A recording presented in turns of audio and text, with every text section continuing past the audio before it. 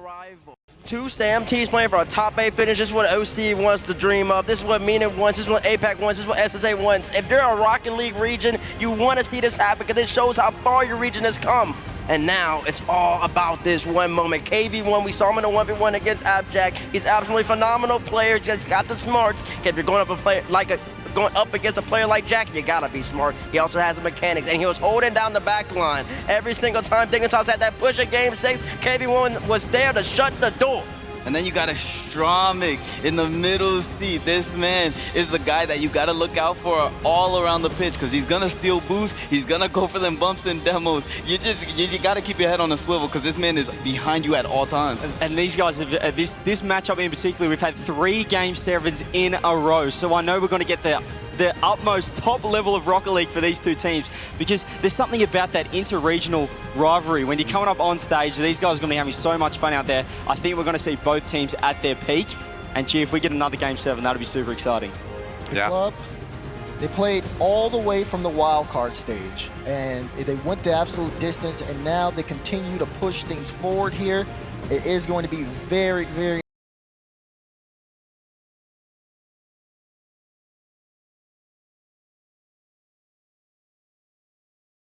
interesting to see how they play against a matchup with the team on the other side, Furia, which has been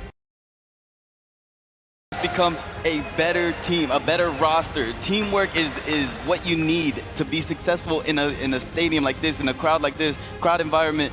Yanks, we can't talk about him enough. This man is unbelievable in everything he does, Jack. Yeah, but all 3 of them, to be honest, I think all 3 of them are in absolute peak form right now. They're all holding the midfield down, and this team, once they get the pressure, you cannot break out, especially when Kaya's in the midfield. I think this guy does so much for this team and is so underrated. What a player. I mean, and a win can do a team a world of good, and winning that LAN and taking it into Worlds now is just, these guys have so much confidence. They fully believe that they can beat anyone, and I think the awesome storyline in this matchup is that Furia are the reason the club are here. The club are the 3rd seed in SAM. They got them that extra qualification spot. So imagine just the club being able to knock out the team that got them to the World Championships. This is going to be a crazy series. And King Card right here. CJ took off his crown for OC, but Card, he's got the crown on and stand for a region. Furia. Card has been absolutely phenomenal so far. And Raul, going back to your point, we understand it's a Yan show. It was in London. But ever since Gamers 8, there's been something different. Card and Kyle have picked up their game so much where Yan has been allowed to do less. But with that less, that means that this team is playing the best Rocket League they have ever played. And if you're going to take G2 to 6 like that, there's no question about it. They did take G2 to 6, but this series, both teams have taken it to 7 in the past.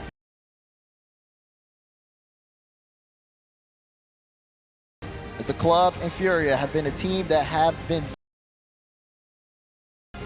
in the matchup, testing the server, getting locked in, because again, even though this is it's a great thing for both these two teams to be here representing their region, but still only one of them can move forward into the playoffs. And it's so hard too because when we get this graphic coming up, it has the matchup stats. They both play so similar. Because that's a South American style, the flashy, the fast, the having fun with it, where it becomes a little difficult, to like really gauge who's going to win because they play so similar, and it really just comes like who's the better team on the day. And the important thing for Furia as well, I think, me personally, we've come up, this has sort of caught us out as well. We actually played Ground Zero in Sweden. We had that OC versus OC matchup, and you sort of you can get caught taking the match a little bit too lightly. Furia, obviously, they're the big dogs. They're the fathers, the godfathers of the region, the #1 seed, and they're probably thinking, we should be winning this. Although they've had 3 Game 7s in a row, but you have to come out all guns blazing because the club are a serious team, Jack. Like if you give them space and let them do their thing, they can ride momentum crazy. Yeah, I mean, I'm looking at Lost in particular. This guy, he just lets the ball bounce and then he forces players to come to you, air duels over, scores flips up. This guy is ridiculous. I mean, personally for me, the club are a bit more defensive, but here we have the team comparison. Oh man, well, if only I can see it. I can. It's a little far away from me. Looks great though, looks great. The win rates in particular, that's the one I'm looking at. 65% for Furia, 59% for the club. They're really solid, but DeMar, take us away. Well, listen, it's time to get things set up for our first match of the day with the club versus Furia.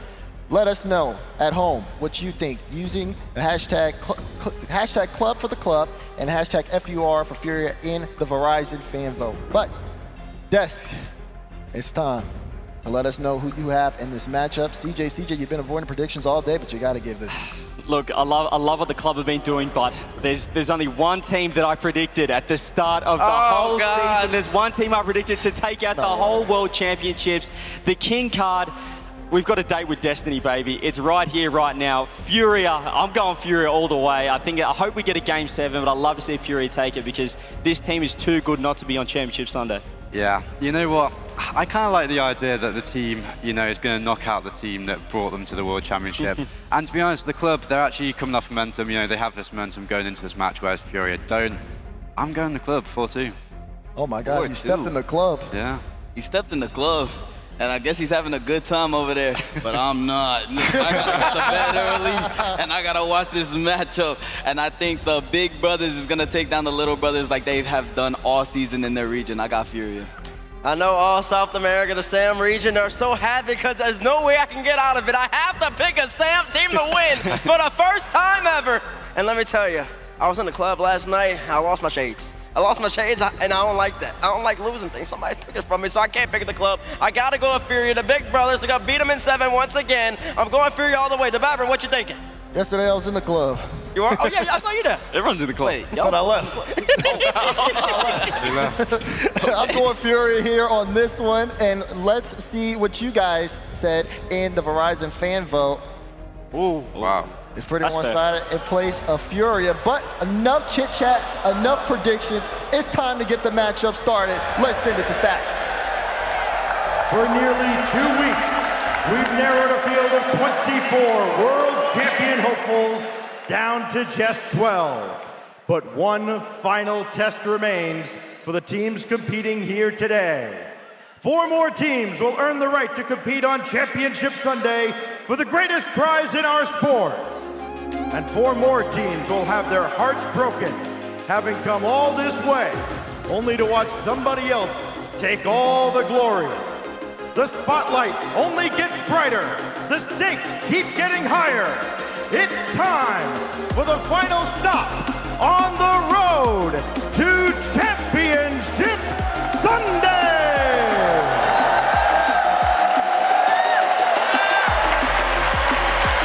Así se hace historia. Tenemos por primera vez 2 equipos sudamericanos enfrentándose en un LAN del Campeonato Mundial de Rocket League. You brought us here, now we will take you out. The club versus Furia, our 5th team to be secured in our top 8. What a moment this has been in a season that South America has taken over. They get to do it, not figuratively, but literally. Dickie's Arena belongs to Sam. History will be made today. History has been made today. And it's going to be the brothers from South America. The teams have been lining up. We've seen across the season players like Jan step up to be one of the best in the world. Will it be somebody from the club to do the same? But brotherhood doesn't matter anymore. It's a rivalry that we have seen over and over in South America.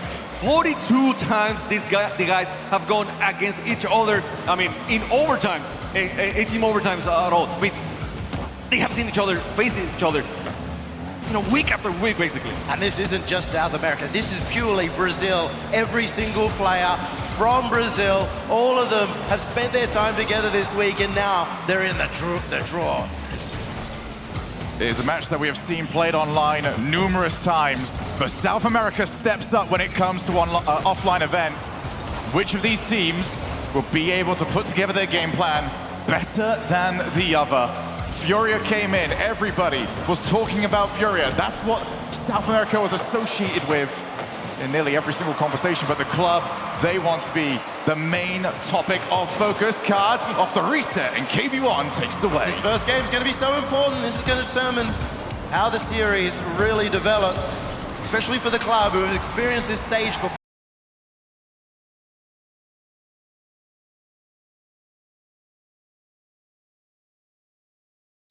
You'd really hope that they can start off strong. And I've been saying that the club is a different beast now from what they were maybe a month ago, maybe 2 months ago. They have evolved so much, and what Furia knew about them last night might not be the same that they're going to encounter today. It was only until Regional 3 that the club were fighting so close to Furia and were only one game away from taking the grand final and getting themselves to London. Furia are the ones that stopped them from going to London and then brought them back here. Well, the club have got numerous winners on their team, not just from their match yesterday against Dignitas. Oh, because the Stromic narrowly avoids getting wiped off the field.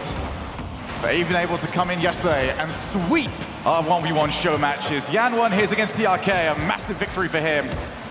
KV1 able to take down apparently Jack. Everyone on here has only experienced victory in this arena. Oh, that was a nice shot from Carter. They're getting started now, the guys from Furia. They're trying to get the ball close to the net. Lost will have to make that, try to go for the offense there. KV1 now, the middle. No one there to get the pass. That should be, and he's not. He's not whiffing the ball right now. Furia, maybe they're feeling the nerve. Yeah, club are doing exactly what they need to as well. Not just to take down a team like Furia, but also to combat those nerves. Challenging early, getting up in Furia's grill, keeping them on the back foot, and that one's just off the post. We almost found the first goal going the way of the club. Off the wall. No follow-up available. Still looking for our first goal of the series. These two teams so used to going to Game 7 against each other. Are we going to get more of that today? As Card with Yan downfield. Chooses not to go for him. Instead, the infield option is available. Good pop back into the corner. Setup still being looked for. This is a good opportunity from this position. And KV1 fully aware of that, made sure to cover the angle and gets a transition to the opposite side of the field. You can see how much club have played up against Furia in their regionals. They've shut down Yan. They're not giving Card any room as well. No chances just yet for Furia, and there's been a few good ones for the club. Lost has a chance right now. He's going for the pass, maybe going for the bump as well. But Stromic a little bit too far on that play. And I feel like Stromic has been on the back of the field a lot, maybe more than he should, and you know, wasting a little bit of some opportunities for the club. I kind of like that as an addition, though, from the club. We are seeing KV1 and Lost having much more effect at the front throughout this land, and there's that ability for Stromic to adjust as the captain of this team. That's going to be so important. Oh, Card with the save! Stromic tries to recycle the possession. Keeps it going. Two teammates behind him. They've reboosted.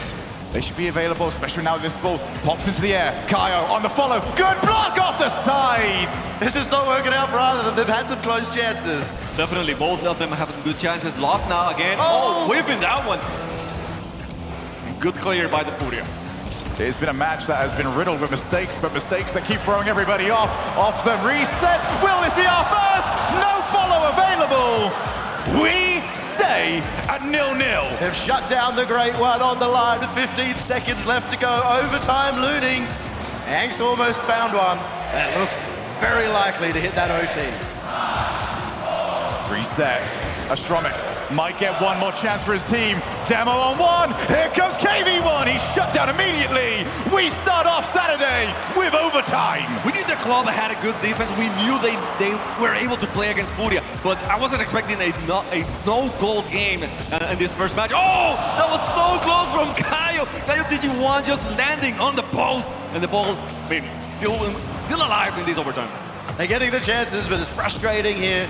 Another overtime. We've almost hit a 50% overtime rate between the club and Furia throughout their regionals. In the 43 games they've played, it's about a 49% overtime rate. Now off the wall, Kaio with Card on the chase. Takes back over, off the wall, two players gone. Heavy touch, however. Means that Kaio's got to reset. KV1 tasked with getting rid of the danger. Chooses to take the challenge. Who's first to the recovery? Being played so far very well. No mistakes can be allowed, especially not at this level when you are fighting for an opportunity to get into our top 8. A lot more control coming out from Furia as well. They're finding each other. They're spread out a lot more. Earlier on in the game, a lot of double commits that came out from them, as expected from the first game on the arena. Yeah, it's a different playstyle from what we have been seeing from Furia or the club More so from Furia, I think. Even they look a little bit weird against G2 because G2 was so menacing the whole time. But in this case, we haven't seen Kaio on the midfield. We haven't seen Card cutting the ball that much. It's just, I mean, is it the club that knows how to play against them, or is it another strategy from Furia? And Yan has been spending a lot of time up there on the backboard in that offensive half. Normally, he's really effective when he has a bit of room on the ball where he can get that chip and chase it all the way down the field because he's so good in the air with the flip resets, he will still outplay you at any point in the pitch. Yeah, off the wall. Has players available, try to go by himself. It's just back and forth between these two teams. There's the set, there's the finish! Furia won! The club nothing! That was an excellent pass, but I mean, the shot from Kaio, I mean, the way he puts it behind the lock, that was picture perfect. And now Furia with the lead in the series. They won game as 8. They got so much confidence from that. We've seen them in London, even when they came top 6 at the LA Major. It always came off a very slow start when it was in the crowd. Kaio especially always started incredibly slow in front of the crowd. Not this time. They have the confidence and the experience. So, game 1 goes to the bigger brother. What have the club got? They're a team that yesterday did so well at changing the play style that they were going with. Managed to keep switching it up, found a rhythm that worked for them. But what a goal. When you play in overtime like that, the worst thing I want to see is just a bad goal going off a mistake. That was well played, well earned. It was a match though, Yummy, that the rhythm didn't quite get settled in. For the first 2 minutes, there was quite a few whiffs. There was a lot of whiffs. The club got a lot of pressure, but they weren't finding infield passes. They weren't having that KV1 solo play that has been so effective throughout this LAN either. Well, at the same time, I think it's going to be hard for KV1 to do so in this stage, in this game today, because, again, they are expecting KV1. They know what to expect from KV1. They know what to expect from Lost. I think in this case, I really want Astronomic to step up. He has to be the game changer for the club.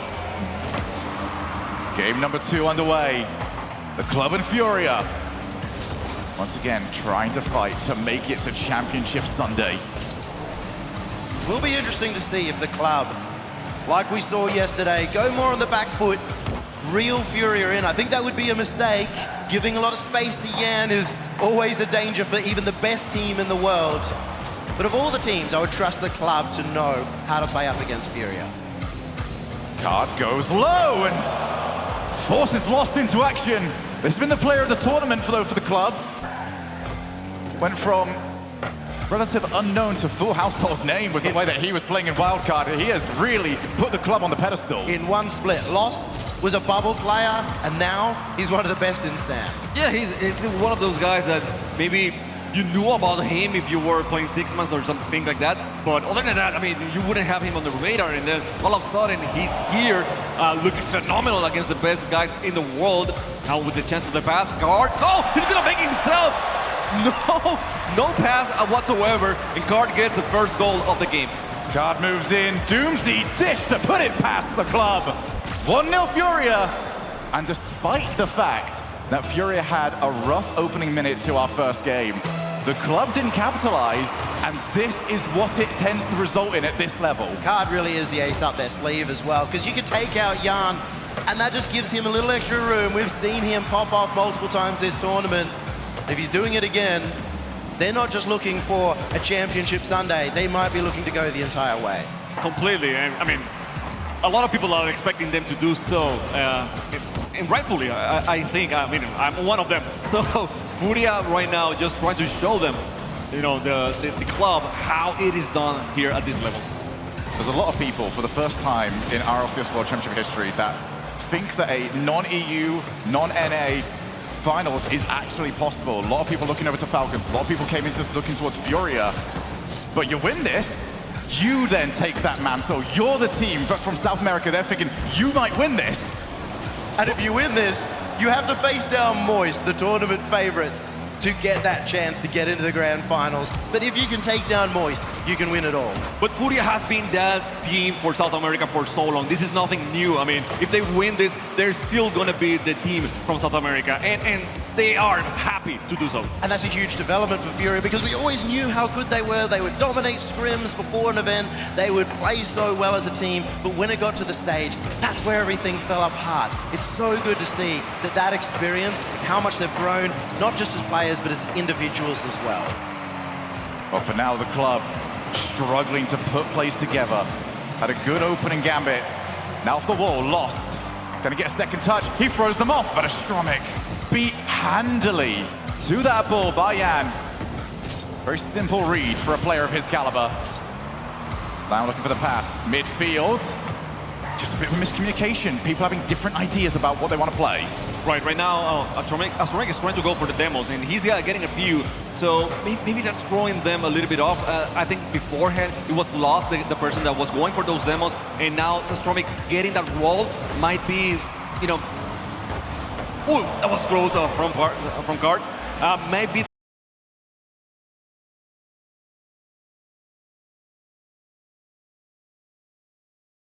Throwing off KB1 and Lost a little bit. The demos were very effective against Dignitas. We know that they are able to execute it. As long as they've communicated it wisely between each other. A bit of pressure coming out from Furia though, and for the club, they have been very comfortable throughout this weekend in holding a defensive position. They are starting to run low of boost now. The demo play is very difficult to go for when you're the team in defense. It's difficult to generate that momentum, to justify in your own mind, I'm going to use boost to get this done. Is Lost reset, can't quite find a way past Furia. That has been an ongoing theme throughout this game. Now the drop down. Kyle almost caught Astromic out. Needs Lost to help him in. Back over to Astromic. You see, that was so good, Kyle. He didn't even care. He's just waiting for it. I mean, they right now, once, you know, a few months ago, maybe, South America had trouble with demos, and right now they are expecting them. They have grown so much in so many different ways. We were talking about defense yesterday. Now we're talking about demos, how they are avoiding them, and now the chance for the club. Here is KB1 trying to put it on the upper 90 and didn't make it. They've been maybe respecting Furia a bit too much. A lot of these shots, they're trying to find the perfect position where they could have gone for a much easier shot, a much more high percentage play, and that's been costing them. Booming clear. Astromic back to his own corner. 20 seconds, the club running out of time, and they're running out of it very quickly. Furia are the team in the better position. Off the breakaway, Lost, chase downfield. They finally got one of the hits. Can they create something of it? Jan's touch is a bit loose for the club.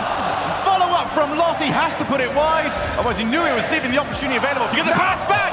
That's a double miss, and Furia will wind down the clock. 2-0. It took them too long.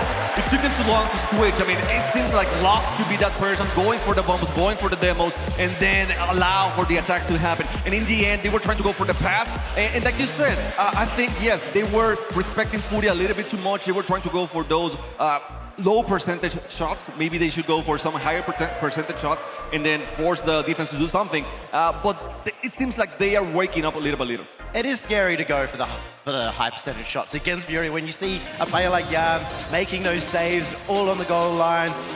It can be frustrating to be in that position when you think they're going to save everything. So you just try to edge that little bit more, and then you go too far. It's something that has, ever since we started these live events, has been something that every team has got to get over.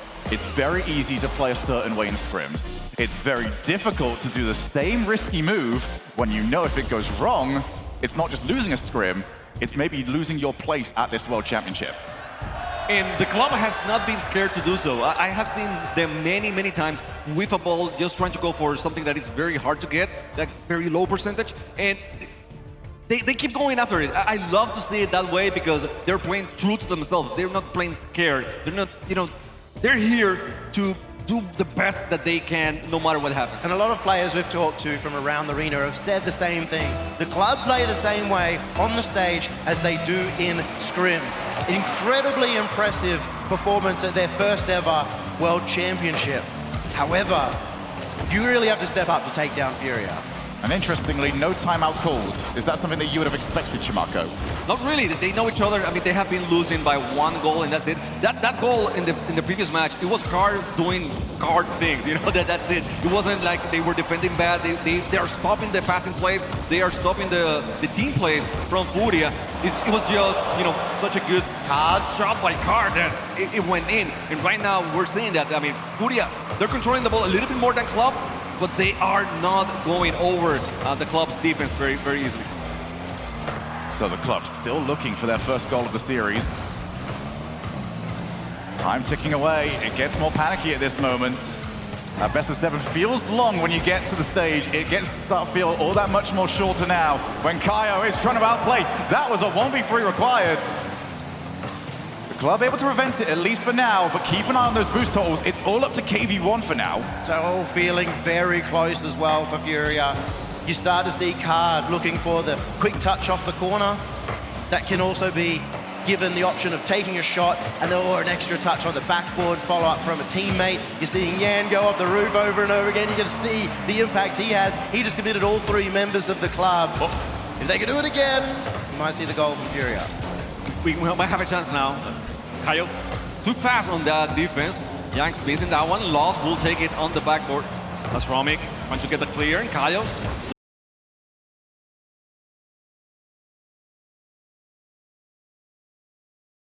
will challenge that one. He wins it. Card went a little bit for the chain dash to confuse KV1, and now he's trying to get the center.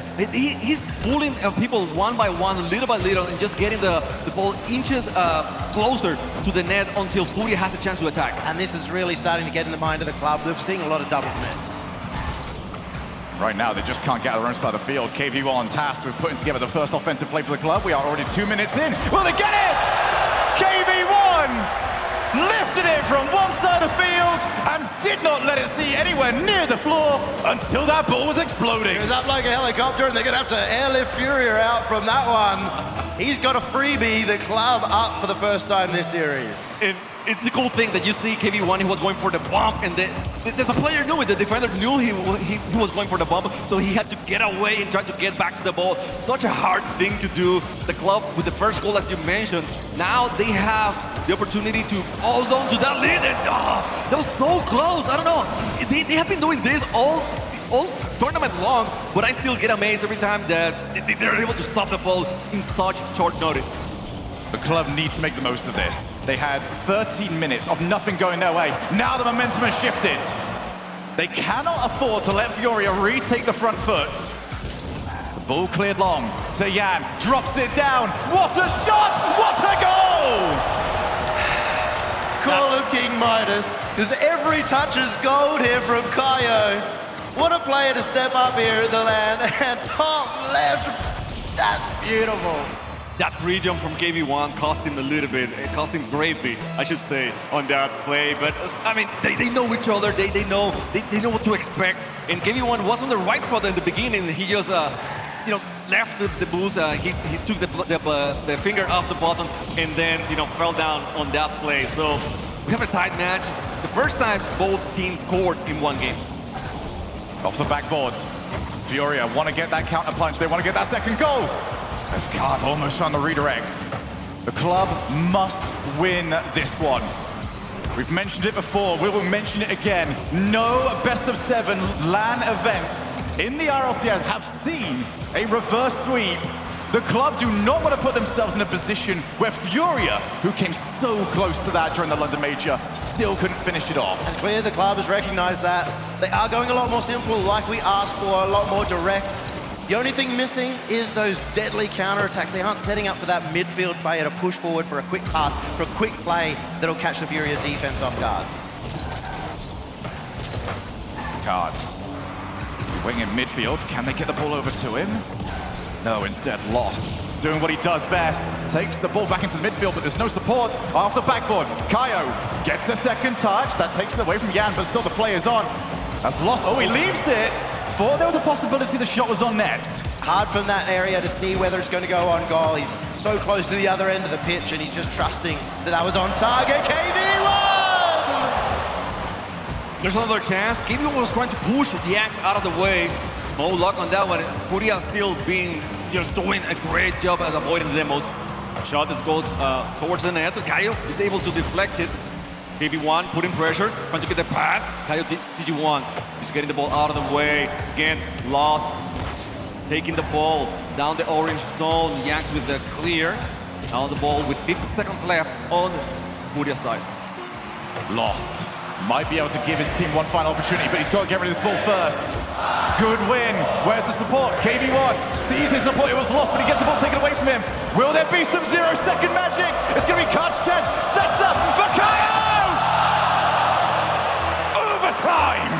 Unreal! South America, unreal. That was so close to being the goal that would win Furia the series, but they just managed to hold on the club. And it's a moment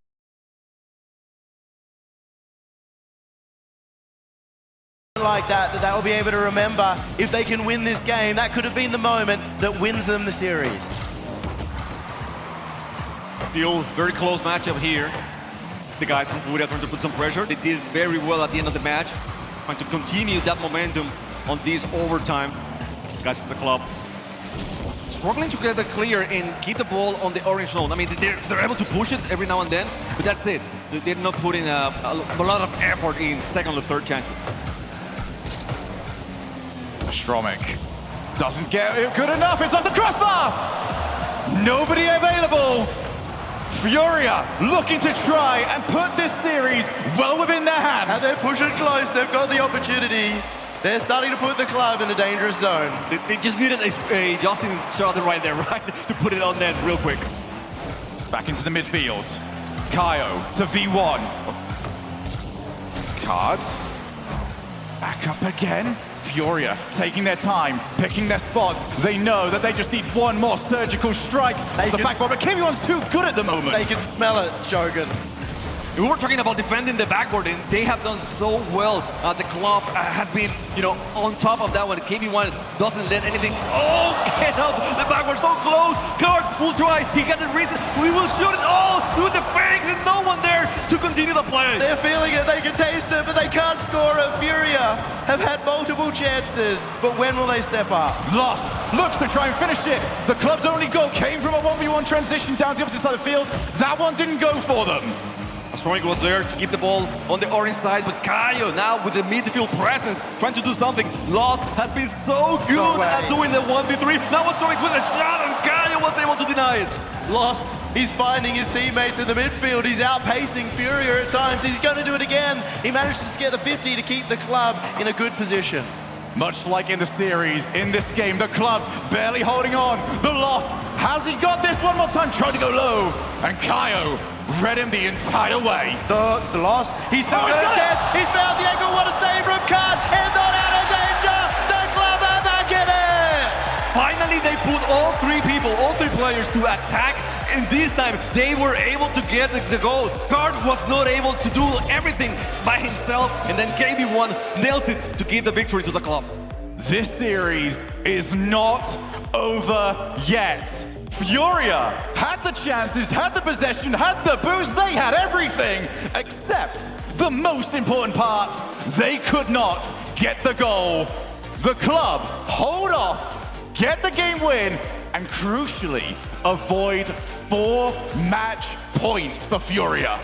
The club, they've shown the ice throughout the wild card. They showed it yesterday against Dignitas.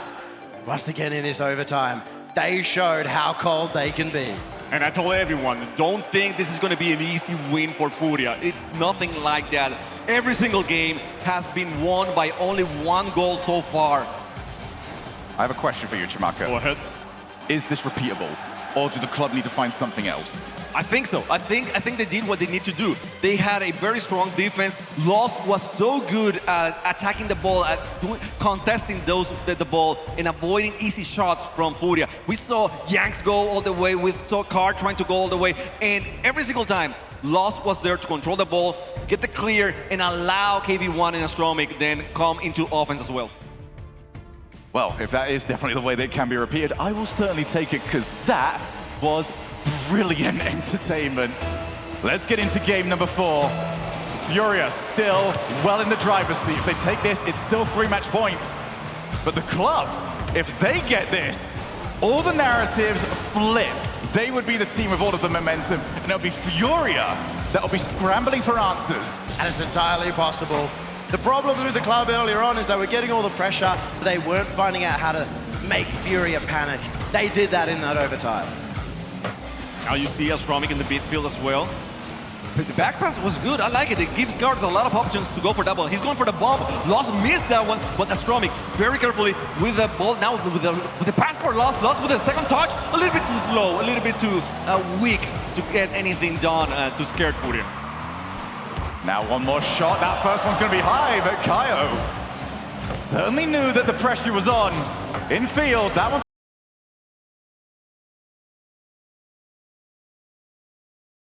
On target, but not good enough to get it past Kaio. It's interesting to see now because we saw an overtime that was very similar between Dignitas and Falcons. Falcons ended up winning it, and they were dominant for the rest of the series. But we got something here, the club won. I'm curious how this develops. And it feels like that respect has gone away. All of a sudden, we've seen the club not just trying to take a simple shot, not trying to take a shot into the corner. They're looking for the double off the backboard. They're looking for a big play, and that's going to play into the strengths of especially KV1 and Lost, who have been great in those individual plays throughout the event. Well, it's a matter of that Furia is not being able to defend those backboards as well as they were doing before because of the way that the club is pushing now. Oh, that was a good clear. Oh, Lost with the save. He always finds a way. Lost yet again. We mention his name over and over because he's always around. Double commit. It's up to Yan just to clear the board. And not only does he do it, he finds the teammate. Now can they get the goal? He almost found the bump. But the club seem to understand where those are coming from. And they've been pushing Furia in the midfield so much that we're starting to see Yan have to play defense the entire time. And that's going to be a problem. If they want to find some easy goals, it's going to be Yan the man and card. Intercepted, Yan, he's missed it. You do not see that from Yan. I think you can say hope is not lost when he's there in defense. I liked it. I liked it. The whole arena turned on you there.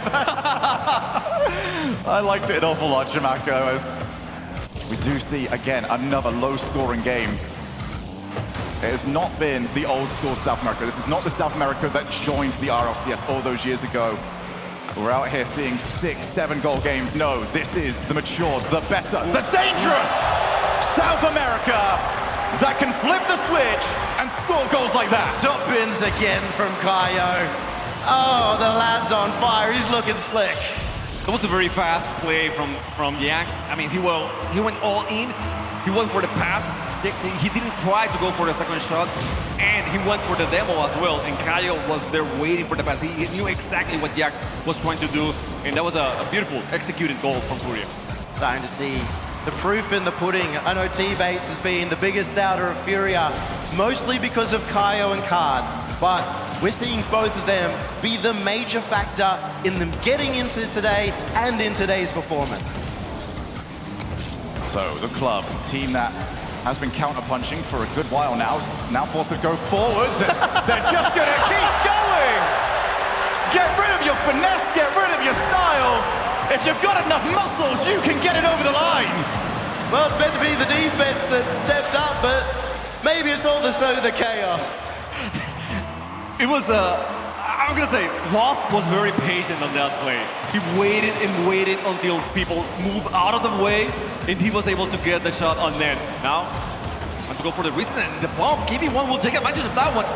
Stromic is waiting, just waiting patiently to keep the ball nearby. Yanks going all the way, as he knows, pass for Kaio again! And Kaio, the great one, just waiting every single time. He is so hopeful that Yanks will get the pass onto him. That he never doubts. He never doubts Yanks. Brutal. He got a demo in that. Yes. He outplayed and decided, I'm not had enough yet. I'm taking you out as well. That was as destructive of a play as we have seen this entire tournament. The club, yet again, have to chase. The club now with 1 goal deficit. And we talk about it. Oh, he got it! Lost out of nowhere! He wins the 50 in the midfield. Again, there's a bunch of cards right there. And Lost, he just decided he's going for it. I mean, in between everyone.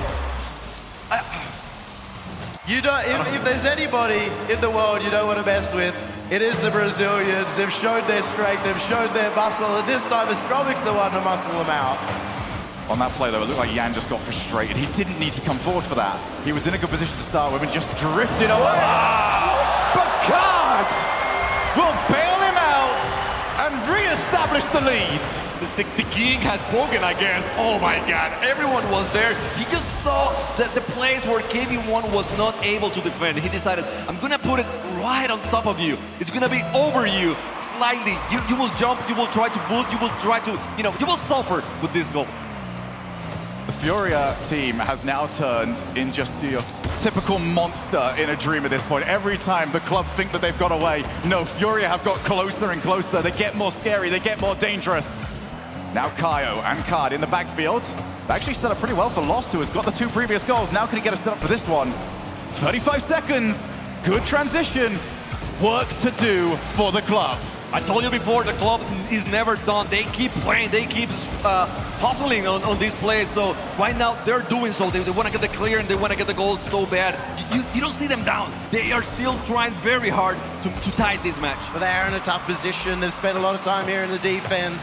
Furia drained them on boost. That's all you need to do if you want to win a game like this and take it to match point. Off the backboard, Kaio tries to finish it off. The more offense that the club are against, the less likely it is. Yan finds the floor. Furia have found triple match points. Finally, we see some goals in this series. It had been a lot of defensive tactical series, if you wish to call it that. And now, all of a sudden, Furia is able to roll their sleeves, leave Yanks lead the way. He had 3 assists in this match. And then Kaio and Card, just after the work is done, they're going to make the easy goals. Card has become a human highlight reel in this series. And, well, he's the player that I would say is most known in the South American region. He is the one that everybody's looking at to perform as the king, and he's done it here in this game. Take a look at that goal. The club have tried everything to beat Furia. They had one more thing left in their pocket, and they are now playing it. Timeout called. We saw yesterday, Jamarco, a big change from the club when they called their timeout. Are we going to get some more same here? I wish. I wish. I mean, I want to keep watching this. Yes, I want all 7 games. And, they reacted very well last time with that over timeout. And I would say, again, it feels like they don't know that they're down. I mean, they want to keep struggling. They want to make this opportunity the best that they can. So I just wish, they know each other. They understand each other. I'm saying, how they understand Furia very, very well. So maybe we haven't seen some of the tricks they were doing before, some of those demos, some of those counterattack tactics where they were able to find each other once they got all the way into offense. We've also seen they have been making the adjustments throughout the series, but nothing has truly stuck. Nothing has shown that they could be dominant. It has been close games. And sometimes it's the small adjustments that can make all the difference for a team like the club. I think just challenging early, a few more demos, just a little bit across the line will kind of throw Furia off for a loop. Right now, for me, the big matchup for the club is finding a way in that midfield to get past Yan. Yan had one mistake in that previous game, and that is because he has been so confident at being aggressive on those midfield challenges, recycling the offense, that he might as well, because you would take one mistake over the 20 times he has kept the pressure going for Furia. If they can't get past him, this series is done. We go to match point for Furia. One more and they go through to that top 8 for 3 times in a row from South America. Never making that top 8 in the early stages to maybe Furia being that team. KV1 waiting with a fake for Kaio. It helped, but Card with a very good positioning. Now, went for the center. No, for the shot. Card amazes me. Every single time I think he's going for the pass, he's just going for the net. He finds a way to put power, with good accuracy on those shots and just make everyone wonder, is he ever going to pass this ball? Oh! What a demo! How did he find him? He's like a missile locked on.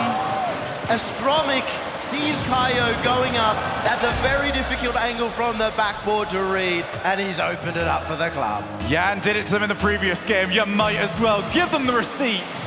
The club won, Furia 0.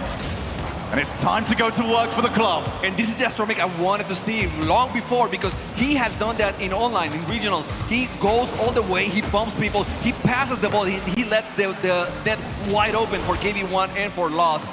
For some reason, they stayed away from that, but he is very capable of doing so. Now, again, putting a lot of pressure, the guys from the club, they decided to, not be nice anymore. We're not gonna allow you any space to play the way you want. That's going to leave them open on the transition play. But for the club, you saw from Lost's attempt to set up there. He went for fakes. He went for everything he could think of. Yeah. There's no more time to try and give them that respect. You've got to full send.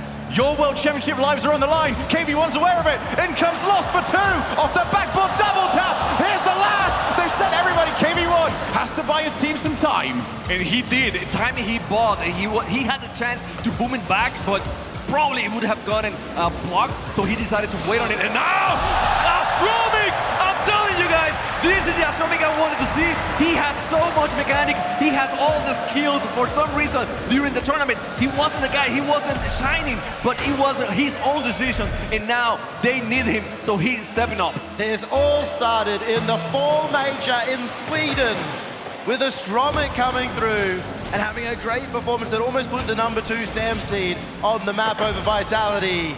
And this is the Astronomic we see once again on land. There has been arguments about which region has the most depth. South America is right up there.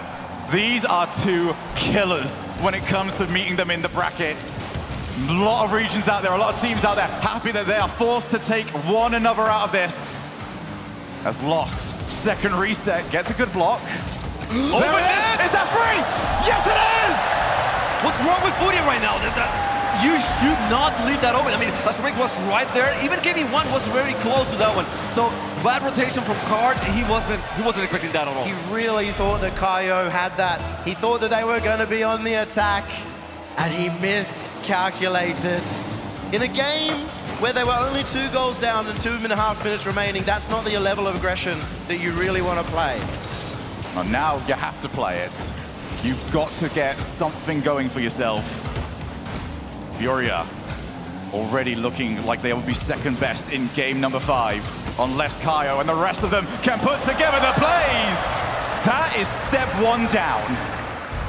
To be honest, I think they were doing so good at closing the gap, at not allowing any space. I'm talking about the club here. And then all of a sudden in this game, in this play, they allowed all the space in the world. They let Kaio make the pass very free, very easily, and Yanks was just waiting for it. So this is something that you can't do. I mean, you can't start really hard, and then all of a sudden, let it go all to waste. It's once again one of those plays where sometimes you're looking at Yan, and yet Kaio's going to be the one to come out of nowhere with the space that Yan has built and do anything or more and set that one up for Furia. Now they're back in the game. Card with Kaio trying to bump KV1, but KV1 had full intent to go for that ball anyway. Just gave him a little bit more urgency to do so. Furia have at least made this playable from this position. 3-goal leads with less than 2 minutes left. Do not get thrown away unless the club just had something catastrophic happen. And wait a minute, that might be what the storyline entails. Kaio with Card just behind him. Card's going to move back in, but choosing better of making the most of that play. This defense from Lost was phenomenal. He saw the passing opportunity. He knew in his mind that he had a teammate behind him covering the net. A lot of players on this kind of stage would worry so much about the shot. Wow. And then he gets them out of defense at the same time. I'm sorry, as you were saying about the passes and how you play against them, Yanks was waiting for the pass and, I can't get to the ball, I'm going to get to Yanks. I'm just going to demo him and get him out of the way. They always get something. They refuse to head out and come back with just about a couple of 100 boosts. They want the ball, they want your card, now they want that second goal, KV1. That was so quick. He was having none of that infield. I'm so impressed with Kaio right now, that pass off the wall. It looked like he was going for the shot. That angle to every single defender was going to be on their net, and he managed to get it center field.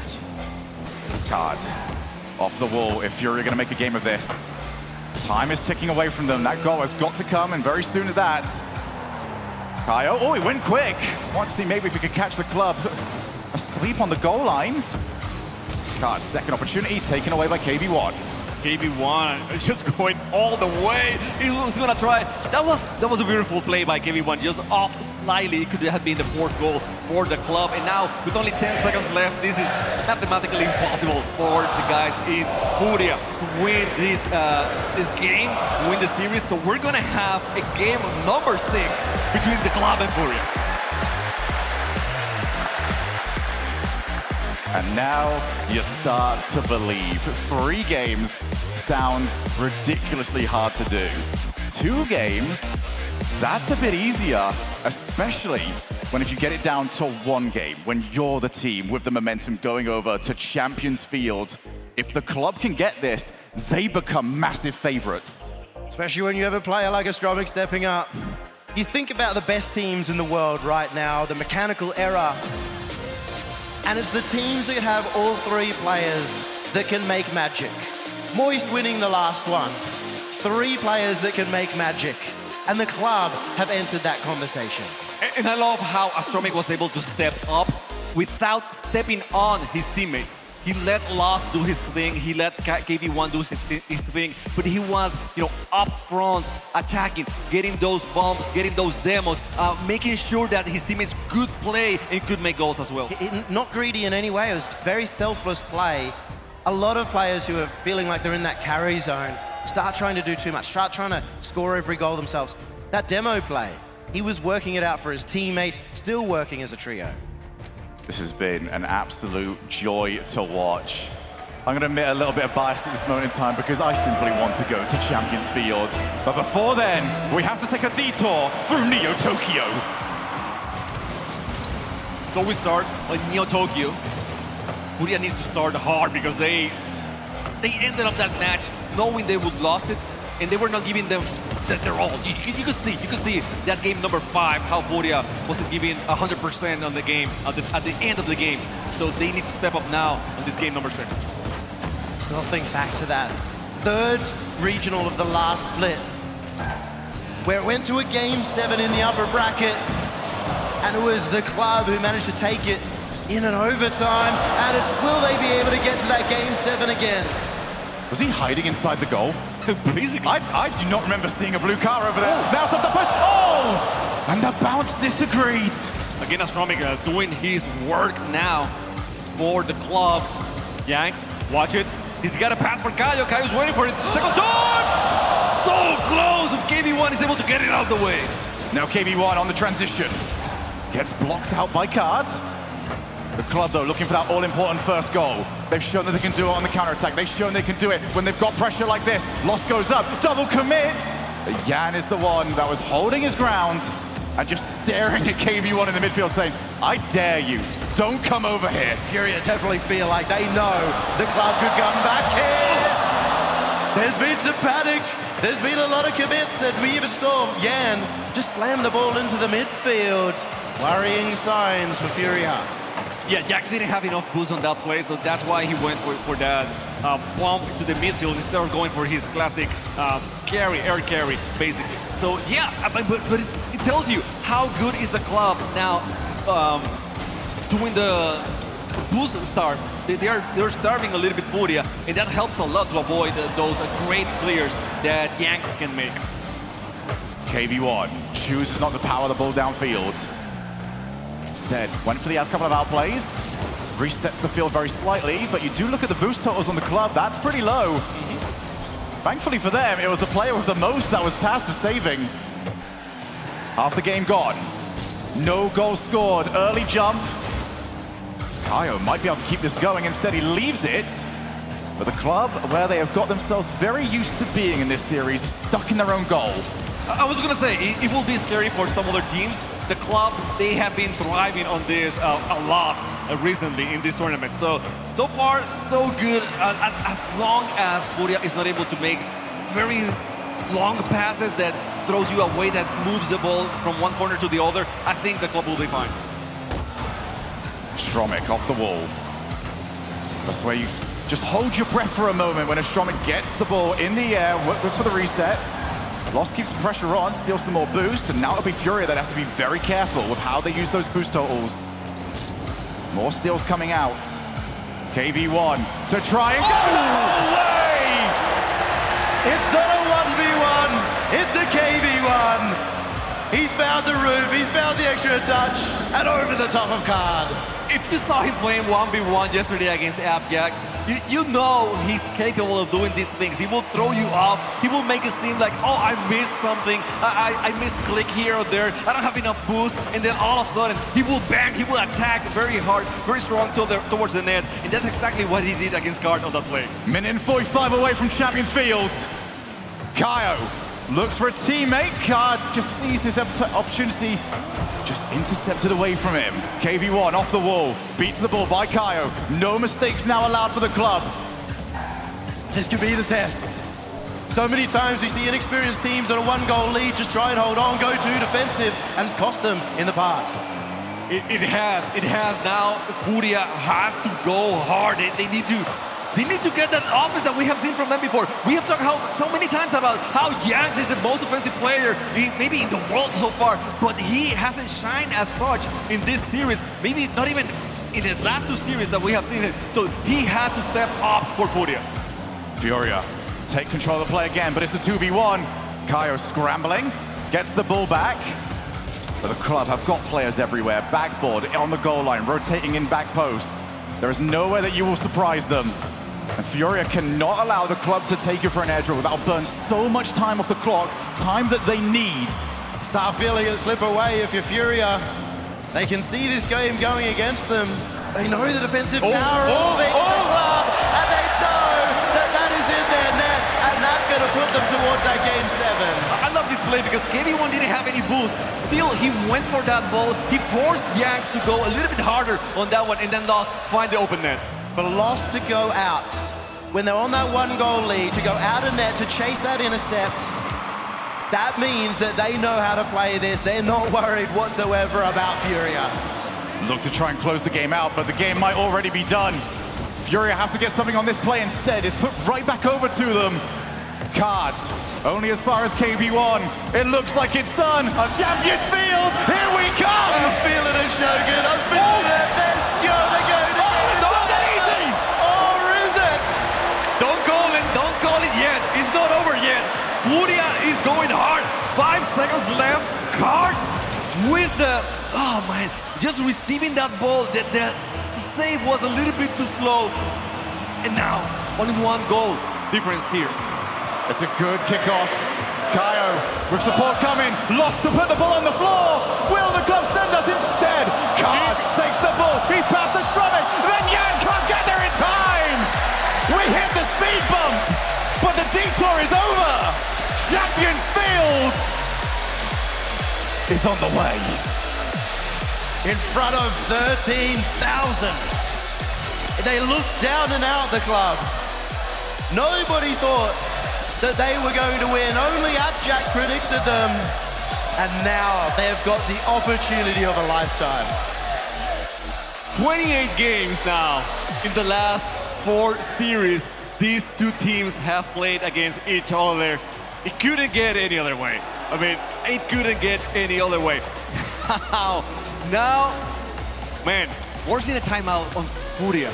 It's incredible. It's been a very nervous performance in that last game for Furia. Card and Kaio in particular have been crossing past. They are the 2 players who often spend a lot of time at the back, kind of supporting, playing the same role, and it's time for one of them, I feel, to step up, move into a different position so they're not crossing paths so much. Well, you mentioned stepping up. As South America got a new team to step up and fly the flag of not only the region, but of Brazil. Chamaco, you guys took over Dickies Arena, and they have provided an excellent show. They have indeed. I mean, I see this every other weekend, you know? I'm used to this. This is the kind of entertainment I receive every time. This is just proof that Sam is the most entertaining region. Let's just say it, the best region in the world. Wow. They're here to prove it. They are your region's hell. I mean, OC is entertaining in a different way. It feels nice to get the levity out of the way because we are about to go to where dreams are made. This is the calm before the storm. This is where Dickies Arena is about to get oh so loud. And it's going to be so bittersweet because one of these 2 teams will be out of contention from the World Championship after this game, after these next 5 minutes. I think a little bit more sweet than bitter too, because no matter who goes out, they went to Game 7. They've both proven themselves so much. And of course it'll be sad for the loser, but we got ourselves a series. And what a series it has been. Furia, do they have the bounce back? Furia contra el club. Tenemos juego número 7 aquí en el Dickies Arena para ver quién pasa al top 8 mundial. Here we go again. Rocket League World Championships, Game 7, all of it to play for, and it should never be done any other way. Can the club do it? Can they dethrone the Kings? Or is Furia just too much for them? It is the magic of Rocket League. It is why Rocket League is the best esport. When we go to LAN, these Game 7s just always feel so magical. I was talking to Jack, and he says, I think the club play better. They do play better when they have these kind of opportunities. Oh, Caio!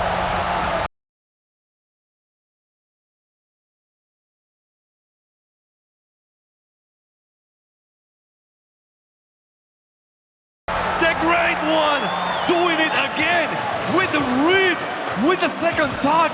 And he was able now to give Furia their first goal in 2 matches. A rare mistake from Lost, but nothing in the store from Furia. They're flying high, and they've got the first goal. That's why you take the timeout. Take the wind out of the sails of the club and see if they have got the ice at this particular level. Astromic to Lost, who has really been the goal provider and scorer for the club over the past few games, but they're outpaced at the moment. Lost has to make contact, does exactly that. They're spending a lot of time on the defense, the club, but in a different way. They're having to defend, having to make saves instead of challenging out. And against Furia, that's scary. A second goal might be enough. I like the speed I'm watching now from Furia. It's different. They have more intention. They are really going for the 50s for the contest. And if nothing, they're going to win it. Now, Jax back there, the only one in defense, watching with Lost. Oh, wow, nice save by Jax. Smart bait from Astromic. Now on the transition, Jan gets hit. Means that the club can actually keep their pressure on. The card is in no rush whatsoever. In for Lost, puts it across. And Jan easily collects, but the pressure is still there. See Jan stepping up on these big stages over and over again. In that case, he could have turned forward, covers the net for his team. It's kept them in the lead. Off the ceiling, Jan to card. Can't find the target. But Furia will not settle with this 1-goal lead. It's not comfortable in this position. Nothing on Champions Field is ever comfortable. But you might as well give yourself the buffer. And this is a time where a veteran team shows up, and this is the experience that Furia has had for so long, because they have been that #1 team. Now Lost has the chance against Caio. Caio on the defense. He took it away. Just not enough. 2.5 minutes to find that little bit extra. Astromic off the wall, look for Caio. But Furia will be dialed in now to those demo angles, to the route that the club like to take. Lost again, looks to try and check it.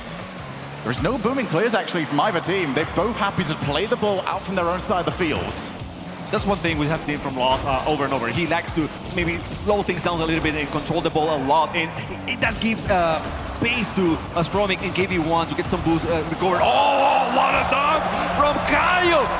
Caio stepping up really big on this game #7. It felt like a lull, it felt like a lullaby. And Furia is going to say goodbye to the club with Caio scoring that one out of nowhere. Brace for Caio. 2 goals needed now for the club. In a game where they are struggling to find their opportunities. Lost in KB1 almost taking up the same position on the field. That's just straight back over to Jan, but gives it back over to Lost. Can they find the setup?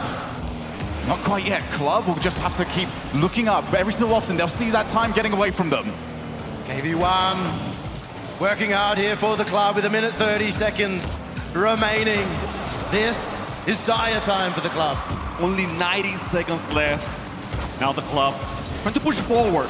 Going everyone. Everyone is on that orange side of the field. Trying to the pass, trying to move it around. Maybe if they don't get the pass, at least they force Furia to waste a little bit of boost. That was so good by Card. Wiped out the third man. The next person into the rotation. KV1, he's got past two. Can he go for the outplay? He's got everybody! But a 1v3 is not possible. You can send as many club members as you want, but it only takes one member of Fury to defend. They only have to hold on for 50 seconds, and there will be a championship Sunday. Lost. Up against Card. No support for Card. Still keeps it out. Follow. Still!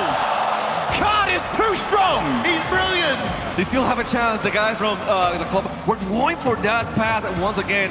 However, Furia being so good at controlling the ball. You mentioned it, no boomings. They are keeping the ball to themselves, so they have an opportunity to not forfeit the ball. In the Stromic, finding that upper 90. You beauty! We thought that the club were out, but they will never give up. Hold on. Here we go. 27 seconds. One goal needed. Can the club do it? This is what we talked about, the magic of Game 7 on land. You can feel it. The club can feel it. Now, Card trying to waste as much as they can. Lost, missing that one. Caio again. Stormy needs to defend that one. Over Caio. Jax again on the net. Another chance. Jax very slowly with that one. And now KV1, leave it to Lost. Lost con el drible. Va por el balón. Lost intenta hacer el tiro, pero no puede ser. La bola cayendo al suelo en este momento. Card la deja arriba. Viene KV1 hacia el centro para Lost. Lost con el disparo hacia la portería. Contra todo el mundo. ¡No, sí, no!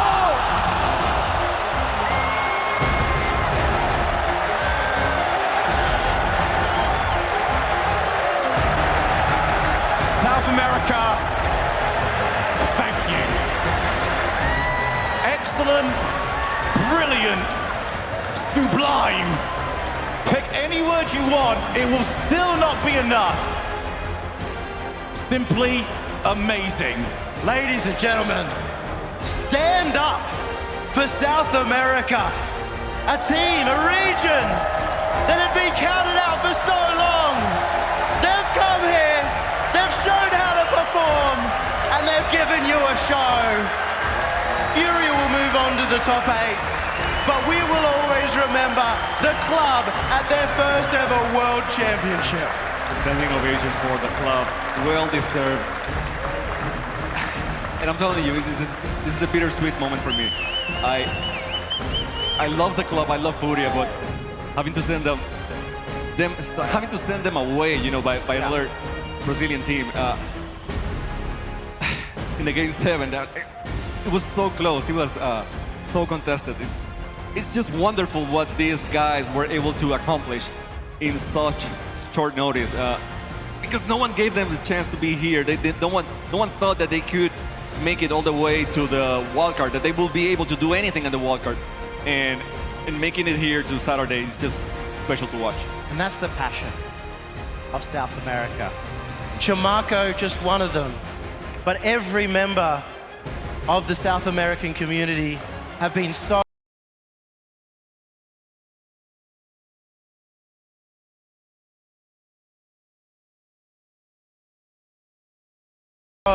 behind these teams. One of them goes home, but there is light at the end of the tunnel because Furia, once again, have a chance to take it all. Furia will be the representative, and it is now up to them to take the mantle and finish the job, because Furia, having now qualified for top 8, go in as a team that a lot of people will predict to win it all. Show it proud, Chamaco. This was worth every moment of wait. A lot of us have been talking how we had to wait over the online period, but for South America, this moment has been even longer in the works. Top 8 for Furia now. It feels surreal, though. They can go further. Yes, I mean, they have done top 6 twice now. Gamers 8, win it all. And now sending their brothers home. It's like it's a passing of the torch, right? Like they feel now the pressure that they're the only ones who do so. I don't have any words, man. Well, I know whose words I want to hear from. Orb is with Furia on the stage. Thank you so much. Dickies Arena, please give it up for your winners here. in series number 1. You are now officially qualified for Sunday. Sigh of relief, maybe? Yeah, big sigh of relief. That was a very stressful series for us. I mean, you started off very strong, then towards the end you seem to have lost a little bit of steam. Was there something that wasn't clicking? Well, when they took a timeout, they definitely changed their play style, and they started playing it differently, so then we took a timeout, and then we brought it back. Is it a little bittersweet, right, to knock out another fellow SAM team? Your thoughts on that? Yeah, I mean, they're always fun to play. You know, we brought them here when we got main group stage, so it's only right we sent them back home. Do you have any message for them as you've sent them on their way? Well, they're insane. They'll be much stronger next season, so I'm looking forward to that. What does it mean for the players to travel all the way from Brazil here to compete on the biggest Rocket League stage of all time? Well, I mean, we're always prideful, you know, as a Brazilian team, a South American team, so making it to playoffs is huge for us. All right, so that's going to be it for Furia here this time around. Please give it up one last time for Furia. Now, we got more Rocket League coming your way, of course. Next up, we got NRG versus Semper. We've all been here before.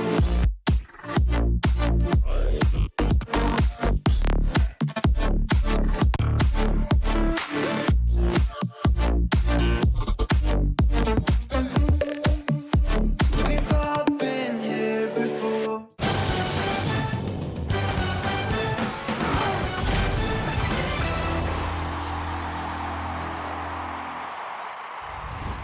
We have to tell everyone that we just switched to Verizon's new Welcome Unlimited plan for just $30. I've already told everyone. Wait, did you say Verizon for just $30? It's their best unlimited price ever. $30? That's awesome. Yeah, and it's from the most reliable 5G network in America. For $30 a line, I'm switching now. Yeah, it's easy. And you get $960 when you switch the whole family. Wow, I gotta let my buddies know. We're already here. The network you want, the price you love, only from Verizon. This might not be your car, and this might not be your engine. Maybe this isn't your morning routine, and maybe these aren't your coworkers. Perhaps these aren't your standard driving conditions. Far from it. But this is your oil, which means you're one of us, doesn't it? For serious engines, on and off the track, upgrade to Mobile One. The Bronco Raptor was built to go over any type of terrain. Yep, that's right. Any type of terrain. The Bronco Raptor, built wild. Rocket League Edition.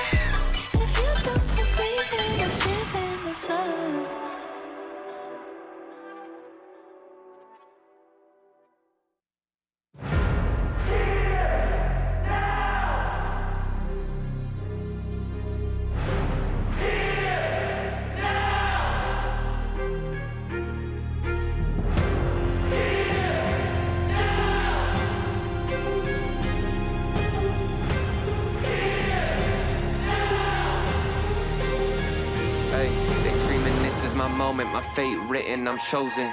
Other spirits fall, but mine has ceased to be broken. You stripping down my pride, but I'm my only opponent. And lately I abide, but limitless I've awoken. So let me show you that everything I sacrifice mattered. All that blood, sweat, tears that I scattered. All that fake talk, fear that you splattered. Push me to right here, a new chapter. Waiting for the flag to fall here now, cutting through the rolling fog. You know you need it.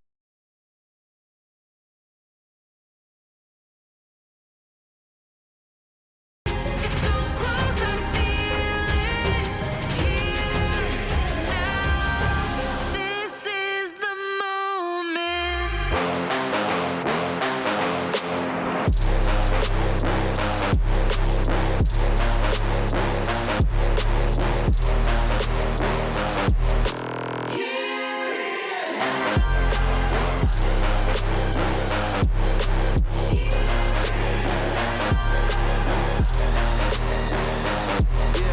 One too many times, the shots that y'all are taking.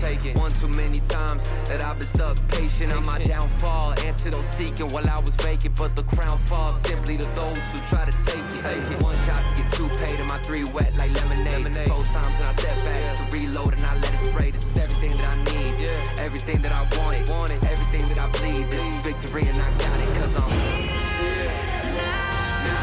Waiting for the flag to fall here now, cutting through the rolling fog. You know you need it. It's so close, I feel it here now.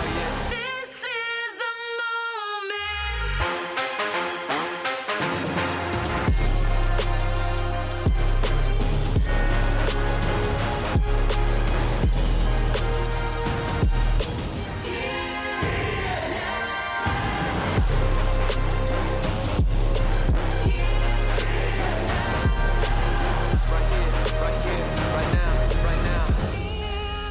Now, waiting for the curtain call here now. This is the moment.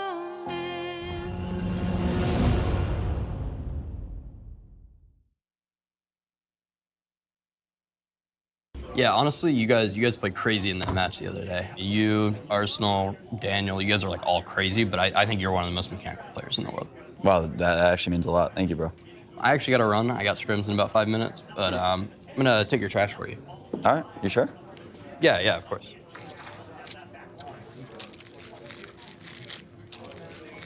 Yo. How you guys doing? What's up, bro?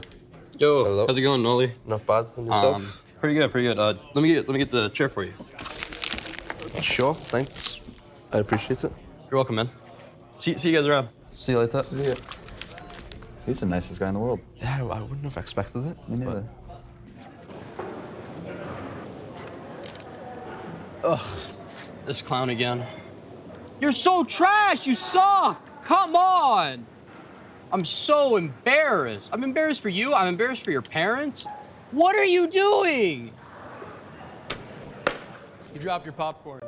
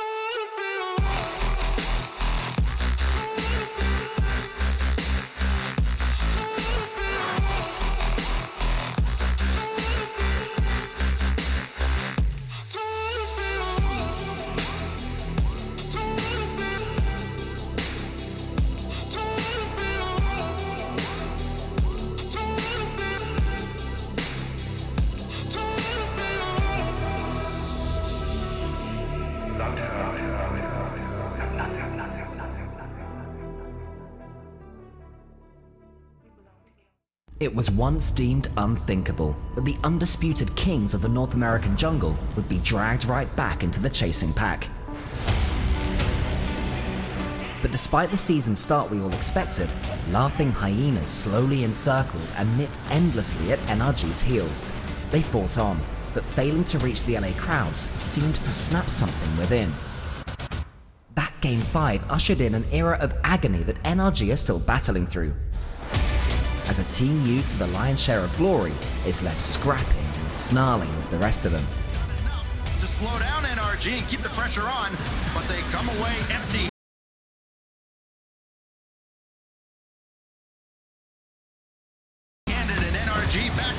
Fully refreshed in Dallas, the question is this: can 3 of history's most successful players begin to restore their pride?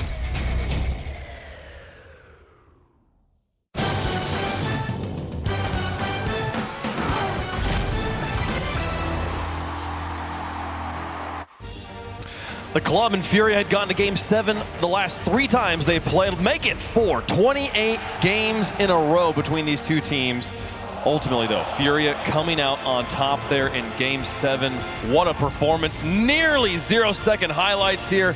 I'm Wavepunk, joined by a full panel of full-time analysts, including CJ on the end there, folks. Welcome back to the Rocket League World Championship. What a match, CJ. Wow. I think we called it Game 7. It felt like destiny. Sure did. 3 Game 7s in a row previously online. They get on land, Sam v Sam.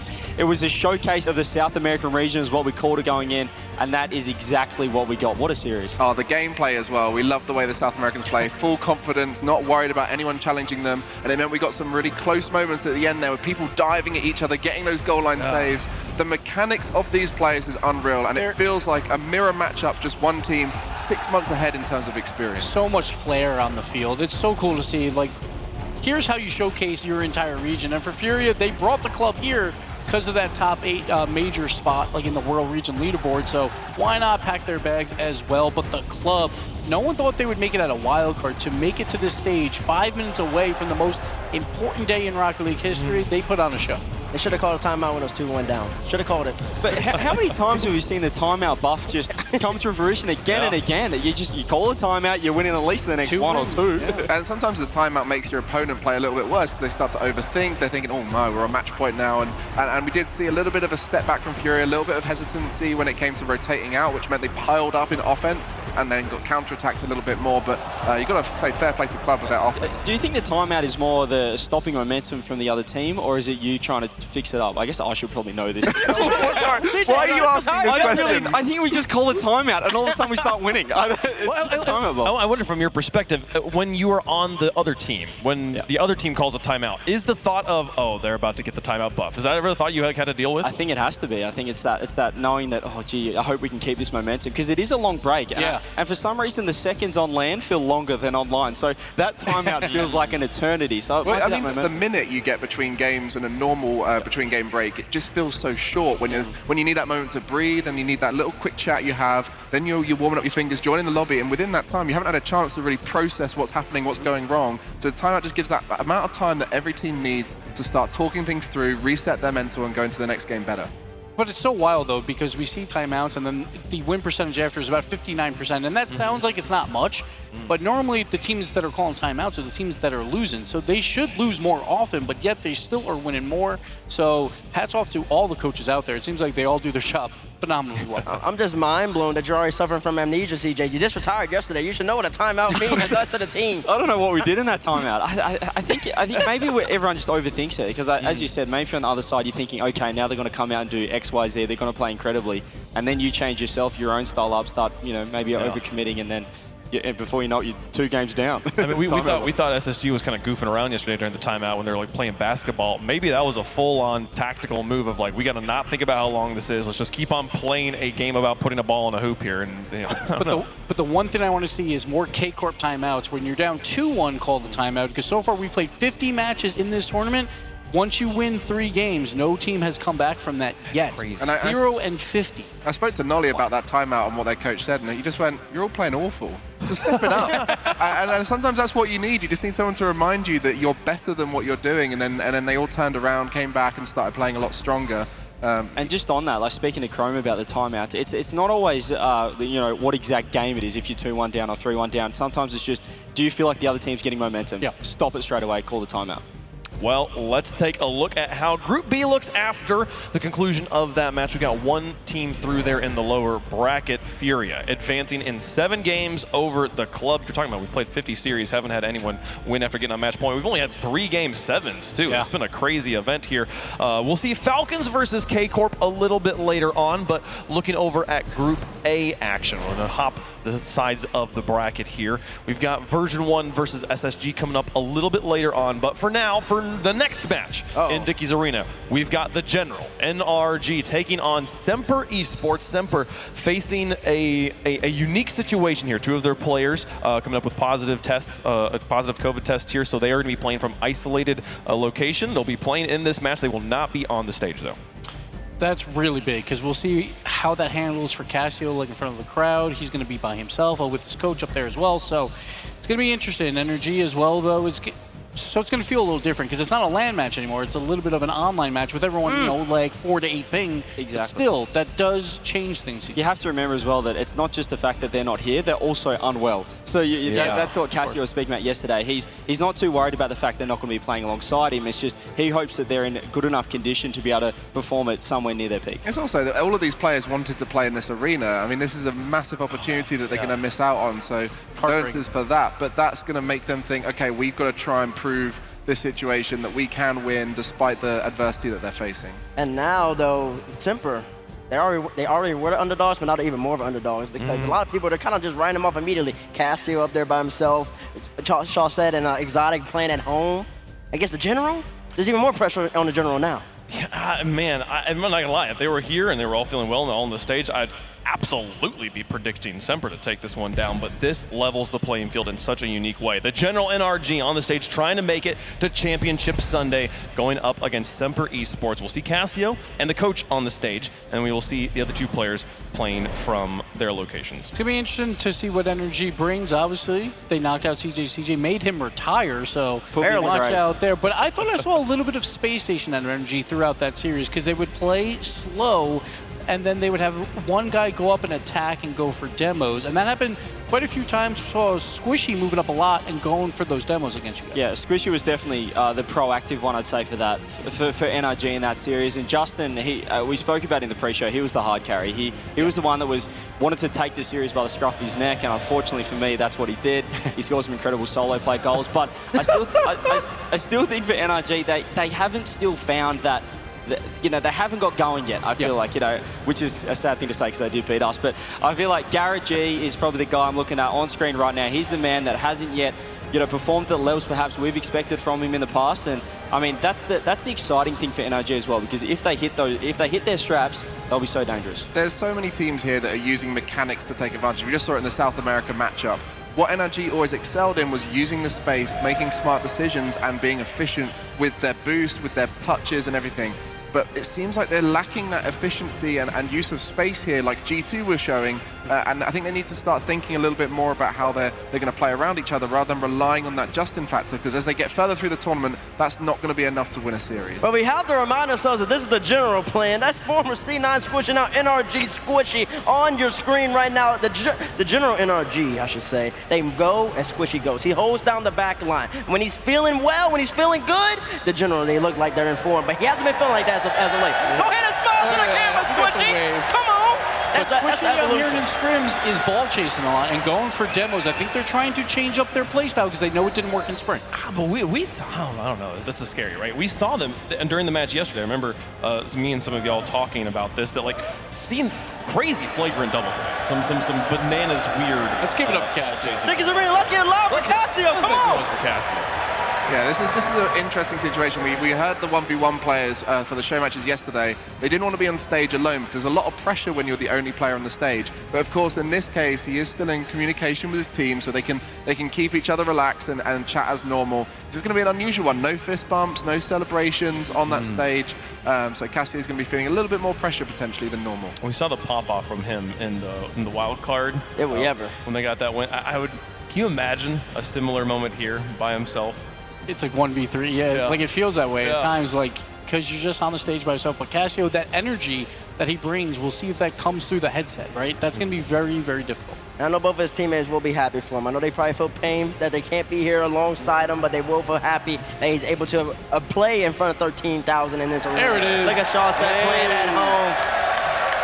Young man, a former candidate for best player in the world. Actually, he was the best player in the world back on the Fennec. I know he wanted to be here, but he's looking like he's good. He's looking prepared. There's a lot of pressure on Semper to perform a little bit, but at the end of the day, they've overcome all expectations. A lot of people wrote him off, and they're here now. I think if you're looking for the, for the positives for Semper in this situation, everyone would. There we go. Give it up for Exotic as well, but.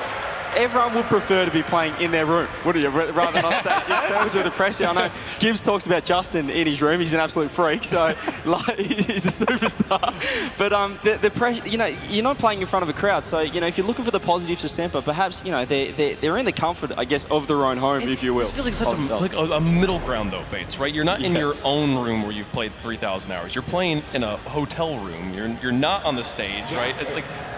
It's a strange balance, but you do get to avoid the 13,000 who are probably going to be rooting for the General. So that's something that you don't have to worry about. You don't have to worry about the noise. The crowd isn't going to affect you. It's going to affect Casio. There's a lot of pressure on him. Yeah. But I think if anybody can do that, it's Casio. Like bleed through the microphone, through Casio's microphone there. They hear the roar. Man, I don't know what's going to happen here. Let's see what you guys think is going to happen at home in the Verizon fan vote. #NRG, #SMPR. And guys, let's make some picks down the line here. Can Semper avoid the elimination here? I think it's going to be a full. I feel like everyone here is going to predict NRG, so I'm going to go the other way. I think this is the biggest if Semper can somehow win this and make some sort of a run as well tomorrow, this would be the one of the craziest stories in esports. For Casio by himself on the stage. So I'm rooting for Casio. I think it'd be fantastic. NRG have to be the favorites in this series, but I'm going to go Semper because it'd be awesome. Would you have picked Renegades over Semper? Would have picked Renegades if we won. I mean, this is a tough one because I think purely on gameplay, I am tempted to lean towards Semper because they have shown a higher quality of Rocket League at this event.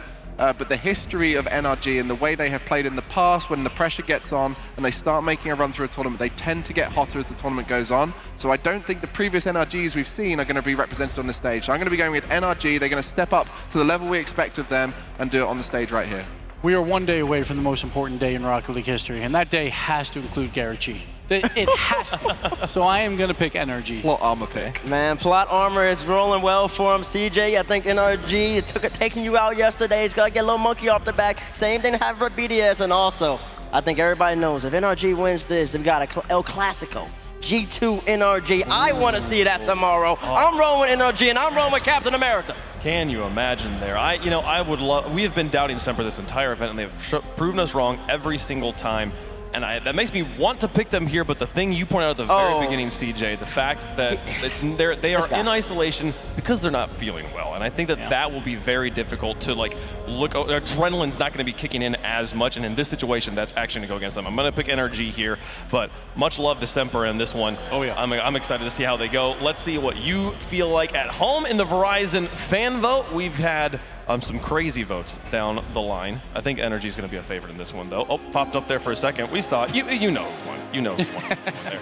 General, NRG, going up against Semper Esports. Only one spot left for one of these two teams in Championship Sunday. Garrett's been there so many times. Can he get back with the team around him, or can Casio 1v3 the Kings, the defending world champs? Let's get to the Verizon Skybox.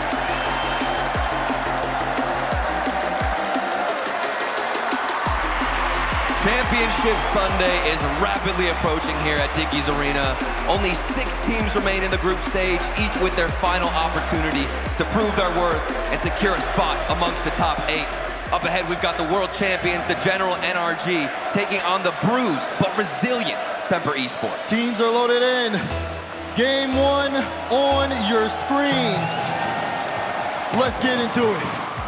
Overcoming adversity, a skill that absolutely can be tested to crown a world champion. No finer example than what Semper is up against here today. But they've certainly got more than a puncher's chance just in there to stop Exotic. Here comes Garrett G, looking to press an early advantage for the General. And Squishy, indirect, no help coming in. So Exotic right there, and of course, all eyes certainly in this arena going to be on Casio. He's the only one up there for Semper. How does he perform with that kind of pressure. Yeah, I mean, he's going to be feeling the energy of the crowd, the only one here on his team feeling the energy, and hopefully he can transfer that to his teammates and bring some hype there, get them involved in the series. But if we're going to look on the blue side, if there's one player we have kept our eyes on, it's, of course, Justin. People keep talking about him, and in the wild card stage, everybody kept talking about Exotic. Look at Exotic here, take this one up off the ceiling, has so much time in the air, and just when Squishy tries to make it a challenge, the dodge is activated. Semper gets the lead. After joining Semper, replacing Archie after he was put on loan over to Endpoint, the question was, will this team ever return to form? Is this a team that deserves to be here at the World Championship? They didn't look it at times, but now, Exotic maybe peaking at just the right moment. Maybe it's taken all this time for them to get on the right page. They're not there, but at least they made good on it, as Chausette's gonna turn here and stop Justin, sending that out to the corner. And I think we're gonna be looking at a lot of defensive plays from Semper. NRG do well with the transitions and definitely did so against Renegades, but sometimes they get a little bit too aggressive. I noticed a lot. They would overextend, and then Renegades would go for one, maybe two quick passes on the defensive side. That's the one area you need to be cautious of if you're NRG. Otherwise, keep doing what you do best, and that's throwing Justin forward. And NRG fixed the mistakes that were made yesterday. Even though they took the win against Renegades, still looked a bit shaky. Right. Talked about it a bit, Turtle. That aggressiveness, couple of double commits, communication being a little bit off. Right now, they need something going on offense. You see the shot come in from Justin, saved out. All played into the middle, but Garrett has to catch up to it, so they'll be sent to the side. And this drive looks like it's gonna fall apart for NRG. Critically important for Semper to get that opening goal. Have some momentum going their way, and they had a second. Cassio standing alone and standing tall. It's the demo that you see Exotic get on the back end. Garrett has to rush back, only has 19 boost, and just did not have the read from the shot from Cassio. And Semper now, 2-goal lead here in game one. And it was an intelligent play from Exotic. He was in the corner. After getting the demo, I saw some hesitation. Wait, good kickoff for Chaussette. The flick into the back of the net. 3-0 for Semper. A crazy start right off the kickoff. Chaussette gets the ball in the hood, and then it just spells doom for Justin. Top left corner flick. Everybody shoots, everybody scores. 3-0 for Semper. If you're NRG, you really got to get this under control quickly, because Semper are picking them apart. The demos on the back end are great. The solo plays, I mean, you're seeing Chaussette, even though he's sick, he's still looking in form. Oh, that's got to be on target. That's an opportunity that Semper was not going to catch up to. So NRG leaves one on the board. And we'll see what NRG have to respond with. It's been an explosive start out of Semper. Like you said, everybody getting a piece of it. And the defense has been rock tight, rock solid. And Justin now, he's gonna need to make some damage, do some work. On the solo play, doesn't find a 50-50. Garrett G now into the midfield. This could lead into something, but nothing too special. A bit flat from NRG. Maybe this is a warm-up dance. I would hope so. Justin, though, oh boy! Yeah, it's a warm-up. Yeah, that's a warm-up right there. Not a warm-up shot at all. Look at this from Justin. The early read. Oh my! That is disgusting. When they needed him most, he's been the guy.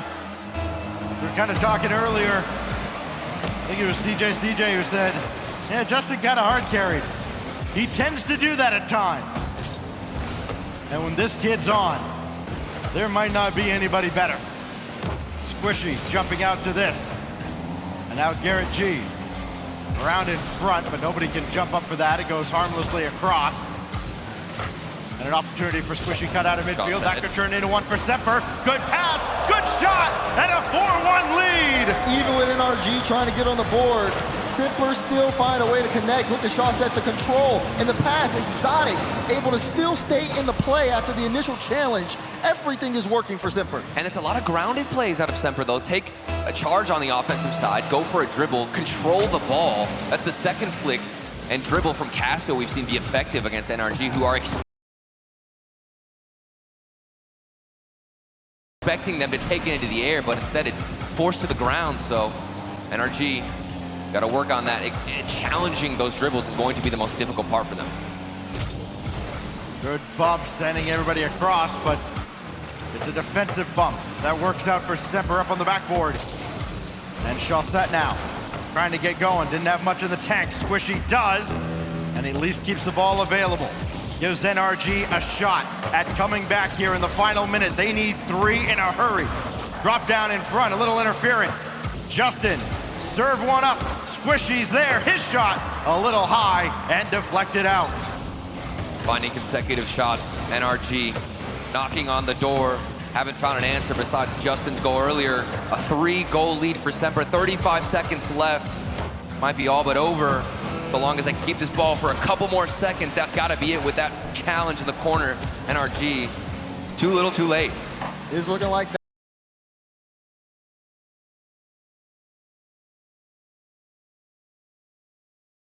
that Semper, I mean, they started off strong and they were able to maintain hold off NRG.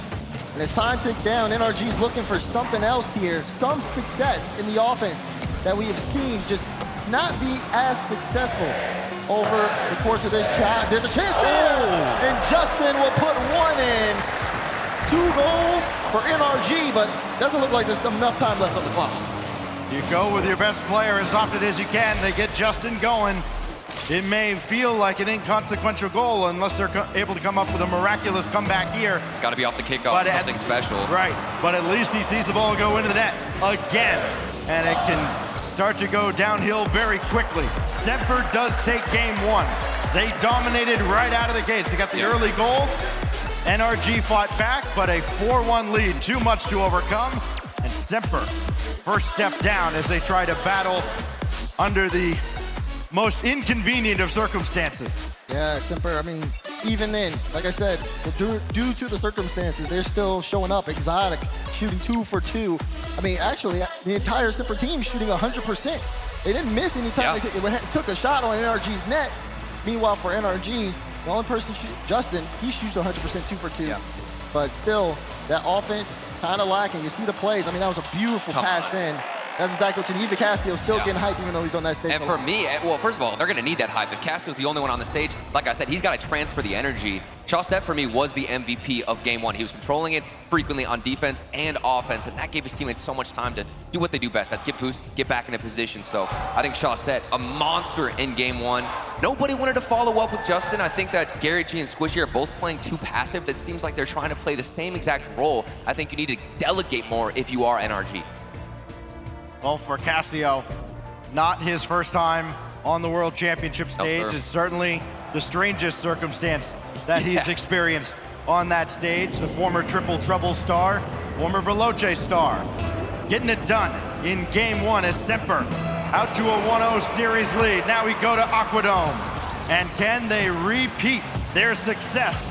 Or does NRG make a series out of it early? Castillo will have to deflect that out to the corner. Does so where Exotic was waiting. Kind of a little nonchalant though, and maybe a little overconfident, though they have a numbers advantage here. Castillo stopped by Justin. It's going to be a battle of advantages and adjustment as well. How can NRG bounce back, put themselves comfortably into this series? Is it going to be off of just Justin's back? Are they going to give him the ball, or will we just see them start to find their old form? There's got to be more backup, Des. If you're NRG right now, you can't just rely solely on Justin, and I definitely think we will see a step-up performance from Garrett and leave Squishy in the backfield to get a couple of nasty saves, which we've seen against Renegades. But it's going to be difficult. Semper, very, very fundamental gameplay. Rotations spot on. Exotic winning 50-50s, spot on in the midfield. It sets up Chaussette. This is routine plays from Semper, and it's really working out well with their efficiency.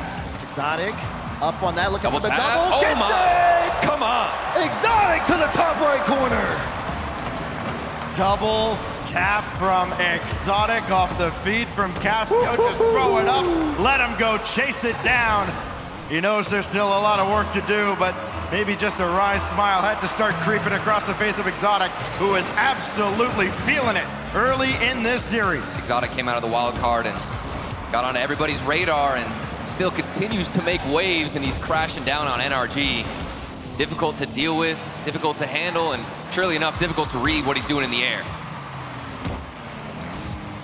Over time, here at the World Championship between the wild card and now the group stage. He's got a flip reset. That's denied by Justin, and no follow-up from Exotic. This Semper team, guys, has gone from a team where you go, yeah, but they beat Semper to, yo, they beat Semper, and now NRG having a tough time beating Semper, but Justin will score again. He's got every single NRG goal so far. Yeah, but this one assisted by Garrett. It's a good pass out. Cassio can't get the read, and if Justin is the one taking the shot, you got to be able to put a hand up and get in front of the Cassio tribe, but just was a little bit off the mark. Punishment gameplay from NRG off of one mistake. Haven't seen them create too many plays themselves, but they are in position to capitalize and punish against Semper, who might be feeling it. Dealing with the pressure and the nerves. It always gets you at any time in this series. They are long best of sevens. Waterfall down for Josset. Got the feed to Exotic. Now Cassio, not much in the tank, trying to keep it alive. Josset in to help out, but Exotic was way too far over. They're all out of position, but the shot well wide. And Exotic will be able to catch up with this. Justin coming in to meet him, and they got around. Now it's Cassio. Gonna call his own number. Off the ceiling and away, thanks to the defense from Captain America. Defense from Semper has been pretty good too. They have limited NRG to very low opportunities in terms of scoring so far this series. Keep in mind, we're halfway through game 2. NRG, now that they've stabilized, they've been able to stop things. It's Squishy stops that one off the goal line with a ground pinch. That's where he shines most, third man back. He got so many goal line saves against Renegades. He's doing it again against Semper. And it's a chance on offense. Garrett G shoots and he scores. The loudest roar we've heard in this series as NRG has its first lead. Garrett G unassisted, and 2 minutes on the clock to hang on against a very game Semper squad. But that's what you need from NRG. You need everybody to be on the same page here. Seeing Garrett step up, putting that goal in, and even making that stop defensively. Being able to rely on everybody on the general NRG is important as they get back into this when they finally have the lead in a game in this series, but there's plenty of time for Semper to get back in it. Absolutely, can't let your guard down against Semper. A nice handoff pass there from Squishy for Semper. Never know when Exotic might flow forward, start to pop off with his own mechanics. We have seen that transitional game be effective. Solo plays and the dribbles from Cassio like this have been so critical for Semper. The French squad trying to take down the general. Here's Josset in the corner. Justin couldn't get a piece of Cassio. Will that come back to haunt NRG? No, Squishy's there for the stop. And Josset now trying to feed Exotic. Cassio winning on the weak side. Ball's not going to get anywhere near him, so Josset has to retreat, pick up some boost. And he's got it now in the corner with Justin all over him. This goes right over to Garrett G. Indirect for himself. One more drop down, not there. Final minute. 60 seconds, Daz. Let's see what NRG can do and how much they can stall time off this clock. Semper have everything to go for them. And everything has been working slowly in their favor as they've buried themselves out on offense. Exotic opting to go for the corner boost, leaves it for Josset, and a clear downfield works out. Squishy has to take his time here, does so. It's a 2v1, Garrett looking for the demo.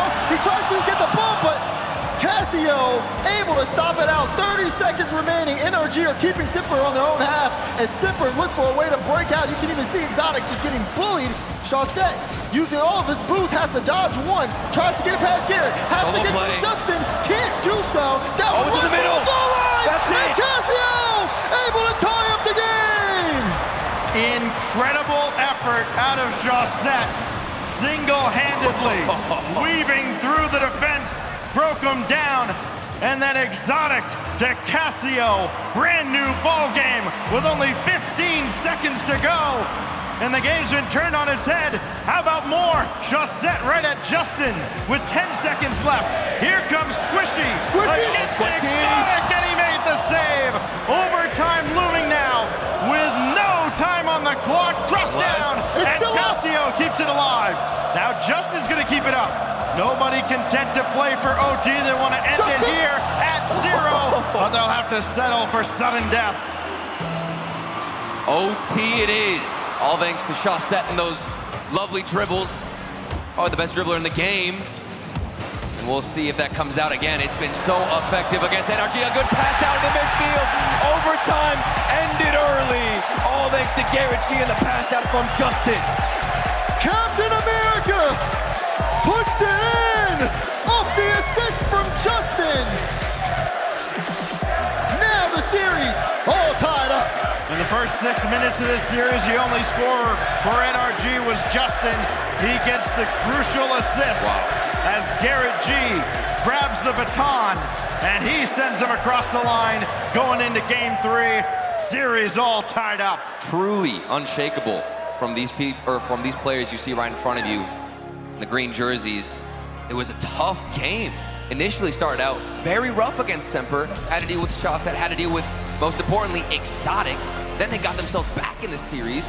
Things all tied up.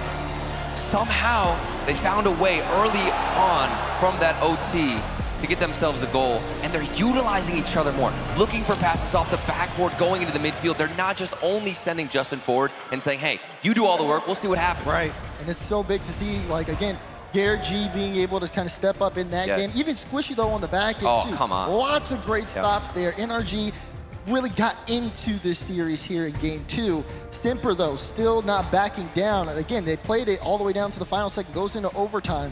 Even though NRG, they had the lead, they had the pressure, when it came down to that final minute, they couldn't hold on to it just for 60 seconds. So you start to get a little bit worried because this is close.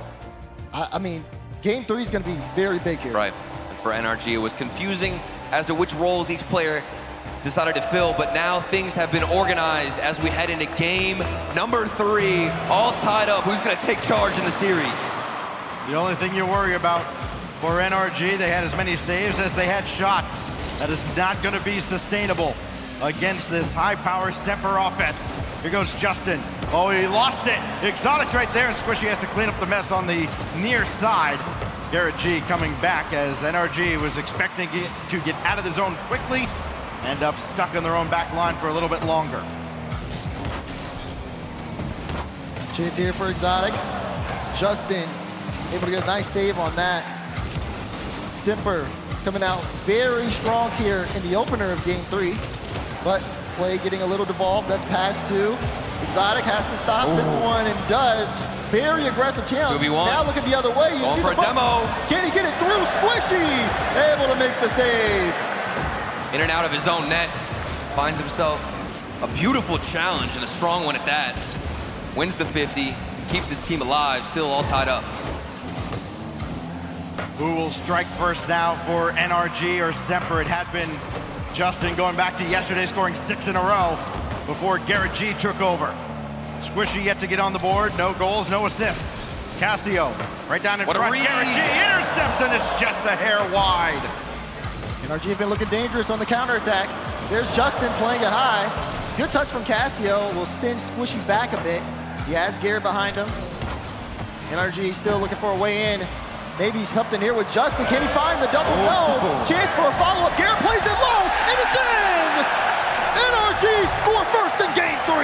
A difficult one for Semper to read. Exotic was lurking on the backboard. He almost had the 50-50. He connected, but with all the force in the world, Garrett G just smacked him out the way. And it was crazy because he still kept boosting even though he was mid-flip off the low challenge. That gave him the advantage there to get the dunk on Exotic. Great work there on such a picture-perfect play for Garrett. Justin looking for more as he gives this ball close, and a good pinch way downfield. Squishy handles it easily. And now Shawset up and around the boards, but Squishy again putting in all the work defensively for NRG. And he's got an assist to go with it. Justin back on the board. Off of the passing play, you can see the sidewall. Squishy gets the follow-up touch into the midfield. Normally you go for a shot, but Squishy says, Justin, I see you. Are you kidding me? Whoa, whoa, whoa. The NRG, they've woken up. 3 minutes left in game 3, and they are giving us a show. Garrett G had 100% goal participation before that beautiful feed from Squishy. Now Semper moving quickly downfield. Maybe a little too quick for NRG. Popped up, and Squishy's right there. The trio defensively on point for the General. And you speaking of Squishy, as another infield pass does come through out of Semper, Squishy is always positioning himself after game one on the backboard. He's gotten much more defensive, and it's given him more chances to connect passes on the transition. Here's a 2v2 play. All the players getting bunched up. Semper don't yield a result or even a goal from it, but now there's some space. Garrett G could get a 1v1 play. He saves his flip, but doesn't use it, trying to fake out the defense. Shawset now right at Squishy, who makes another save in that field general position way at the back. Able to see the whole field, send the ball out of harm's way. Exotic coming off the side, and Squishy's there for that one as well. Even though NRG are up by 2, some of these counterattacks from Semper have been very dangerous. That's a long ball downfield. There's a couple of bumps. Who's going to take the shot? No one. Garrett comes in a little too late. He slows down Casio, which buys time. But Shawset trying to play it in front. NRG now trying to hold on to this 2-goal lead. They are not letting Semper get comfortable. Dangerous stuff from Semper, and more specifically Shawset. He got bumped out the way. Couldn't find any boost. Now he's left alone on defense. You got to look at Justin going for the musty flick. Didn't connect on it, but he's wasting more and more time. 1 minute and 15 to go. Semper, 2 goals needed to get back into this game. If only there was someone who could teach him to be a little more consistent with his musty flicks. Here goes Garrett. Down to the side, Justin's waiting for it. He's still got Garrett in the center. Took it himself. Garrett will come around. Double tap, and it's wide. Squishy, it's circled back. Justin cuts in front. And now here goes Casio. Not able to hit Exotic. And he has to retreat very quickly. Exotic just getting back in the nick of time to keep this at least a game. A 3rd goal here would be backbreaking for Semper as this is popped away. And Semper now have to go the length of the field and get 2 in the last 30 seconds. Casio tries there. See Exotic still picking this up. NRG, Justin set in net as this one plays that off the sidewall. That clear. Gonna kill a lot here in Semper's momentum as time ticks down. 15 seconds. I mean, they played a very aggressive game. But NRG as they trailblaze downfield again. You see another bump, but time has ticked down, and NRG have taken the lead in this series.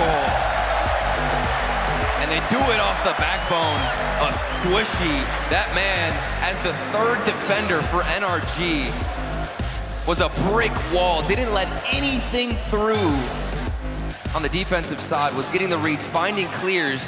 And even when he does get those clears, it's not just to open space, Daz. It's directly to a player. Remember on that passing play that connected to Justin, the vision needed from Squishy to execute a play like that is top level. That's a highlight play, for sure. Yeah. Again, these 3 on NRG, you know how incredible they can be individually. But when it comes together, it just looks beautiful to watch as we take a look at our number 1 high performance replay. That's a high performance goal right there. And Semper have to stop the momentum. They're gonna try to do so here with a tactical timeout. So we'll see if the timeout works out for Semper. Again, kind of an awkward timeout where you've got Finish on stage with Casio and Exotic and Shawset playing remotely. They got out to kind of this quick flourish. It looks now they've been held at bay. NRG taking a game to kind of get their bearings. Now they have it. And you remember what CJ said on the desk. Every single second on land feels like an eternity. So this is a perfect opportunity for Semper to get back into the game, kill the momentum from NRG, because certainly they have picked things up since game 1, which was all Semper. They reversed it in Aquadome, which was still, I'd say, an even battle, but then game 3 comes around. Flat-footed is Semper on offense, and that's because of Squishy getting every save, finding ways to transition out, and of course Justin doing work with those shots. When your season's on the line, when you're battling rough conditions. Even what, is that me? What the? That's kind of cool. You never looked so good. Oh man. I absolutely love this crowd. I mean, it's been so long since we've had a world championship. Yesterday, it kind of took a while to fill in, but you look around, you don't see many empty seats. And we've got... The crowd is absolutely here. They are alive and kicking for this big-time showdown between NRG and Semper.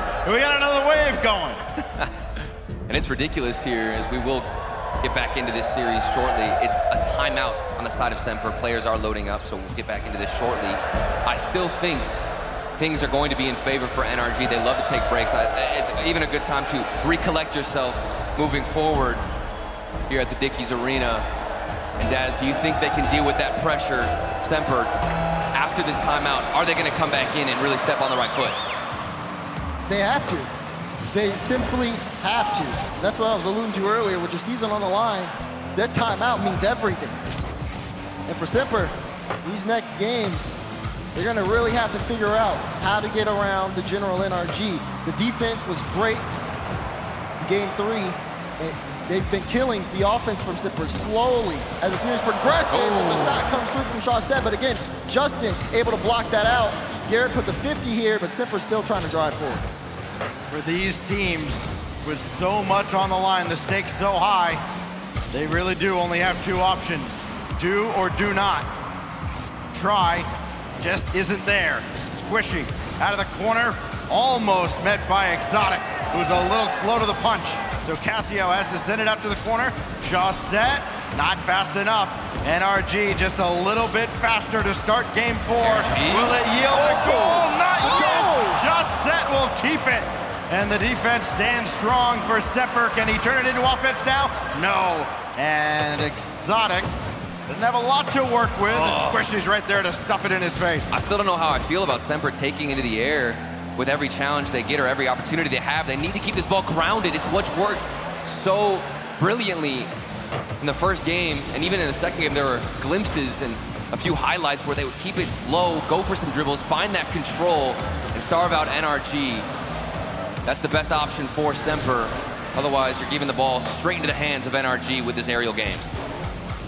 Long bomb clear that Squishy has to deal with. Sure-handed as he has every other ball sent his way.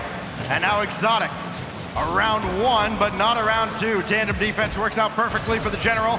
Now Garrett G, right at Shawsett, who claims this one easily. And Exotic looking for help, not finding much, only finding Justin right in his face again.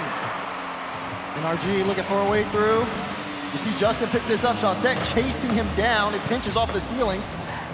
Exotic trying to put a shot on. It's a good read from Squishy. He'll pick up the boost, but leave the ball. And grabs it right again as NRG trying to move halfway up the field. But this game, halfway over, still scoreless. Right. As both teams have been putting on the pressure. Well, look what happens when Shawsett goes in the air. He's just giving it right away to NRG. I still think you need to keep this ball low. Then a shot goes off the post. The follow-up from Shawsett 45. Out of the corner, into the midfield, off the post, and you get yourself a shot. Semper getting one back here. Getting a lead right at the halfway mark of Game 4. They've been close. They've been right on the doorstep. Yeah. They've been right in front of NRG's net time and time again. This time they break through. They've had their opportunities. Convert one. Can they convert a couple more? Because you feel like they're going to need a couple more. The way NRG's been going in this series. And just ahead of the play there is Justin. Only as far as Shawsett. Exotic hard to the backboard. Nobody's there. Shawsett pushed it wide. You see Semper, they have so much more space up the field, and they've been making the most out of it. Yeah. Again, you were worried about them taking it into the air, but they've been able to play a pass in RG for the most part in here in Game 4. As Squishy keeps the ball in the hood, trying to get it past Shawsett. But great 50 from Shawsett, pushed that into the back wall. They've been taking the boost as well, starving out NRG, so you might not be quicker in the air, but if you're taking the boost from them, you will win that 50-50. As a big clear goes across to Exotic. Back over to the side of NRG, but we're down the other end, and that's a really tough read from Cassio. He got a piece of it, almost went into his own net, but perfectly calculated. The backboard of NRG has been available, and now Exotic with a big win right at the center line. Justin has to jump back. He does, and Cassio will give way to Shawsett. But there's Squishy. Nobody home, and we're tied just like that. It's a free shot to Squishy, and boy, does he put power behind it. You can see the two trying to jump up to contest, but Squishy brings this game back for NRG. Minute 15 to go. Critical game for Semper to avoid facing triple match point. And they've watched their lead disappear. Shawsett at Squishy. One more touch to get over Exotic. He's got it. Garrett G's there. He can stay with this play. Final minute. And this goes all the way to the side. Exotic barely catching up to it. Near miss from NRG. Big wins from Semper and their defensive end. Looks a lot like Renegades previously in their series where things were working out for them, but they haven't put on early shots. And a big part of that is because NRG, they're not overextending like we saw previously. Much more cautious, decision-making on point from them. And with 35 seconds left, that's all you can hope for, especially if you're squishy in that back line. Time ticking down. Game still tied up. Garrett with a good challenge win, but no one's there to take advantage of it, so Exotic will try to stay on that ball. Exotic got a boost, though, and Garrett playing the 50s. On the back wall of Stemper. Shawstett looks to clear it away. Clear. Good redirect. It gets it to NRG's half. Squishy with the clear. Shawstett up. Plays it off its own back wall. Good clear from Cassio. Ball's downfield. Exotic redirect. It's blocked. Follow-up shot blocked again. And this ball's still up. Will he be able to hit the ground? Stemper doesn't want to. NRG trying to kill this play. It's still up. Squishy moving it downfield. No one's there to reach the ball. It'll hit the ground. Game 4 overtime. Justin, a wizard on the back line, the pre-jump to block it out. A good kickoff for Semper. We can't get too comfortable yet. OT, and it's all Semper. They have continued with that same pace we left off of. Garrett shot a little high. Bang, bang! NRG, one win away from Championship Sunday. That's why he's one of the best. Garrett G coming in for the General NRG. Unbelievable way to end that overtime. And now the series on match point. 5 more minutes. And the 973-day championship reign of NRG could continue to the final day of a world championship to end a year that has been full of ups and downs, massive peaks and valleys for this very squad. The playstyle changes alluded to by Justin after the fall and after the winter, and we're all sitting around like, well, losing isn't much of a playstyle, but now they've got it all figured out here at the World Championship when it matters most, as we look back at the Mobile One high-performance replay, and that slot from Squishy. But I mean, this is the type of performance that is going to fill up NRG's fans with confidence. That's what they needed to see. Everybody getting involved, not just Justin on the offensive side doing a lot of the heavy lifting. This has been Garrett G getting the double tap to secure the win. Squishy on the back line. Impenetrable. That man doesn't let anything through. He's getting clears to find his teammates. People are actually pushing up. And Semper still, they look great. They had a chance there, tied things up. They gained momentum, still were shut down, but they've got to make a change. Game 5, match point for NRG.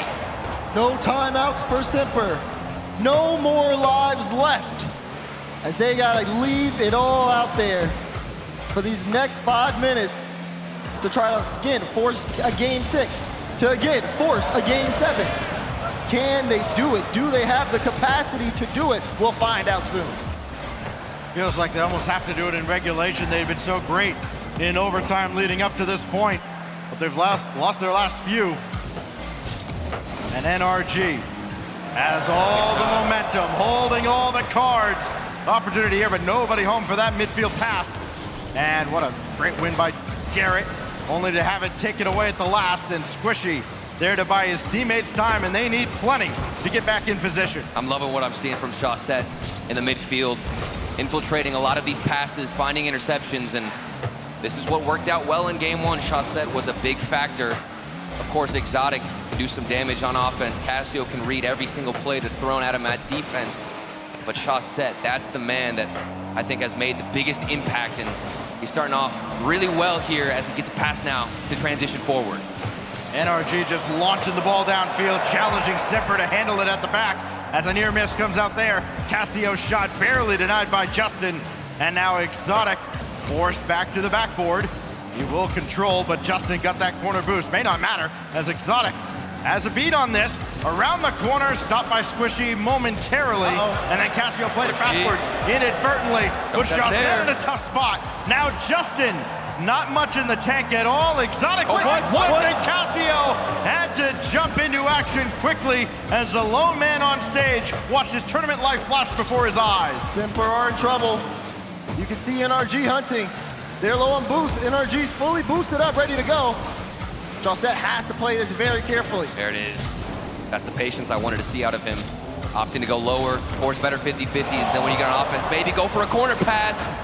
Ball still thrown back and forth, left and right, corner to corner in Semper's half. NRG have still not been able to bear any fruit, but it looks solid, Daz. It looks like they might have things connecting here shortly. Shortly! Top left corner from Squishy. It was only a matter of time. NRG bearing down on Semper, and they secure the first goal. Shortly, immediately, 1-0, right at the halfway mark. And reality may be setting in for Semper. Gotta come from behind again. Do they have another trick up their sleeves as Squishy sends one away? Justin to continue. Squishy lining one up, and it's palmed away again. You know, these long clearances from Semper just have not been very fruitful because mostly Squishy at the back has been able to handle the ball quickly and efficiently and get to a teammate so fast. Here's Garrett. Oh, that'll go all the way over to Justin, and there's not much there for NRG. You can tell they've done a lot of replay reviews here to recognize that they were overextending, and they've sent Squishy farther back as that third man. And this is the final 2 minutes, potentially, for Semper. They need to create an opportunity, break through the defense, crack the armor, or else they're looking at going home and facing elimination. Squishy in the backfield. Casio does get a beat there, but Justin returns in time. Garrett low on boost. Double tap. You can't get the, Oh, no, Exotic. Exotic. He didn't go for it. Now Justin the other way.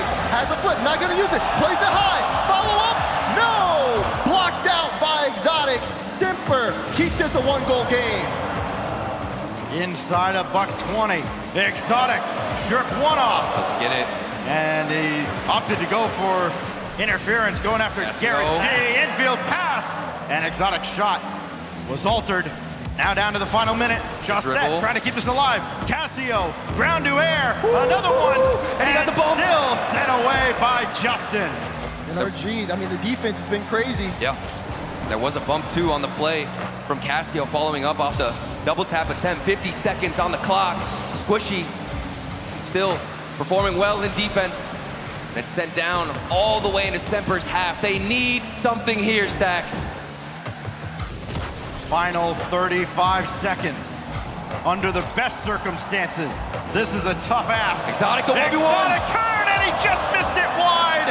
That was the opportunity for Semper. And now Squishy back the other way, denied by Exotic. Now down to 20 in Semper's tournament life. Will it end here on Wasteland?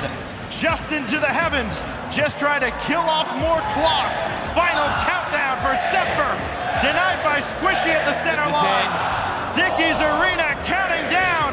NRG's trip to championship Sunday is complete. The General NRG secure a top 8 performance, move on to the playoffs. They're not done yet. Their run continues here at Dickies Arena. 4 games, Daz. 4 games in a row, all decided by just 1 goal each. Sprinkle in a couple of overtimes in there as well. The General NRG absolutely had to earn it, and you know there's going to be a lot of mutual respect sent across the way to that man you see standing up now, Casio, who had to go this alone on the stage with his teammates playing remotely. Semper Fortis, Latin for always courageous. That was a courageous effort from the Frenchman Casio here today. So, unfortunately for Semper, they're alive. Their tournament run ends here. But for the General, NRG, they make the playoffs. The tone shift. Why did you think I let you two talk first? I understand. Go ahead. Let's bask in NRG's glory, Daz. Oh, I mean, you still have to give it up to Semper. I mean, they you played like a absolutely very really solid do. game, and there's definitely those people who were saying it earlier when we were breaking it down. They showed you how they could have taken this series, but when you have to step up, when your tournament life's on the line, that man you saw on the screen there, Captain America, he got the job done. And for Semper, given the circumstances, having to play the lone wolf there, Cassio on the stage with his coach finish, so much respect, so much credit goes to that team for still battling on, for still continuing to fight. That has already, I had respect for Semper, but that just threw it and blew it out the roof. I mean, that is something else. He's always been a fierce competitor, and I'm sure that's a memory he'll take with him. And you know what?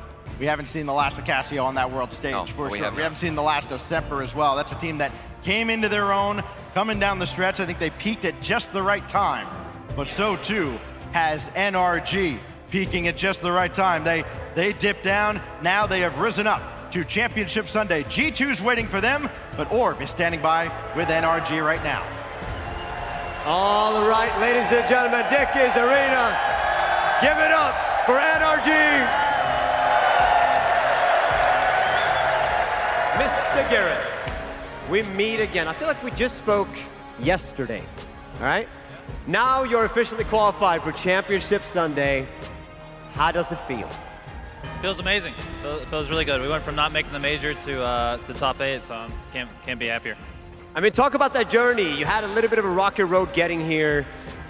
Stuff along the way that needed fixing. It seems like now maybe things are starting to click for you guys. I mean, I don't know. It's hard to tell. Like, you just take it one series at a time. We have a hard opponent tomorrow, so I guess we'll see then. Is there any prep you guys are going to do from now until tomorrow, or is it just rest up and get ready that way? We're definitely going to prepare. I mean, it's G2, you know, major champion, so we're not going to take it lightly. You know, they're insane. Now, you had a little bit of a tough start to this match. Was it like jitters along the way? Was it maybe underestimating Semper a little bit? I think we were kind of scared, and you probably can tell on the cameras, like our energy was just kind of low. I'm not really sure why, to be honest, but we started ramping it up, and then, I don't know. Yeah, I think we're notorious at this point for slow starts, so I think the best of 7 helps us out a lot. Now, do you have a message for the fans here in the arena for tomorrow to get them hyped? I want to say I'm just happy we'll get to see you guys again. This is sick, win or loss. Like, I want to give a huge round of applause for Semper. Like, I know they're missing you guys more than feeling the loss, so I feel bad for them, but I'm happy we got to play them. But yeah, I'm just happy to play in front of the crowd again. Absolutely. Give it up one more time here for NRG making it to Championship Sunday tomorrow. Now, next up, we have a little bit of a special treat for you guys, all right? We got the finals of the 4 Freestyle Invitational coming up right after this. Please, stick around.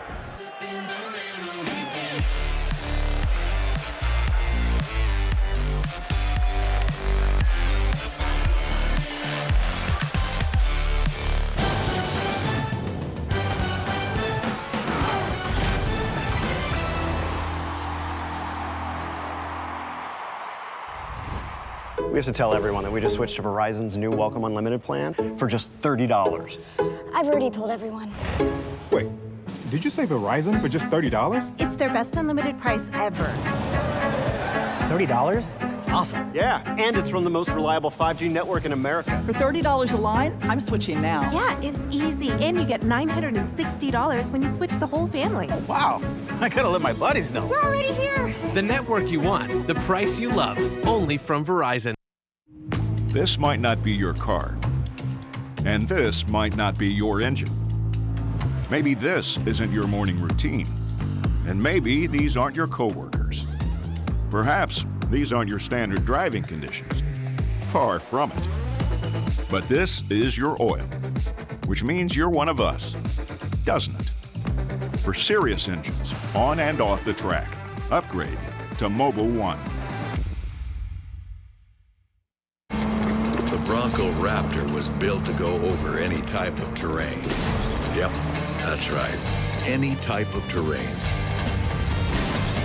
The Bronco Raptor, built wild, Rocket League edition.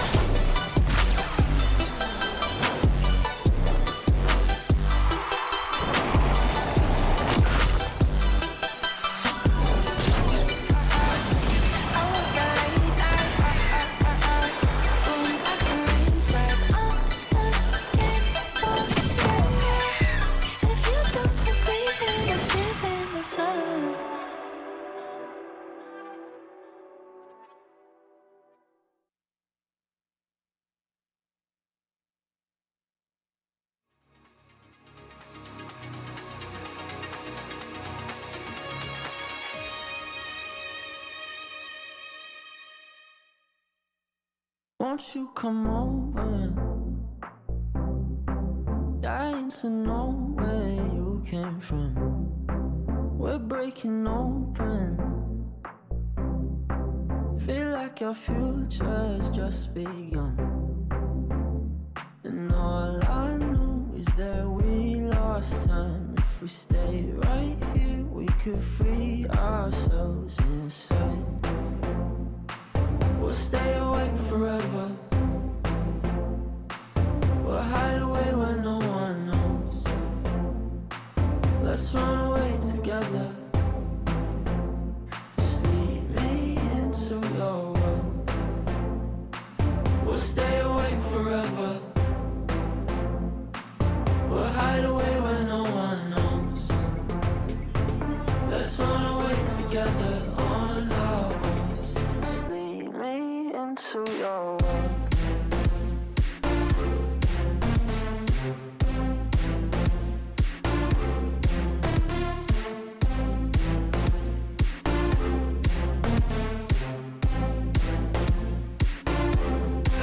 Waiting for no one.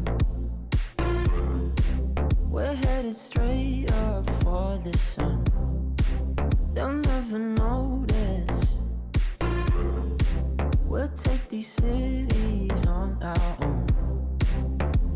And all I know is that we lost time. If we stay right here, we could free ourselves inside. We'll stay awake forever. We'll hide away where no one knows. Let's run away together. Just lead me into your world. We'll stay awake forever. We'll hide away where no one knows. Let's run away together on our own. Just lead me into your world.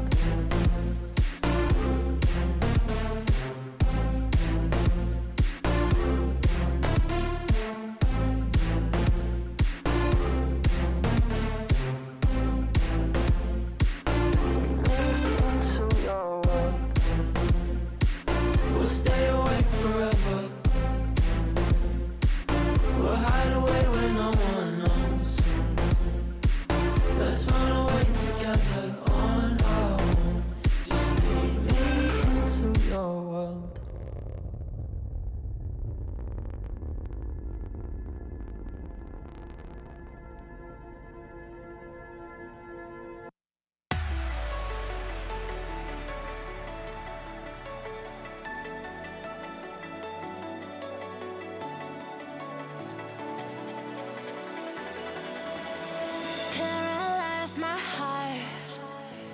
Don't wanna feel your touch like ice, tracing all my scars.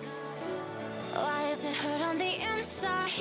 It's unforgivable, but I forgive you every time. Hard to let it go, 'cause we're intertwined. I break you, you break me, but something about that makes us so, baby. Every piece keeps us together in the cold. Oh, oh, oh.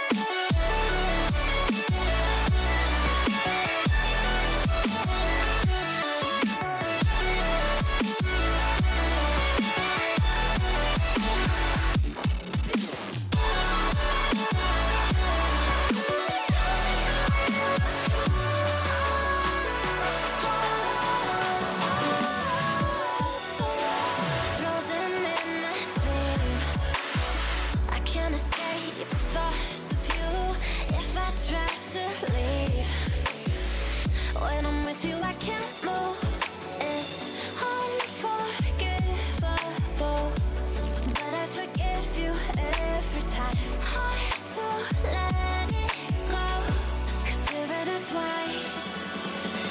I break you, you break me, but something about it makes us so.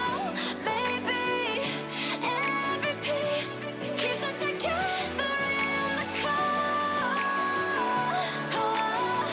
I break you, you break me, holding our love in chains of gold.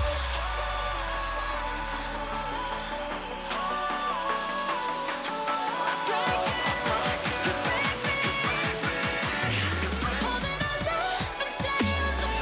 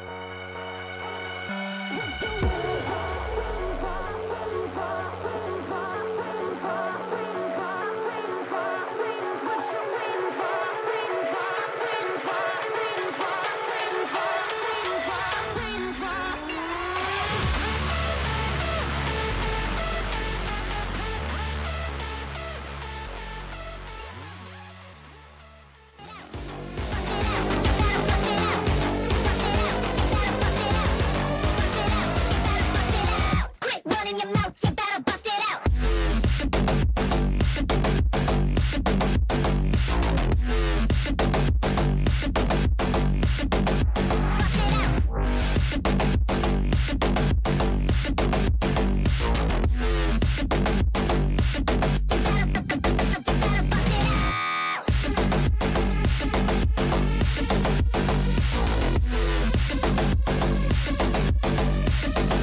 Bust it out.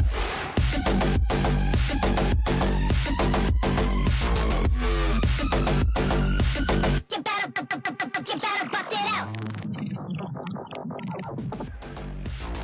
Fans, it's time for the Ford Rocket League Freestyle Grand Finals. Introducing first, to my left, on the blue side, hailing from Oregon, Faye! And their opponent, on the orange side, to my right, hailing from Virginia, give it up for Tad! A $50,000 grand prize is on the line to the winner. Let's send it over to our casters, Cole and Stumpy. Thank you so much, and welcome everybody to the Ford Freestyle Invitational. It is brilliant. We have a proper halftime show here. What a world. How real an esports thing. This is fantastic. I'm Cole. Stumpy, how you doing, mate? I'm very well. The arena's turned entirely blue to celebrate Ford coming back for the third Freestyle Invitational. Thank you, Ford. Appreciate that, coming back to our lovely game. But if you guys haven't seen the freestyle events previously, firstly, I don't know what you're doing. They are mind-blowingly crazy what these players can do. But let's have a little look at the format, because there's a little bit something to this. This is not the start of this. We had a day one, that was last week or so. There were 12 players competing through that leaderboard stage. 2 of them went through in the top 2 places into the upper bracket, and then the other 4 went through into the quarterfinals. We fought through all the way to the grand finals, where we now have Tex and we have Faith battling out. This is how the bracket, though, did manage to go. I mean, yeah, there were some huge goals that we saw. Anybody who watched it would have been in audience to some wonderful, wonderful finishes, and it only gets bigger from here. There is so much money on the line for these two freestylers, and they have 15 attempts to score, so there'll be some misses, but my goodness, will there be some glorious goals. So it's 15 attempts. Basically, it comes down to passing the ball back and forth. If you can score an incredible goal, you go for it. We then go to our judges, see what they think. We'll get to the judges very shortly because there is a lot, as he said, on the line. $50,000 for first place and $20,000 guaranteed for second. This is just the grand final. I believe Gibbs said to me earlier, the winner of this gets as much as fifth place would in the RLCS World Championship Finals. Absolutely incredible. So thank you so much for everybody tuning in, to watching this. I know this is massive for the freestyling community to see it here on the biggest stage, and that right there, you can see your prizing. $50,000, second place $20,000, and the fact that they're even here is a prize in and of itself. We have got some incredible judges as well awaiting on our desk. Let's have a look, see who is up there. Hello, judges. You look all fantastic. It is people that you love. We've got Pulse, MK, Hercules, T-Bates, Dazarin, and Realize. I'll start off with you, MK.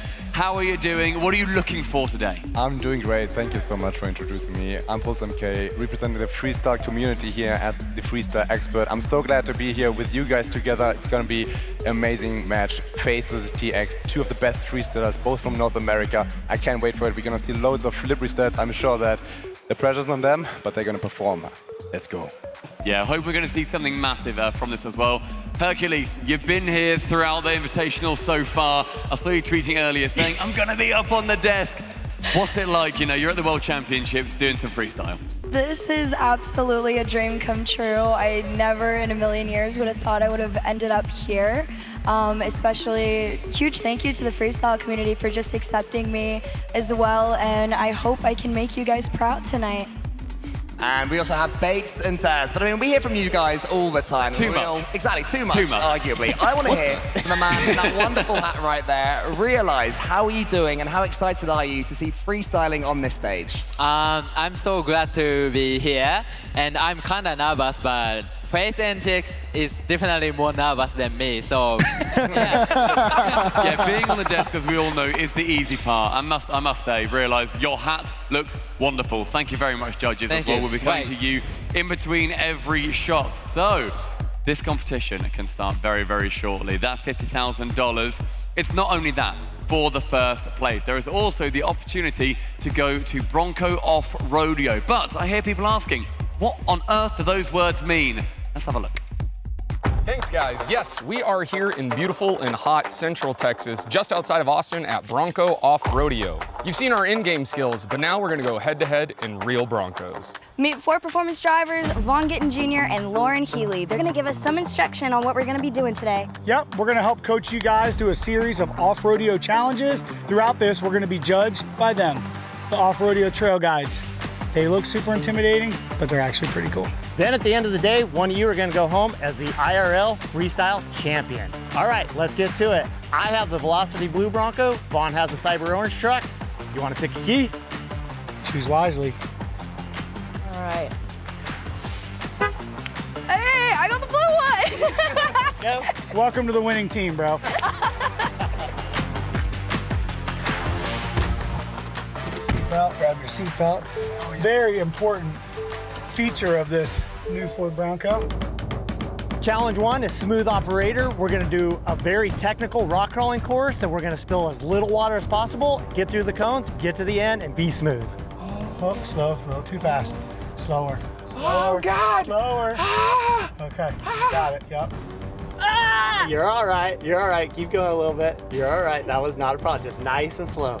You're doing good. You're killing it. All right, now gentle stop so we don't spill anything. All right, good job. You did awesome. Oh my gosh. Way to go. No, you did so good. For our second challenge, we're running a trials course on rocks. We have a marked course. We have to get through it as fast as possible without touching any metal to any rocks, without touching any cones, and ideally without having to back up. Here, it's all about putting tires on top of rocks. Vaughn's really good at keeping me calm. Good job. Easy, so break, break, break, break. Now nice and slow, nice and slow. You're okay, nice and slow. No, you're good. Beautiful, man. There we go. You did so good. I just wanted to get it over with. All right, Hercules, you absolutely killed it on the first 2 challenges, but now it's my turn to show you what the Broncos can actually do on this 3rd one. I'm gonna hop in the driver's seat for this one. Got it. You'll see why. We're gonna be judged on precision driving, placement of the vehicle, how we take the corners. In my opinion, the strategy is gonna be don't dust out the judges at the end of the track. Vaughn, what's with the giant soccer ball? You know exactly what it is. We're playing real life Rocket League. We gotta get it in the goal.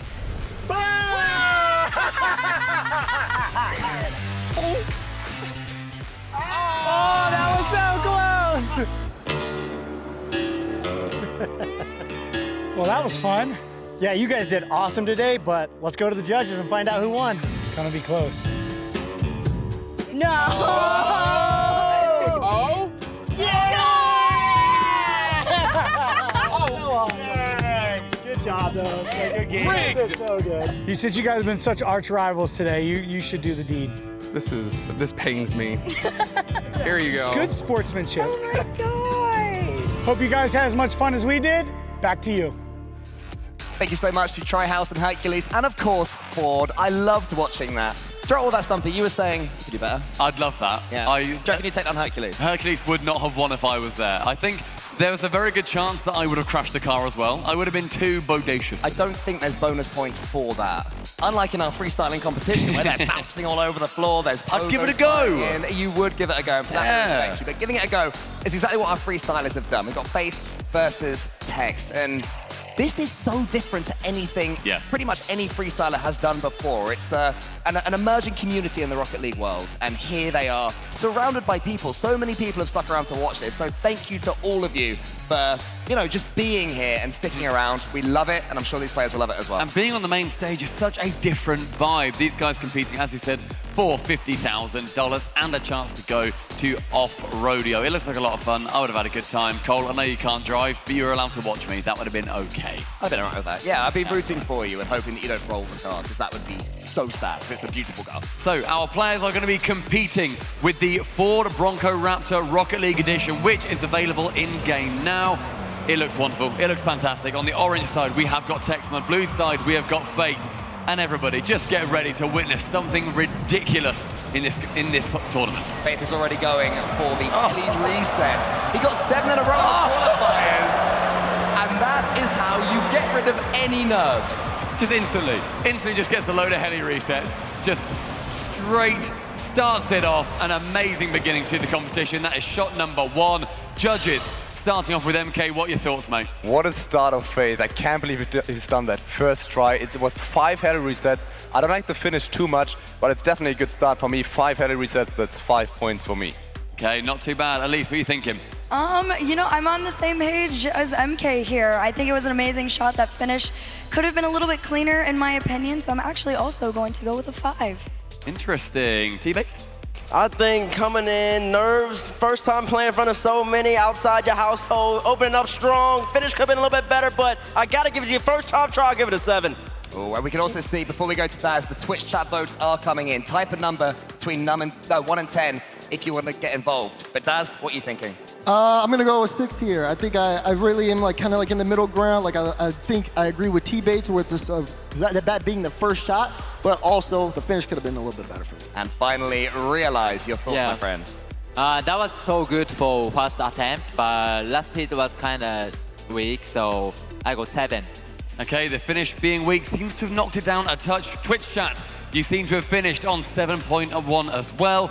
Therefore, Faith, and wait for them. There we go. I was not going to try and even attempt that math. 37.1 for the opening shot for Faith.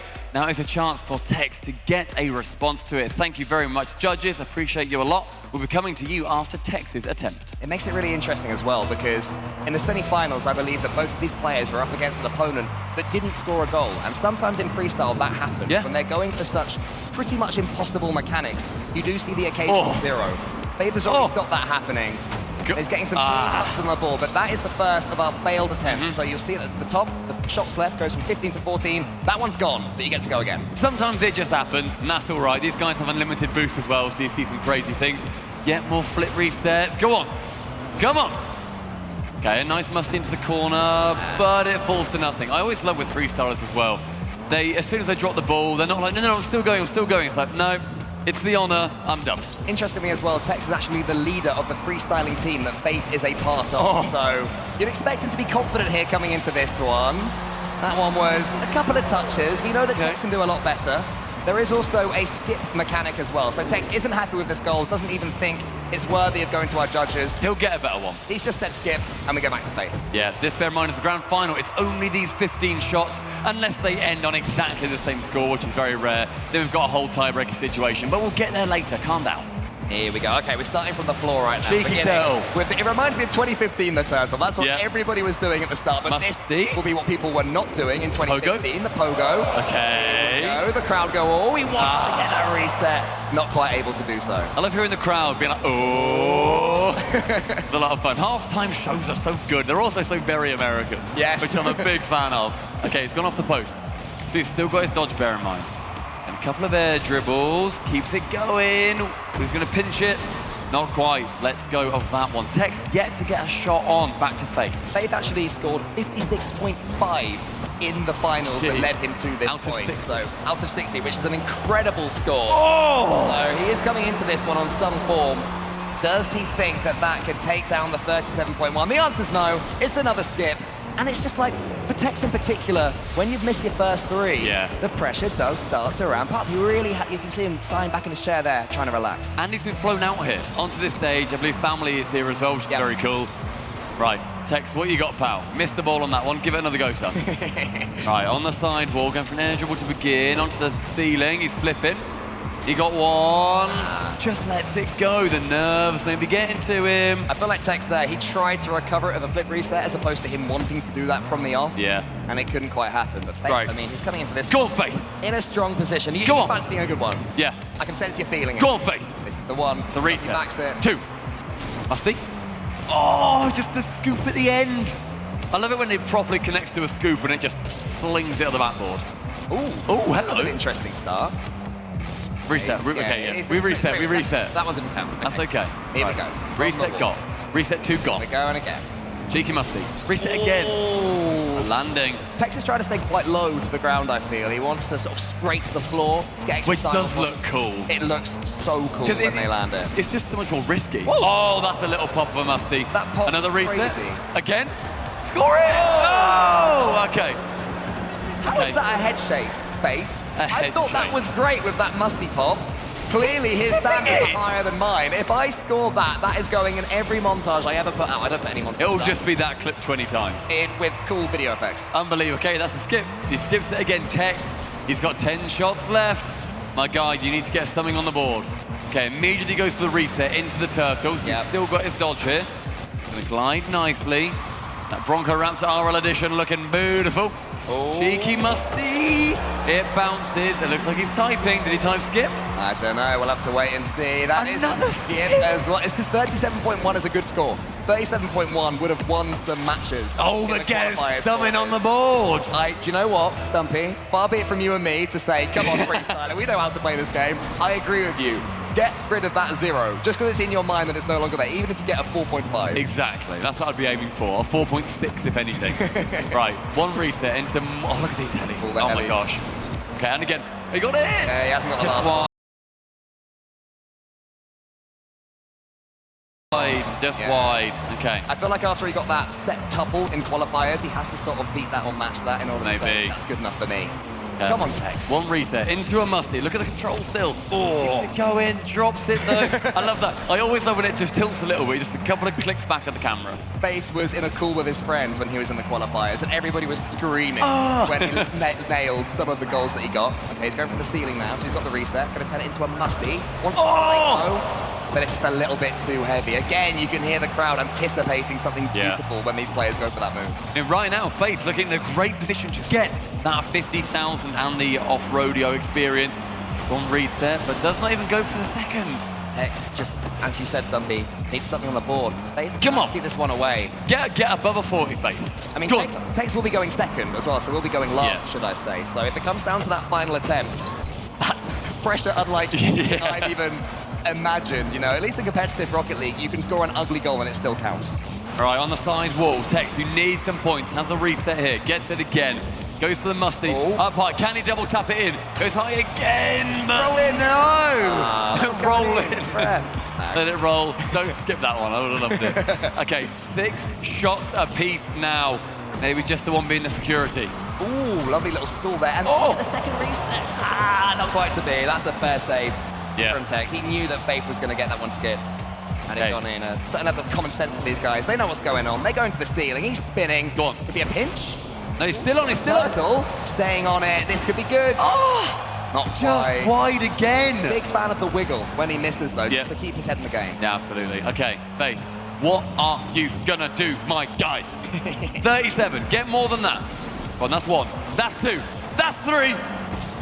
Oh, it's just, they're so close every time. Only 5 shots left for Tex. He has to get something. Has to get something. He's going to the ceiling. Wants to go a little bit higher now. And a pinch. That's a good pinch too. Oh, he can't quite get the elevation. It's coming there. It's that like 5% that you just need on top. Final 4. He's backwards. Going up the wall. Go on. 1 reset. Oh, he dodged into the reset. Into a heli. Okay.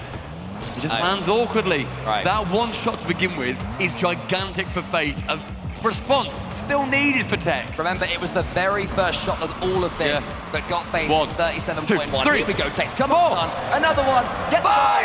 And it's a touch as well. That last touch could be massive for our judges. Okay, he scores it. It looks wonderful. If he types skip, I'm going up there and saying, no, no, get rid. Judges, MK, it's been a while. I hope you're still up there. I am still here. They're trying so hard, but TX finally got on the scoreboard. I have to say it was only 3 helis. The finish was, again, not very strong. He should have maybe went for the musty here to get as many points as Faith, but it's only 4 points for me here. 4, that is brutal, but you have to be harsh in this competition. Hercules. Yeah, you absolutely have to be harsh in this. I wish we could still have decimal points like before, but with that being said, I am also going with a 4. Bates, I know you were a harsh reviewer before. Will you be as harsh as these two on this goal? Listen, I'm pretty nice. He's got a lot of pressure on him performing in front of Dickie's Arena, but I'm gonna have to give it a 5. The finish was lacking a little bit. Could have been a little bit better from TX. As he's on the scoreboard, how many points for you? Same for me, 5. I'm kind of with Bates. You know, you can definitely tell that the nerves and pressure are there, so give him a little bit of love there. Okay, 5 for Daz. Twitch chat, you're still voting. Remember, whole numbers only between 1 and 10. Only type that, otherwise it just won't be counted. Realize the final 1. How are you sitting? How he got flip reset was so unique. I love that, so I go 6. 6. Okay, the highest score in the end coming out of Realize and Twitch chat. You settled on 6.8 as well, so very generous from you guys. Tex is looking at a total of 30.8. Just behind what we saw coming out from Faith. So Faith still in the lead. Thank you, wonderful judges. For anybody new to this world, remember the scores don't add up. It is only your best finish that counts. And so far, that is Faith, this 37.1. So he is just trying to outdo that to make the job even more gargantuan for Tex. Here he goes, a few spins on the back wall, and a reset, and there was a fist bump. He leans back, satisfied with his work. That man better not be typing skip. After the lead back. Yeah, I love that. I love how he keeps it so close, so tight into the top corner. MK, we're back so soon. Okay, now here we go. First reset, then does like a reverse reset into a heli reset, and even gets the last one here with a final touch as well. I'm going 7 for this one. This is insane. 7, massive score. Twitch chat, keep going. 1 to 10. Hercules. I'm going to be really honest, that was an incredible shot, but I'm going to give him an extra point because the pressure that these two are under in front of this enormous crowd is insane, so I'm going with an 8. 8. Okay, this is a very big round. T-Bates, do you keep it going? Listen, of course I'm going to keep it going. He had a whole bunch of resets, backwards reset, heli reset in there. Then he had a little boot pop in the back, so I'm going to have to give it an 8 with a little bit of power back there. Come on now. An upside down 8 there from T-Bates. Thank you. What's your number? It's 8. It's 8. Right side up this time. Right side up this time. I mean, it was an incredible shot, the pressure, and to do it immediately after we just got finished scoring one, I mean, you got to respect it. Realize this is already a huge score. What are you adding to it? This shot was definitely better than his first one, so I go 8. 8, lots of 8s, and another upside down one across the board. We love seeing it. They count the same, can I just say? Numbers are hard, guys. Also, MK being very harsh on that one, only giving 7. Twitch chat, You end, hey, I'm not having a go, don't worry, mate. We'll chat later. Twitch chat, you end on 8.1. That is 47.1, getting exactly 10 points more than he had previously. Faith clearly in the lead. Thank you, our talented judges. Now, all eyes on Tex. 3 shots left. What can you do, my friend? Up the wall he goes. The ball completely in his control. He goes to the ceiling. Wants to pinch this one and get the pogo and stay alive. Just can't quite get that angle right, though. Sometimes it just doesn't work, where you just skim the floor. You seem like a really low aerial in ranked or something as well. That can just happen. Okay, going all the way to the side of Tex there is Faith. It goes up in the corner. Oh, he's going to go for another one of the psychos on the backboard, I think. Here we go, the Musty into the psycho. Oh! He's happy! It's bounced, but it was still a lovely finish. Faith is styling. I love that, the Musty into the psycho. Just that little skim that we see. Okay, it was very far away. Had a couple of bumps. Judges, MK, thoughts? This man is crazy to even go for this in front of this stage. Like, come on, a psycho. It was 2 bounces though. It was a nice try, but I can't give more than the previous one. It's still crazy shot, 5 points. Elise, where are we going? That was way harsher than I anticipated. I actually wrote down a 6. That was an incredible shot, but those 2 bounces, I just felt so bad for him. Faith, what does the psycho do for you, man? The psycho is the first one I've seen hit on the Ford Bronco, and I've watched a whole bunch of freestyle on this car to get that amount of power. 2 bounces still, but it's really impressive in front of this crowd. I'll give it a 6. Daz? 6 for me as well. I feel the same as our other judges here. I mean, like, that's awesome. Being able to hit that across the... Whew, I mean, just watching the replay again. But yeah, bounces, and then the previous shot that he hit was just much more better in my opinion. Finally, realize, what are we ending with? I go 6. If there was no bound, it definitely will be more higher points. It's a 10. It's a 10. Yeah, It would have been a 10,000%. Okay, so that's a lot of... They want him to go for another psycho by the looks of things. Guys, if we see a psycho with 1 bounce, where are he sitting, do you think? I would say still 9 points. If he gets that much power, that's still such an amazing shot. But 2 bounces is just too slow right there. Now, I'm not sure if Tex can hear us right now, but he's got a few attempts to still beat the 47.1 that was scored earlier on by Faith. He's going to get 29 for this one, so it won't be better. We're going straight back, and it is with Tex. And there was a lot of talks about musties and psychos and no bounce. Maybe that's an avenue to win. Yes, I think so. The psychos seem to be a judge favorite. Tex, what can you put up? Because you still need to get like 17 points or whatever it is. Okay, that's a couple. He's still up. Another flip. Goes on to the inverted, but close. Not quite. This is Faith's final shot. These guys want a piece. Right now, Faith will be winning. Can he top 47.1? Here we go, Faith. Here's your final one. He's going for these helis. He's getting a few of them. He's Go getting on. many of them. He's getting more. Go on. He's getting an infinite amount. No! Ending it with musty to the backboard. No! I'm literally on my knees. Devastation, but Tex has a chance. Can he lock in? Do we see something incredible come out of him? Couple of resets in the air. Gets onto the musty. He continues. Another reset. It's on target, but it just drops low. Faith, his hands go on his face. What is he thinking right now? That was so close to one of the best shots we've seen so far. It has been skipped. We can confirm that Faith on the blue side of the Ford Freestyle Invitational has come in first place. He will be taking home the grand prize of $50,000 and an opportunity to go to Bronco Off-Rodeo.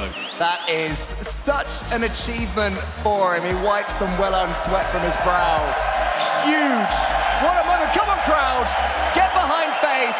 He is our winner. $50,000 coming his way. It's just so difficult to stand in the center here and win a tournament like this one. That was so much fun to see. It's part of our halftime show as well, you know. We're here at the Rocket League World Championships. We had 1v1s yesterday after the show. Halfway through today, there's a load of freestyling. It's a lot of fun to see, and that is life-changing money. And that is what, you know, Ford have brought to us. The third Invitational. There's so much fun. Tex as well. He put on a fantastic show. Sometimes, you know, the nerves are a bit too much. It just doesn't quite click, but he still put forward some incredible shots. And what I love as well, the respect that he has for this freestyle competition, skipping at the end, taking away any chance he would have had for a goal that ultimately he knew wasn't as good as his opponents. The equivalent of shaking your hand at the end and forfeiting at the right time. So credit to Tex, doing his community a service. But Faith, he's the winner. He's geeing up the crowd. $50,000 is going to be coming his way. That's not at all easy to perform on the stage. So much respect shown within the freestyling community as well, where, you know, these guys have come up together, they're all friends, they know each other, part of the same freestyling league as well. It's a big moment, and I'm sure that these guys are going to be going home, continuing to grind. But before they go home, they're going to need to have one final step. We're going to be throwing it to the stage with Orb. All right, Dickies Arena, please give it up for your winner here of the Ford Invitational Freestyle Tournament, Faith. Faith, I'm going to start off very simple. How does it feel to compete on this stage here and win $50,000? It feels amazing. I've known Tex here for over 4 years now, and I've been best friends with him ever since. And I know my family's watching over in the VIP lounge, so it's an unreal experience. For the people that may not know, how long have you been doing freestyling, and how did you get into it? I've been playing the game since October 2016, and most of that has been freestyling. Right now I have about 7,000 hours in the game. And yeah, I think I just started out by watching Jazer, MK, and all the Pulse people. Do you have any tips for anybody here, anybody watching at home, if they want to get into freestyle, where to start, what to do? I would just say spend a lot of time, and most of my, I guess the biggest tip I can give is to watch other people and get inspiration from them. That's how I've learned most of my stuff, and yeah. All right, one final question before I let you go. What are you going to spend $50,000 on? I think the first thing is upgrading my computer, and then probably putting the rest into college savings. Very smart man. A little bit of gaming, a little bit of tuition and education. We love it. Congratulations. Give it up once again for Faith. And now, you all already know, we are not done. We have 2 more teams. We have to get into Championship Sunday. So next up, we got K-Corp versus Falcons. Please, don't go anywhere. We've all been here before.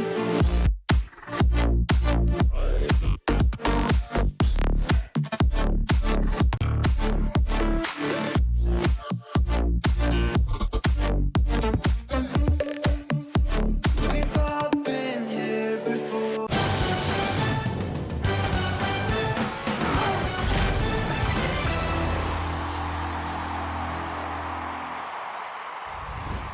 We have to tell everyone that we just switched to Verizon's new Welcome Unlimited plan for just $30. I've already told everyone. Wait, did you say Verizon for just $30? It's their best unlimited price ever. $30? That's awesome. Yeah, and it's from the most reliable 5G network in America. For $30 a line, I'm switching now. Yeah, it's easy. And you get $960 when you switch the whole family. Wow, I gotta let my buddies know. We're already here. The network you want, the price you love, only from Verizon. This might not be your car, and this might not be your engine. Maybe this isn't your morning routine, and maybe these aren't your coworkers. Perhaps these aren't your standard driving conditions. Far from it. But this is your oil, which means you're one of us, doesn't it? For serious engines, on and off the track, upgrade to Mobil 1. The Bronco Raptor was built to go over any type of terrain. Yep, that's right. Any type of terrain. The Bronco Raptor, built wild, Rocket League edition.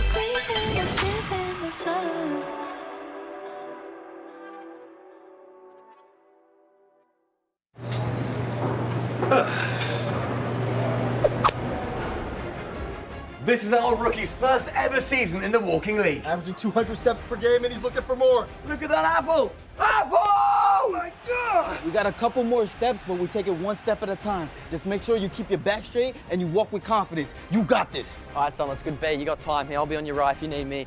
I'm up. I got. Nice!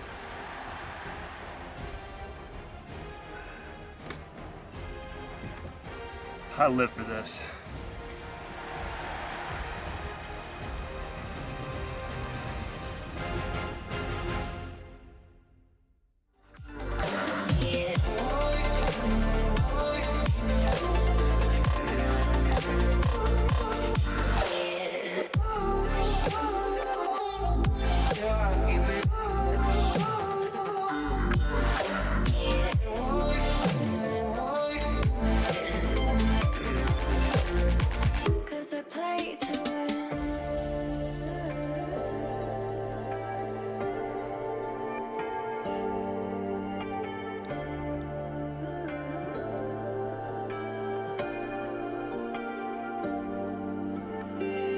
Fear that love is hard to find. Not in your heart, but in your mind. Are we playing this game? Are we playing this game? Are you too afraid, or are you giving in? Let the games begin, 'cause I play to win.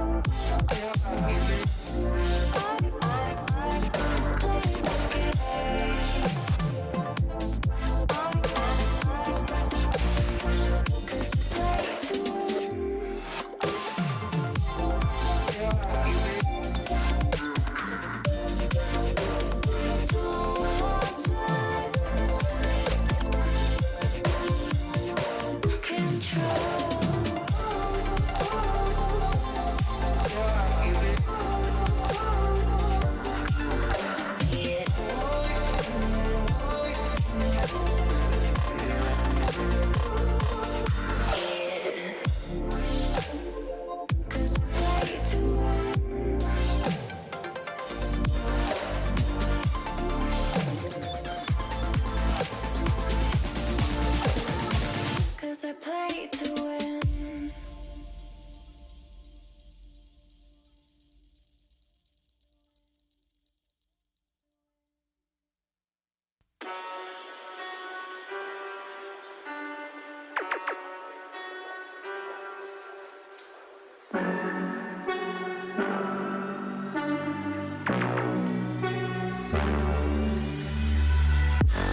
Tell me that you wanna try this out. Let you take over my mind now. I'm starting to break. I'm starting to break. I'm starting to break down. Watch all of my bolts fall to the ground. You could be the one that I'm all about. But I'm starting to break. I'm starting to break down. Break down. Break down.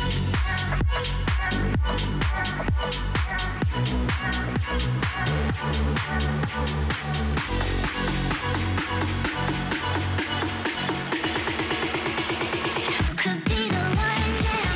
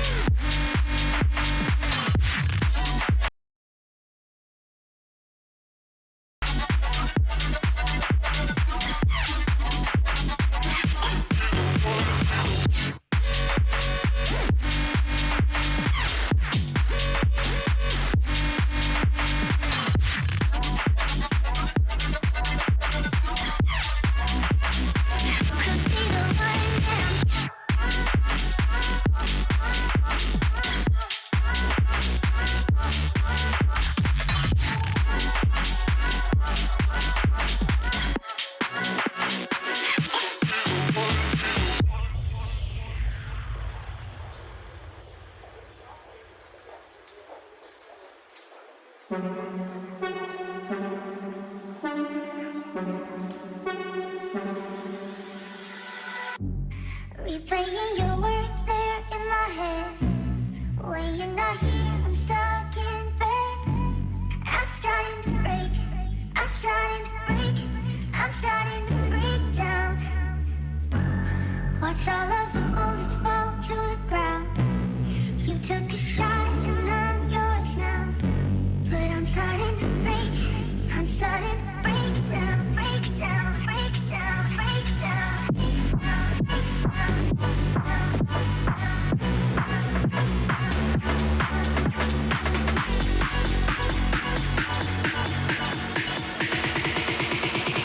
Could be the one now.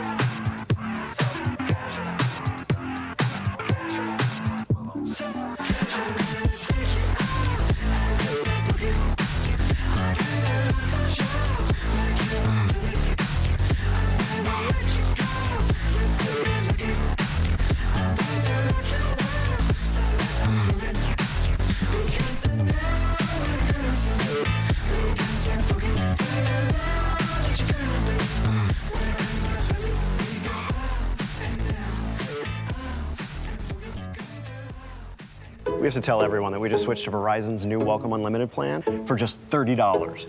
I've already told everyone. Wait, did you say Verizon for just $30? It's their best unlimited price ever. $30? That's awesome. Yeah, and it's from the most reliable 5G network in America. For $30 a line, I'm switching now. Yeah, it's easy. And you get $960 when you switch the whole family. Wow, I gotta let my buddies know. We're already here. The network you want, the price you love, only from Verizon. This might not be your car. And this might not be your engine. Maybe this isn't your morning routine. And maybe these aren't your coworkers.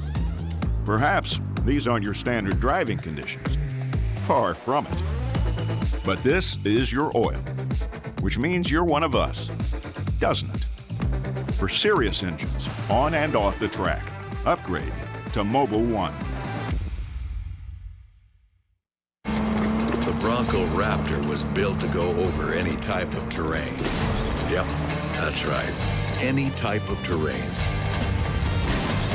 The Bronco Raptor, built wild, Rocket League edition.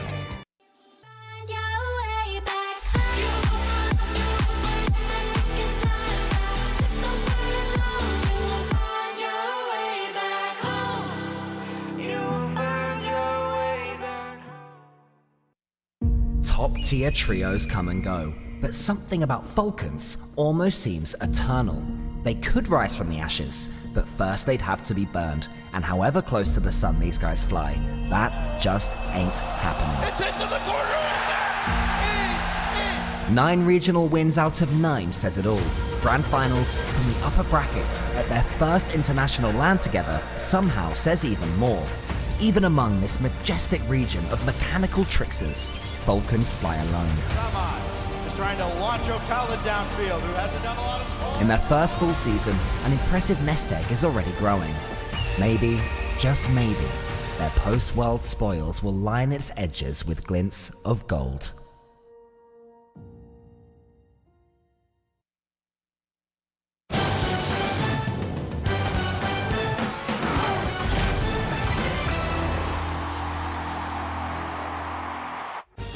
Congratulations again to Nitro Faith on the victory in the Ford Freestyle. But before that, NRG able to take down Semper, advance to Championship Sunday. We will see the defending world champs play for their title on Championship Sunday. Well played, December, but their tournament does end here. Welcome back to the desk. I'm Wavepunk. I'm joined by CJ, Gregan. We got T-Bates and Subi Smash. Subi, I think you got something to show us? Yeah, you know, we've got some great merch here at the venue, but to be honest, it's really hot in here, and this thing is just making me all sweaty. So, I mean, Bates, you're looking really good. You're my twin up here, so I just gotta show you what I got today for you.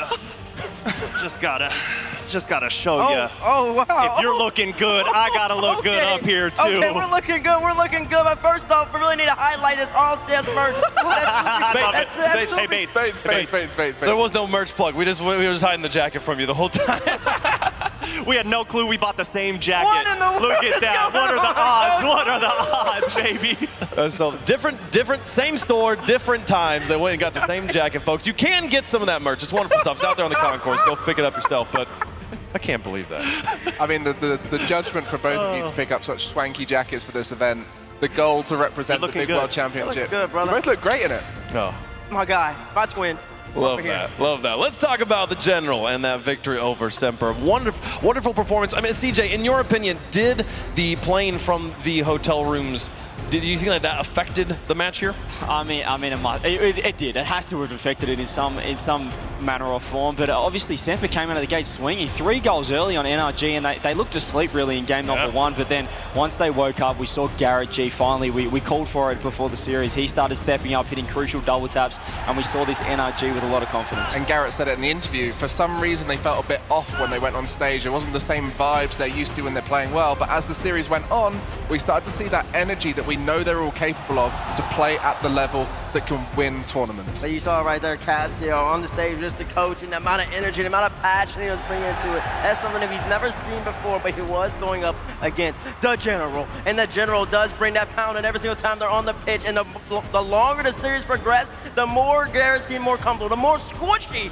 seemed more comfortable. And after that, it was over. You know, and honestly, I thought because Semper took game 1, they were going to take the series. I thought NRG was going to tilt after that, but boy, was I wrong. I thought it was really going to play in Semper's favor, them having 2 players in a hotel room, not affected by the hometown crowd, but NRG just came through and showed that they are the reigning world champions. It is crazy to think about the fact that they are still here, they're still alive. We will see them play on Championship Sunday. And what's more, CJ, we don't get to say this very often because usually we're running double elim, but because tomorrow is single elimination, we are guaranteed a North American team in the grand finals. Yeah, we love North America as well, so it's great to see that. The matchups that we have tomorrow, NRG G2 coming up, and then we'll have the winner. We've got SSG V1. They'll be taking on FaZe. So, I mean, this is everything's scripted in Rocket League, I feel like, and it's building for something. We'll probably get an NA-EU final. I mean, Gibbs was saying this is like a regional 10 for North America going in. We've got 5 teams competing for 1 spot in that final, where there will be a final boss on the other side of that bracket trying to take them down. But North America in that final, they're definitely going to have the crowd behind them. Oh, we don't have to worry about that. We don't have to worry about that at all. Everything's scripted in Rocket League except for T-Bates and Subi's outfits here. That completely spontaneous. How does that happen? Crazy one, folks. Let's take a look at the brackets. Remind you guys kind of where we are at in this World Championship. In Group A, we now have NRG through, so they are going to be moving on, and later we will see that NA versus NA battle we were just talking about, version 1 versus SSG. But heading back over to Group B, it's time to finish off this bracket. We'll completely fill it out after this match, and it's time for Karmine Corp, the Blue Wall, taking on Falcons. What a battle, a rallying K-Corp who has been peaking at the end of the season. I mean, this is the strongest they've ever looked. You've got to admit that the players themselves have always had the potential, but it's only now once they've come together and looked solid as a trio that we start to see performances that can beat most in the world. Well, both teams looking to advance. One of them going home here. It's Falcons versus K-Corp.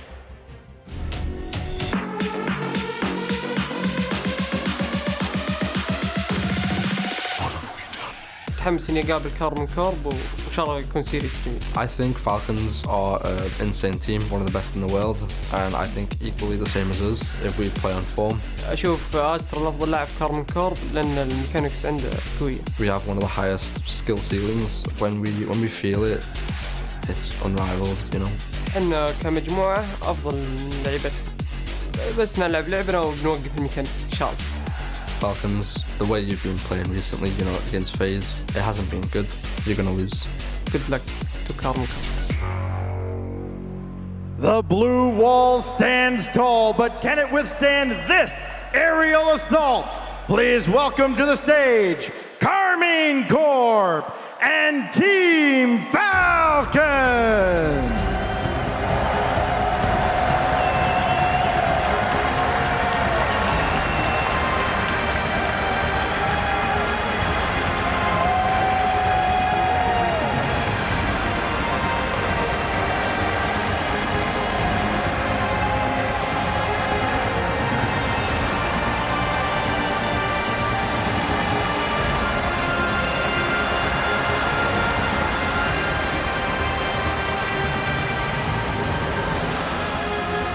As superstars walk to the stage, all faces we're familiar with now here on the world stage, performing super well already in this tournament, both showing signs of weaknesses, underperforming in one game each. But it's now a chance for them to perform at their best to make it to Championship Sunday. Yeah, I mean, Falcons, we spoke about it in the pre-show. These guys, they came off a 4-0, an uncharacteristic loss to FaZe. Well, uncharacteristic. FaZe are obviously a world-class team, but they seem angry. But on the other side, obviously, we've got Nolly, K-Corp. These guys have proven themselves in land that they can perform on land. Yeah, and for K-Corp, they've really seemed to bottle that lightning that they found at the Spring Major in the wild cards, and they're looking to continue that success after falling a little bit in the group stages. One of EU's best teams. They're going to be going up against Mina's finest, though. It's going to take this young man in the middle. I specifically mentioned him last time we saw him on the stage. He's the unsung hero for this team. We got a lot of Noli praise. We got a lot of Astro praise, but Itachi always follows them. Is always there to fill in all the gaps. I love the way you put it. That these are all household names at this point. We have all come to know these teams so well over the last 2 weeks. And also going back to London, there's been 2 huge Lion performances here that have cemented these names in the minds of Rocket League fans everywhere. But this one has been on the stage for a while. Yeah, reigning supreme as one of the most mechanical players at Season 8 Worlds, the last World Championship we had, and still one of the most mechanical players in the world. We'll be seeing him on the pitch doing touches similar to that of the freestyle tournament we just saw. One of the craziest mechanical players, does stuff that no one else can comprehend in the game. He's been one of the players of the tournament for mine. He's been popping off every single series. Obviously, they had a little bit of a quiet one to get here, but Astral's the man you're looking for, and I know we spoke about it in the pre-show again. Like he needs to pop off. The whole team does need to pop off, but Astral, he's the superstar. He's got that superstar potential for this team. But now he's going up against these boys. These boys are different. Ahmed, we're going to start over him, the best offensive player in the world. No question in my mind. What he can do with the ball, how he creates, and the pressure he puts on people is what a prime gimmick used to do. You have to scheme your whole defensive plan around this young man right here. Phasing it well. We'll see if Casey can follow. Well, you can't talk about Falcons until you look to his right and you get a look at TRK. And speaking of looks, we got a little bit of a glimpse of his 1v1 skills yesterday, but the fan knows how much he is capable of, and oh my, he is turning this into home court advantage. The way Stacks introduced him, the 3 most dangerous letters in Rocket League. TRK here, love seeing him play. Yeah, one of the strongest players in all game modes, 1v1, 2v2, and 3v3. We saw that at Gamers 8, but on this pitch, it comes about the 3's potential. Khaled filling in the gaps, finishing off the shots, and playing the grounded game well. This is where Falcons are so strong, also versatile and different in their own game plan, but when they come together, they are so deadly. Yeah, he's the unsung hero of the team. We talk about Ahmad's striking potential. We talk about TRK's superstar potential, one of the best players in the world. Khaled,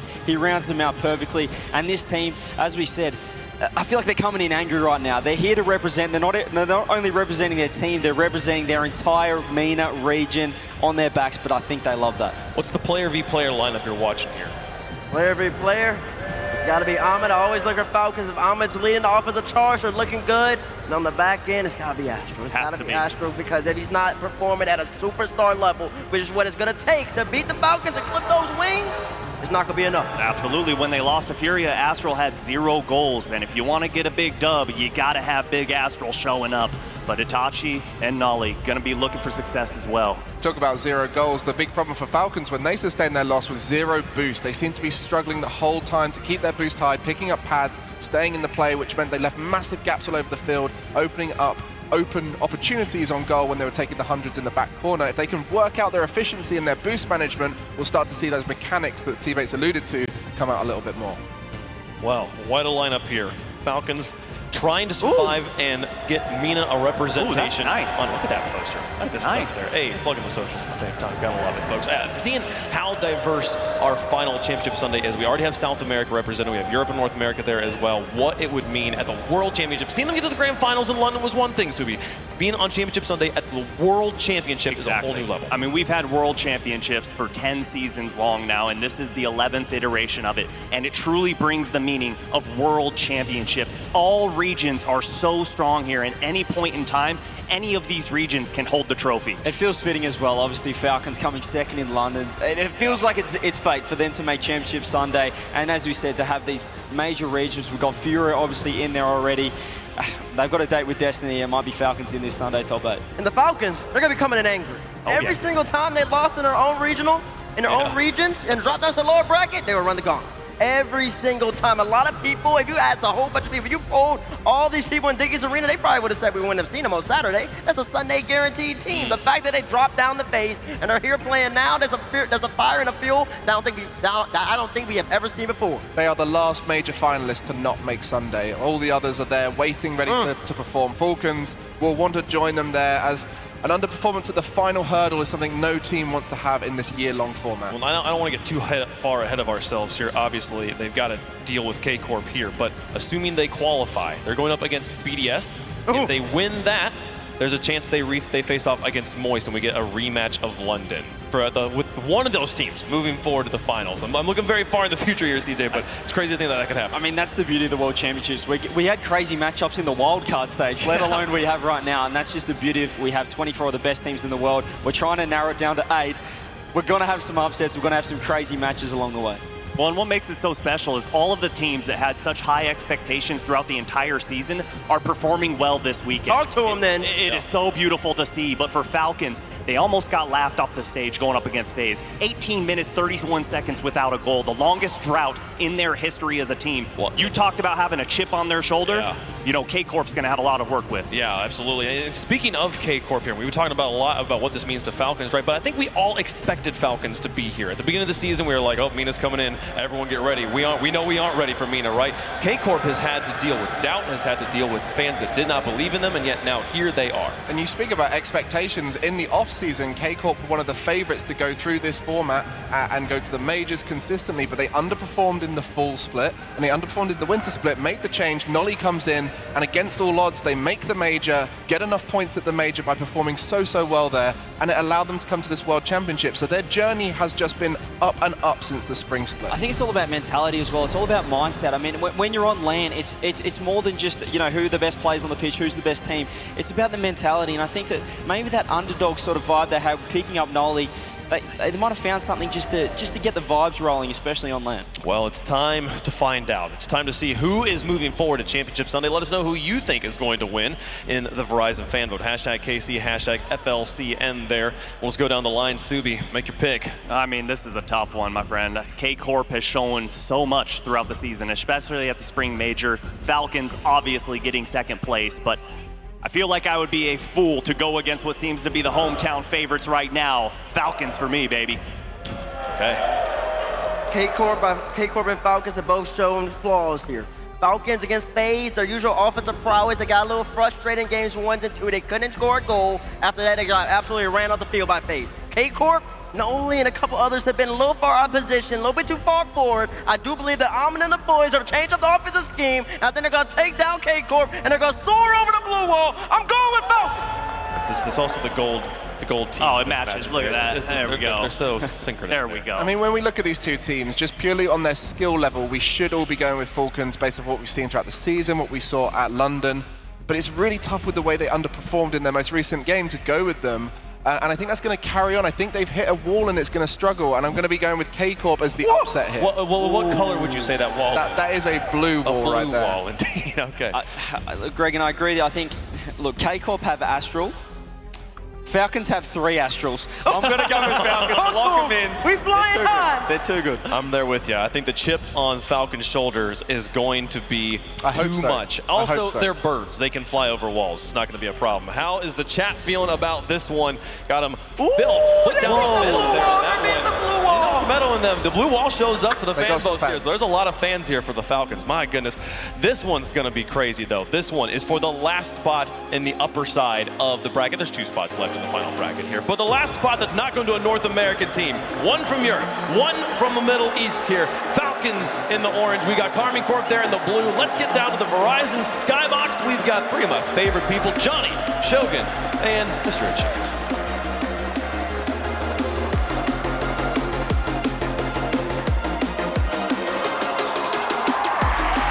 You're my favorite as well, Wave, as we get ourselves into another qualifying game for our top 8. It is going to be Karmine Corp who put it all together towards the end of the season against a Falcons team that were only allowed to show up at the end of the season, and achieves, my goodness, do they show up.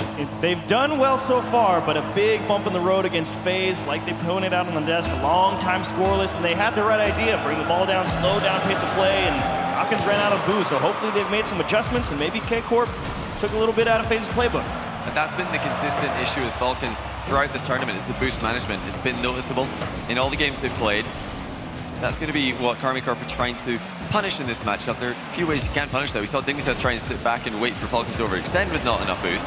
FaZe tried to punish them. Oh my goodness, great early setup, but the save from Astral keeps K-Corp level.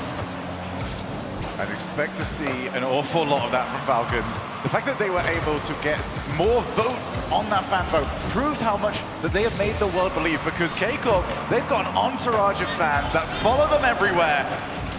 One of the rare occasions where they have been outvoted. Now, can K-Corp fight back for their fans, get the win? And I talked to Astral about this matchup yesterday. He said that if they play the way they played against Optic, they're not even going to score a goal against Falcons. They rate Falcons really highly. They're coming in here with full respect for this team. You do have to be mindful as well if you're K-Corp. Punt game certainly not the way to go, but that is a nice dish into the midfield. Itachi will collect the first one.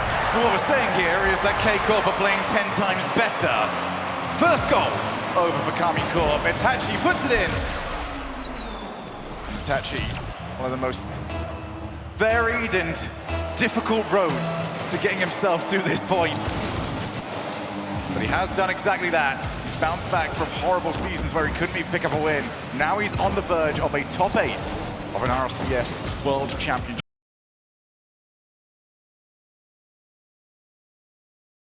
Then you've got players like this, Astral, who got 3rd place at the last time we got a chance to do this.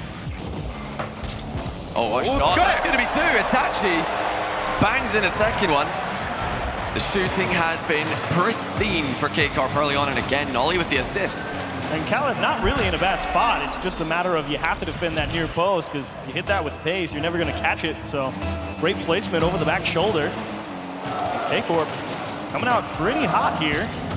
Not having to work too hard. They've more just been munching on the clears from Falcons that haven't quite been getting a lot of distance down the field, and they just half rotate back in and throw it towards the net, and they haven't been able to stop it. Right, bears repeating for the Falcons that when it's gone wrong over the past few months, it goes really wrong. They're a team that either run straight through you, don't even notice that you were there, or you get situations, oh, wait a minute, that's not the post. You get situations like over at London, like over at Gamers 8, like up against FaZe, where nothing starts going their way. Maybe this will triple commit, triple the chance to stop that one going into the back of the net. Yeah, I like the idea. The close range pass is a good thing that Falcons should be looking to use against goalkeepers, the likes of K-Corp. They'll know that after the stunning defensive display FaZe put up against them just recently. As we approach halftime, K-Corp have been clinical. Falcons have looked explosive, as they always do. It's about the precision for K-Corp in this matchup. You do need that great timing out of the midfield from K-Corp as well to continue to try and be that aggressive. Maybe you end up with a few double commits here or there, and if you don't have that strong third presence, you could end up in a lot of trouble. TRK going to make a nice save on the right side of the net. Nolly has been a real trickster at the moment. His approach is awkward. It's difficult to read. He almost set up his 3rd goal there. K-Corp are doing a fantastic job at just delaying the plays, forcing Falcons to stop still on the net. That means that you can open up more angles for yourself. Falcons also cannot generate power on clears, something that they use so well just to clear the lines, get rid of the danger, set up for their future opportunities. Karmine Corp not allowing any of those looks. As Astro looks to go from the ceiling. Ball does hit the ceiling, but not the way he would have liked it to. Ahmad now puts a shot on net. It was a Tesla for Nolly. And a test that Nolly passes.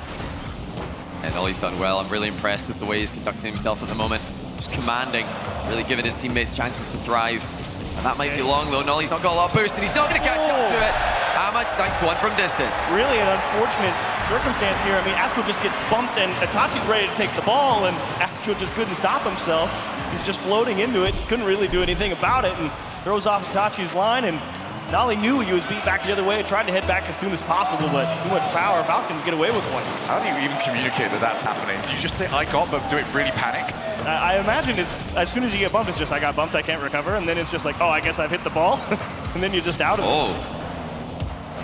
Better defensive position there for it, actually, as he catches the hard clear. Low shot comes in, Azrael's got that one. Able to deflect the ball to distance, though. That'll give Falcons a chance to pass. Looks like TRK wanting a player to run in front of him, but communication breakdown for Falcons. Now off the backboard, Itachi looks to provide a third goal for his team. K-Corp seeing the scoreline, seeing the time remaining as Itachi called into action. Needs to not get blocked. Did go past one, infield pass. Khaled can't run onto the shot, still generates so much power. That was an impressive shot, even if it didn't go in. 45 seconds, K-Corp holding on by one. Wow, and both K-Corp and Falcons really trying to get into the opposing halves of the pitch, steal away the corner boost, and they're pressing quite nicely here on this Falcons goal line, but does it net them a goal? Not quite. Great save from Ahmed. Still love this from K-Corp, though. They'd much rather finish this game in attack. Not have to worry about the Falcons' offense. Falcons right now are making some great goal line saves, but time is running out. Ahmad, only as far as Itachi. Great challenge. That's going to dip down. As Khaled had to be brave, recognized that the crossbar was going to do the work for him. 10 seconds on the clock. Good clear. Ahmad hasn't got the boost to try and reset afterwards. Who steals? Back midfield. First one to it is Nolly. Pushes to the corner. Ball just has to hit the floor. And the first game goes to K-Corp. It's done exactly that. And Karmine Corp put the gauntlet down.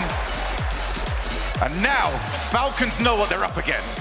That's a measured performance from K-Corp. They were able to out-pressure Falcons, but it wasn't by just tackling them with speed and trying to play Falcons at their own game. They really made this an awkward approach. Nolly's final touches in that last third were phenomenal, setting up 2 goals, giving his team so much space to work on the ball. Been tricky to read. The Falcons are going to need to adapt to that. It does seem to me like the spacing of that second man, the supporting player on any of the challenges for K-Corp has been a little bit faster, knowing where that play is headed just a split second sooner. And Falcons feel like if they increase that pace just a little bit, they may start to get a little bit more possession, but they both really wanted to go steal away a bunch of corner boosts. K-Corp forced to sweat towards the end of that one, but they did do an exceptional job of it. I've really enjoyed seeing exactly what people are capable of doing around the field.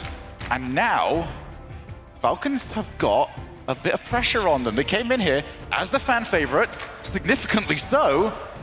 Heads in the game now, try and sort it out. It's not like they weren't getting their opportunities. And they need to make a correct adjustment. I think the adjustment they made against FaZe during their timeout in the previous round was a bad one. They tried to really go even more aggressive to try and finally get a goal against FaZe, and that just left them completely open at the back. So if they are going to make a game plan switch up here, it needs to be a calculated one. K-Corp are a team who are far from one-dimensional. There have been a few miscommunications from K-Corp as well. They've been pulled out of position from each other a couple of times, and Falcons find the right gap to push that ball through. They could have an incredibly strong power attack, or counter attack, I should say, and K-Corp do need to be careful that they don't get a little lazy and just let Falcons back into the game. Coming out of that first game, though, both teams will be at least reasonably happy with the way things went. Neither K-Corp get that many things wrong. Falcons didn't get blown out of the water. They're, however, in a pretty rough position right now. The only real saving grace is that everyone from K-Corp was so far forward, they didn't have a chance to recycle the possession. The K-Corp are reading the 50-50s very well at the moment, just like she's mentioned in Game 1. It's something that Falcons are usually so good at, getting 50-50 wins. K-Corp have been able to play 50-50 losses back towards their teammates, following up extremely quickly. It's the old kickoff style. Get it back into your own back corner, and then, hey, it's our ball all over again. Maybe about 100 boost. Save. And not only saved, but saved with power. Back over to Astral in the midfield. Has he got anyone around? No, not quite. Khaled booms the ball, hits the ceiling. That gives a chance for K-Corp to take back over. Falcons are struggling to find these gaps. It's a lot of boost control right now for K-Corp. They had pretty much full control over the midfield and occasionally a corner steal, and it's meaning that Falcons didn't have a lot of space, but they've equalized here, and now it's a matter of can they find each other on the way out before K-Corp gets reset. Very tense start here to Aquado. Falcons, no. Getting this series tied back up. It's so important. You do not want to be the team chasing. Astral off the ceiling. A demo as well, but Khaled fully aware that the shot nowhere near his part of the net. Khaled now with Ahmad already up, but so is Nolly. Carmine Corp are just a gear ahead. And they know that Falcons love to launch that ball high into the middle of the pitch and chase it down for a big aerial play. It can be risky because as you launch the ball away from your half of the field, that is going towards the third man of the other team. So if K-Corp are quick up into the air, they're going to win these aerial races. And Falcons might need to start clearing the ball sideways. Back over to Nolly. Carmine Corp just shepherding the Falcons every time into their back corner. And his position offensively achieves that. The corner, whilst people have got significantly better at playing the ball from there, actually give me a moment, okay, has he got somebody around? Oh, what a stop! That is where Falcons want to be playing it though, because if they can get in the midfield, the options are there. In the corner, not quite so much! Ooh. Nolly keeps it out again. And here's really where Falcons want to press a lot. They've got the boost control in the corners. You really need to get K-Corp flustered a little bit, and that's a nice job from Nolly to work through one man, but as you see, K-Corp not shy about pushing up with minimal boost. They know they probably can't hang on to it, but they'd rather have the space. Falcons denied again and again. This happened to them when they played FaZe. They started to get frustrated. They need to remain calm here. Not try and push things too aggressively. K-Corp's interceptions have been excellent. K-Corp's challenges on big aerial plays have been quick and decisive. This time is Khaled's turn. Oh, he's right through two players. Nolly's going to block him. That was excellent job by Khaled. Turn things around, right back on K-Corp. And even if it hasn't given them a goal-scoring opportunity, they have still got possession. As a Chief, you're not too happy about something there. Well, I just like the fact that Johnny's right. It was a really nice job from Khaled to get through that midfield and finally give Falcons a chance to actually come up the field with a lot of boost, and then they immediately lost the next challenge. And while you're on the right side, you still can't quite break K-Corp down. This one will be chopped down, and Astral's recovered. He's going to make two in a row. Needs a little help from Itachi. I think Falcons should have this one, though. Good work back from Ahmad, straight back towards the ball, helping out his third man.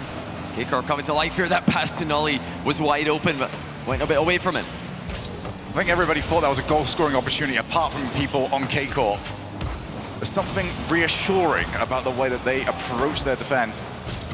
Nolly ends up missing it. Wanted to see if he can maybe put Ahmad a bit high on the challenge.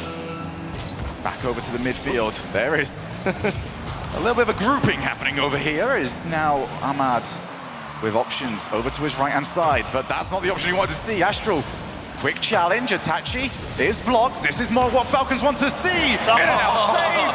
Astral just knows. Off the back ball one more time. Falcons didn't have anybody to take a rebound shot. Time is ticking away, but one more chance. No one there. 3, 2, 1. Will the ball hit the floor? Yes, it will.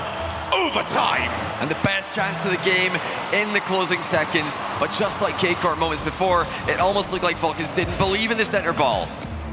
Felt like for sure you had K-Corp on the ropes. If you were going to knock him down, that was probably it, as Itachi tries to go back the other way. And Khaled, that's a great kick out into the corner, actually. TRK booms it. Everyone's trying to get that. It's another whiff. Both teams scrambling, struggling. We stay at 0-0 as a clear for Astral. Wants the flow, gets it. But Khaled does not blink. And defense has been solid for K-Corp, so it's hard for Falcons to imagine misses. Passed in the final third, intercepted. Khaled has boost to deal with this, but he's got no teammates behind him yet. Stalls long enough to just about let TRK back in the game. A free shot for Itachi. He doubles it on target. Save from Khaled. I thought Khaled had just had an argument with the crossbar, and guess what? The crossbar tends to win those. Now Ahmad with Astral up against him, who waits, and takes over. Gives it back to Itachi. Ball bouncing up. That's playable for Nolly. Who is going to get that golden opportunity? Not going to go off that pass. Boost stolen, however, and it's Ahmad that's got all of it right now for Falcons. Off the backboard, Itachi, a challenge! Oh! Well, Shogun, you mentioned the boost. It came back to bite him right here. Astral's finally able to win a couple into the midfield. Itachi, huge shot. No guarantee he was going to get that one in between the posts, but nailed the execution. Huge win from K-Corp. 2 up now. What do you do if you're Falcons? Do you take the timeout? Because you felt like you probably could have won this one in regulation. Yeah. You had a few chances at it. They do call a timeout. This is reminiscent of the FaZe series. An overtime 1-0 loss on Aquadome, where Falcons had a phenomenal chance or two to take it before their opponents finally clutched it up. This time Itachi with a clean double tap. TRK close to getting there, but just too much needed to do in the closing seconds. You know, during regulation, that goal line stand from K-Corp was phenomenal. That save from Astral's fantastic, just making it difficult. But look at the second one as well. So many clutch saves, but what a finish. Itachi just making absolutely sure of it. No one anywhere near saving this one. TRK, even with the scramble back, really no chance. I mean, Astral just looks so assured with the way he's defending at the moment. The fact they had the confidence just to go in and out twice in that game. And he made it work, because not only is he getting stops, but the in and out save's real power is that if the shot is right at that perfect spot underneath the crossbar, you're effectively getting a half volley. Oh, yeah. Just sending that ball. Yeah, you're getting all the space with all the momentum to just immediately break any type of pressure that they're bringing right at you. And unfortunately, you do kind of have to give a little bit of a ribbing over to Falcons, because they had Astral in that one-on-one on, I think it's third out of the top of the net save, and it's just like you had the entire net to pick from, and you went right for him. Yeah, it's the finishing touch, whether or not they want to try and pass the ball into the net or not. They've got to shoot accurately, and it's an accurate finish from Itachi that proved to be the difference between these two teams. But the real question now is, can Falcons regain? So, you know, Shogun mentioned their last 3 big losses were 5 straight game losses to Moist at the London Major Grand Final.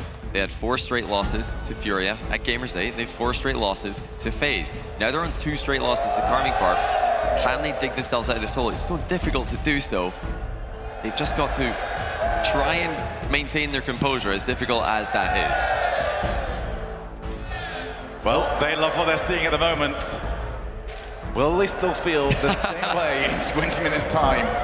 Karmine Corp, we've spoke so much about the vibe of that team ever since they brought Nolly in.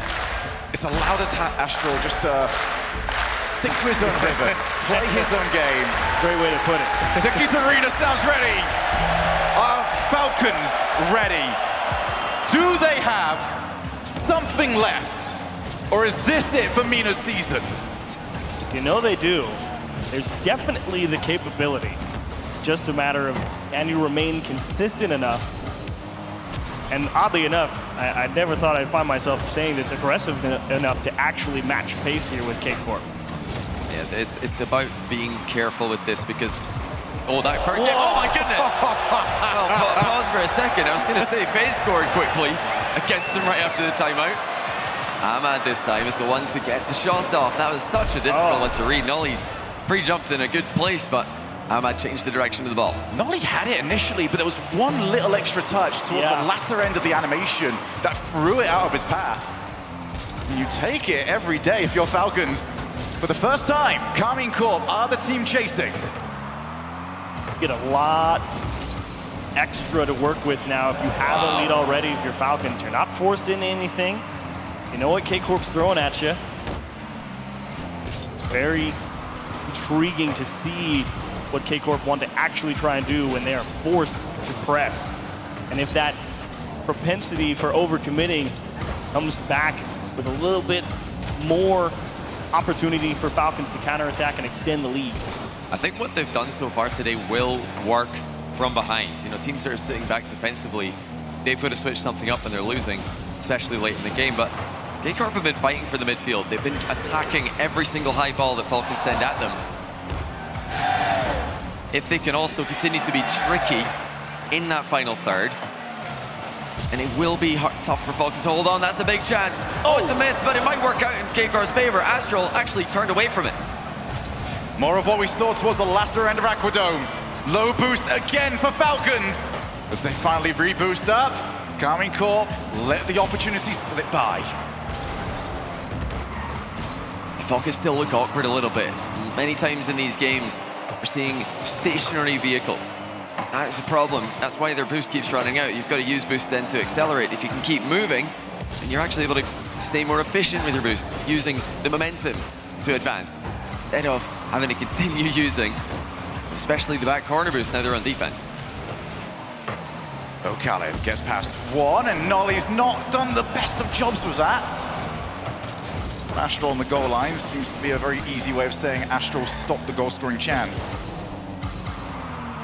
Nolly, maybe a couple of ideas stolen from our Ford Freestyle tournament. I'm out again.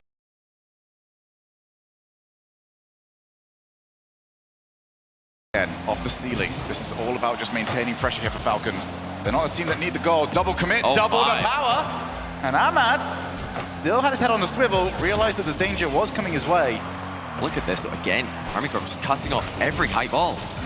At the same time, Falcons taking a lot of big bites out of them, even when they're trying to get those air dribbles started to try and break the siege, and they just make contact with whoever's trying to go for it and killing that momentum, just like you see here with Khaled. And K-Corp is slowly but surely working their way back in with finding enough boost and actually being able to really fight for possession instead of just trying to keep Falcons away. Off the backboard, nobody around. This is where Falcons have done their best work, where they don't need to be that aggressive the third man. They can just keep hooking a player into that back corner. I think Astro would have done well to leave there that. You go. Oh, he's done well here though. Khaled again, the man to the rescue. It looked like that overhead from Astral was a pretty good setup for his teammate, but he decided not to leave it. It's well defended now, Itachi. A little bit of help from the bar. These Falcons out again. As Falcons, they continue to struggle with that last touch. Surely now they'll have something. Reset. Itachi's all over it. That is unreal. Wow. Either to read or to adapt and clear that one. Itachi went from being bumped to saving off the backboard to turning back around and saving that double tap attempt. Unreal from Itachi. Now the shot again. Oh! Well, as good as it was earlier, that was a mistake. Not quite this time for Itachi. I was initially trying to manage the touch off the wall and unfortunately finally ran out of boost. And trying to go across the net with nothing, close as he was. Falcons do indeed extend the lead, so it's definitely an improvement over the FaZe series. You make the timeout, now you're looking like you're on the way to getting your first win in the series. Holding the pressure, preventing K-Corp from really getting anything started. This is more what they want to do. I still think, though, that shot wasn't phenomenal from TRK. It was the zero boost Itachi that caused it to go in. And, you know, they're not shooting the way they did against Dignitas. Versus Dignitas, Falcons were absolutely leathering every shot. Here, it feels like they're just worried about missing, and they're holding back on the power, focusing on the placement. We saw a little bit of that as well, Johnny, from the 1v1 that we saw TRK in. Oh boy. Where there wasn't the confidence in the shooting power. And it seems to be bleeding over a little bit here, but this is still a game well in control of the Falcons. Might be able to make it a 3-goal lead, unnecessary, as there's the clear. Khaled. Defense first mentality means that that's not a problem. That, on the other hand, is a massive problem. If there's ever a play that tells you all you need to know about Khaled, this is it. Third man, defensive stop, and then a 50-50 into the net. Straight into it. He planned that one out. He's like, yeah, that challenge is going this way. It's all the way down, no problem. But definitely on the deep rotation back for Khaled. I mean, they know they're not going to give anything to K-Corp. They're like, even if you score one, you're going to have to work for it. We're definitely not going to allow you a chance in 0 seconds. Big win for Falcons here. Very well played game, even if the shooting was a little bit questionable. Yeah, still not the most confident shooting, but they did what they didn't do against FaZe. Played a disciplined game after the timeout. Just stayed consistent, at least got their foot in the door. It's two teams that know how to play the situation. We've got a lot of teams in this tournament that is just same play style, 2 goals up or at 0-0. Both of them, they just stretch you when they know they're a 1-goal lead up. This is why Falcons have got kind of a reputation for themselves of they're probably the most likely team to beat you 8-0. They just throw that sort of scoreline at you out of nowhere because you try your hardest. But when they get those clears going, when they find their teammates downfield, they tend to just rack goal after goal after goal together. And this would be a continued streak if K-Corp can win this series. They've won every series this season where they have taken the first 2 games. They're 4-0 when they take the first 2 games. Falcons are 0-6 when they lose the first 2 games. So this is a pretty dire situation. Falcons have never won a series this season from 2 down. Now, they've not been 2 down often, which is part of why that statistic exists. But nonetheless, it's unfamiliar territory. Shout out to these guys, by the way, they're right in front of us. Absolutely incredible. It's wonderful to see the maybe not those dance moves, not quite so much. The excitement for the non-American teams is phenomenal. You know, MENA, Middle East, North America, as some people refer to it, they've been adopted. Now I'm really wondering what happens here at the start of Game 4. I got what I wanted in Game 3. They held a lot more of the pressure. They made it much more difficult for K-Corp to actually chase the ball down in the last one with all the boost control they had. If Falcons roll back, definitely see tying up the series to be very possible. That is one thing K-Corp absolutely needs to survive is boost, and they were running fairly consistently towards empty in that last one. Falcons, when they took the lead, were so deep with the 3rd-man rotation. It's actually something I wanted to bring into the regular rotation for this 0-0 because it meant that the challenge game has not been as effective as we are used to seeing it. They can rely on it less, look for the outplays from K-Corp, and then snag the easier-to-collect ball. As this is awkward for everybody. Nobody finding an easy time getting control of that one. Astral takes it down, no boost. And now it's Ahmad to TRK. It bounces into the net. That's big. 2 K-Corp players had position for this. And I feel like earlier on in the series, they'd both be hitting that. They were so consistent at intercepting Falcons' aerial plays, so consistent at making those defensive touches. But now, in Game 4, 2 players missed for K-Corp. TRK puts it through. Tashi's 1v1 here. Am I going to close him down? But it's somewhat available for Nolly. TRK's in the tough spot. He's done well there to keep it in the corner. Look, I'm not saying there was any names that you wanted to see on the goal line from Falcons, but TRK was the last name you wanted to see from Falcons. But you do find yourself in a very enviable position that you were just in if you're Falcons. Now you bring back what you were talking about, Shogun, that deep rotation back, force K-Corp, come through, make something happen, collect on the easier attempts after they've tried to go for the outplay. And that's a strategy that I think has a lot of dividends to pay out for Falcons right here. K-Corp are definitely lunging a bit here in these challenges. They're trying to really take the game to Falcons. There might be counter-attacking opportunities for Falcons here, which is not something we're really used to seeing from them. They're always the attacker, always the aggressor. Well, now K-Corp are really going for it in the final third, on and off the ball. Yeah, don't look where the ball is, just aim for Khaled. At least that seems to be the mentality that time around. Off the ceiling, Itachi encroaches. Does get good contact. Can't find another player, but Astral certainly can. K-Corp. Oh, wow. Nolly and Nolly! That would have been exceptional! The other post! Surely, no, still no goal for K-Corp. They have more opportunities, but that should have been a goal. It was almost brilliant, but then the uncontested shot going wide leaves a lot to be desired. Genuinely inspired attempt, though. I mean, you love the pre-jump just to make sure you get out in front of the defense and have an opportunity to actually put a shot on target that has a chance of going in. Unfortunate as this one is just a stalemate in the corner. TRK and Khaled working overtime. Yeah, Khaled's in his element there. He'll sit behind the ball all day quite happily. K-Corp are attacking the ball in this back corner. And it seems to be working as Astral finds a way through. TRK again does well, but boost continues to run low for Falcons. Yeah, TRK did amazingly just to shadow the entire length there.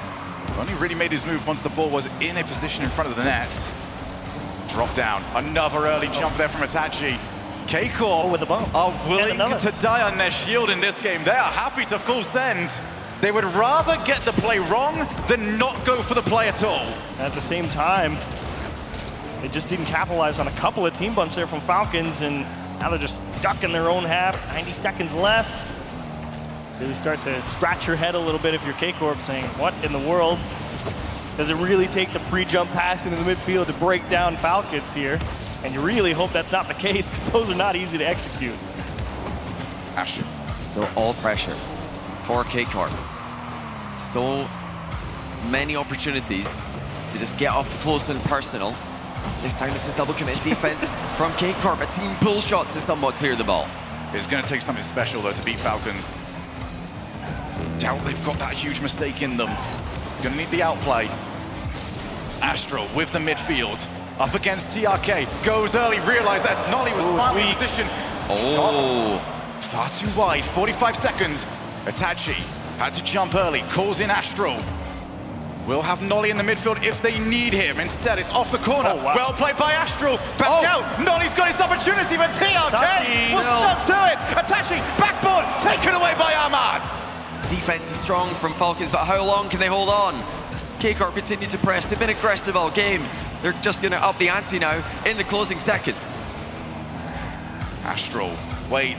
Itachi, wait. Nolly's in the corner. He's waiting, but you've run out of time to wait here, K-Corp. You've got to get the play. TRK gets rid of it. Only Ahmad's got boost. Khaled and TRK are just trying to keep up with the play here. They're trying to keep ball pressure. Up into the air. Last chance. Astro gives it to Itachi. Nolly's around. TRK. He's used the last of the boost that Falcons have. They reset. Nolly is there. Falcons, hold off. Ahmad's waiting in the back corner for the 100 boost to spawn. As soon as he got it, he just charged the ball down. I think K-Corp were just hoping, against all hope, that it was a bluff. What a defensive stand by Falcons. Multiple saves. So much pressure from K-Corp. That big playstyle switch up right after one loss. I mean, I love to see that from K-Corp. So trying to surprise Falcons. It hasn't worked, but boy, were they close. Achieved. I don't like it when we really boil down Rocket League to a simple sentence to make it, this is what it takes to win. But for Falcons and K-Corp, it really is first goal. Yep, it does feel like that. It does feel like that for sure. That's 2 games now. K-Corp really struggling to get anything done over the Falcon side, Josh. Well, I told you Falcons have never won from 2 games down this season. Well, no one at Worlds has won after being the second team to 3 wins in a series. It's actually 51-0. So whoever wins this game is 100% to win. It's just statistics. That's how it works. Whoever gets to 3 first in a best of 7, so far at Worlds, has won the series. So this game is huge. Wasteland Night will be a big turning point if K-Corp can get their feet back in the series. I think they just go right back to what they were doing there. It looked effective. It had Falcons on the ropes. If they could just get that last shot on target instead of hitting the post, it's a different outcome. Let's start looking again. Falcons, defensively amazing. Boost, however, has been at a premium for them on occasion because they are giving up so much possession. As you mentioned earlier on, Johnny, when you're forced to stop on your inside the field, you have to use... Whoa! Oh my goodness! TRK! That came out of nowhere. It looked like he was just going to take the ball to the corner. All of a sudden, big change of momentum and a big change of direction from TRK's reset. And it's netted them a lot of control of the map here as well. Nolly kind of just hoping Astro can get something going, but that missed. Just forcing K-Corp to have to work even harder to try and actually get possession. Those mistakes that are sneaking in more and more for K-Corp. Had chances to get that goal back. Falcons, despite being really good defensively, they weren't perfect. They were almost caught. Nolly, reset, looks to go the whole way! Mama! Glory for Nolly! Stealing read, reset, double tap. Nolly goes 1v3. Ooh! There's nothing else to say. That's just pretty. Well done. Faith, be lucky that Nolly wasn't against you. That is ice. First goal, K-Corp. Crucial goal for K-Corp. Ooh. And now we see Falcons on the same TRK. Oh! Saved by Nolly! He refuses to get done, but Khaled gets it over the line! There's going to be a big miscue. That's a poor challenge from Astral on TRK. Was way too far away, and you had to wonder if TRK could execute on the follow-through. Nails the musty over the top, and the follow-through comes through. That's the second time this game that TRK's had a big-time flip reset. Nolly with 1. Still though just 1 goal each. Both teams starting to pop off. Astral to Nolly. Doesn't have the boost to go for it first time around. Would love to have gone up that corner. Instead, it's Itachi. Delays. Back over to Astral. Well read by Khaled on the transition out to the opposite side of the field. Nolly waits for it. Sees that his teammate might have that play. Look at the respect that Nolly had for his own teammate. Just knew that he had it covered. So difficult to do at this level of pressure. Here's Khaled again. Breathed up from TRK! That is a dangerous player on this lobby. What a delivery as well by Khaled with the double tap. Breathe, we go again. We go to Astral. Oh! The net. We go to 2-1. Bullet from Astral. Nolly off the ceiling. Finally uncontested, a little bit of extra space to work with in the midfield. And even with 2 back in the net, you're kind of wondering, can that really find the back? But I guess you hit it that hard. Sure. Yeah, you need an interception there from that range. Astral with a laser. But now here comes Ahmad. 1v1 with Nolly. Nolly does well. Still got Khaled to contend with. Khaled just chipping the ball into the middle for TRK. It's gone round the last man, but well played by Nolly on the recovery to get some ball pressure. It's all about just maintaining your boost. Whoa! Positions as Astral scoops the ball out of his net. This is a different looking game. Whatever we had set up for the first 4 games in this series, this one is now a mechanical masterclass. Oh, we had the freestyle 1v1, now we've got freestyle 3v3. Nolly looking for another. No! Not enough boost. He had the read. And that's the only thing that's stopping Nolly right now, is the rules of the game. It does feel like it is something different here in Game 5. A lot on the line. Regal advantage is huge. Feels like K-Corp trying to get a little more aggressive, a little riskier. Nolly trying to figure out when he wants to go for it. And Falcons on pretty much empty here. This is a dangerous situation. And they need some time. Khaled grabbed 100 on spawn, that's huge, but they still have some work to do. Looks like K-Corp decided to bail on the offensive play as well as they started to run out of momentum. They're still piling on the pressure.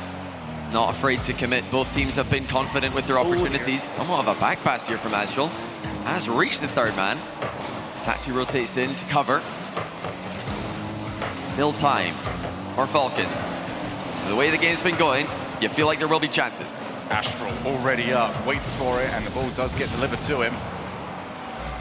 Back to the corner, TRK sees Itachi just staring down him. A good fake challenge. Brought in Astral. K-Corp are just making Falcons jump at shadows. Ooh, another demo. That might actually open up the opportunity. Can they hit it? Oh, Khaled. There just in time. Achieves 1 minute left. And Khaled pops the ball up. That attempt entirely improvised by Itachi. He adjusted to try and put it on target after he heard the demo come through from his teammates. So putting it that close on a whim, just impressive car control. Back corner. Double commit. Nolly up against Ahmad. Right, Ahmad just none of it.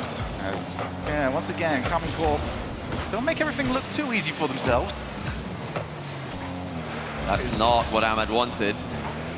Looks like they will be fine here, but fine is really determining how you look at this, because they are down by 1. The opportunities have fizzled out for Falcons. The Falcons would love us to go back to the earlier chaos. K-Corp have calmed it back down. They have now settled into allowing 1 player to go, take the challenge, and just keep bringing players back into the rotation. Falcons need something. That double commit definitely doesn't help. A miss. Nolly back to Astral. Just going to play for some time. Didn't even go for the shot on net, but now the breakaway. Astral will not be back in time. Instead, it was up to Itachi. He made it work. Carmine Corp match point. What a stunning game that was. Explosive from both teams out of the gate. That fear that we saw earlier in the series in front of net seems to be gone. K-Corp just wrestle back control. They've got that critical 3rd win, double match point. Falcons are right back on the ropes just as soon as they got off of them. We got so much from both teams. I mean, it's kind of felt like the first 2 games, okay, definitely K-Corp. The next 2 games, okay, definitely Falcons. Finally get that bit of equalization here as you look at the Mobile 1 high performance replay. Oh my goodness, Nolly. Best shot of the day. Had to be. Nolly only does high performance. There is nothing else to his game except exceptional plays. Obviously, we've had a chance to speak to Nolly for the longest time now. He is a player, I doubt there's many players any of us can name with more self-belief than the Liverpudlian. And look at him.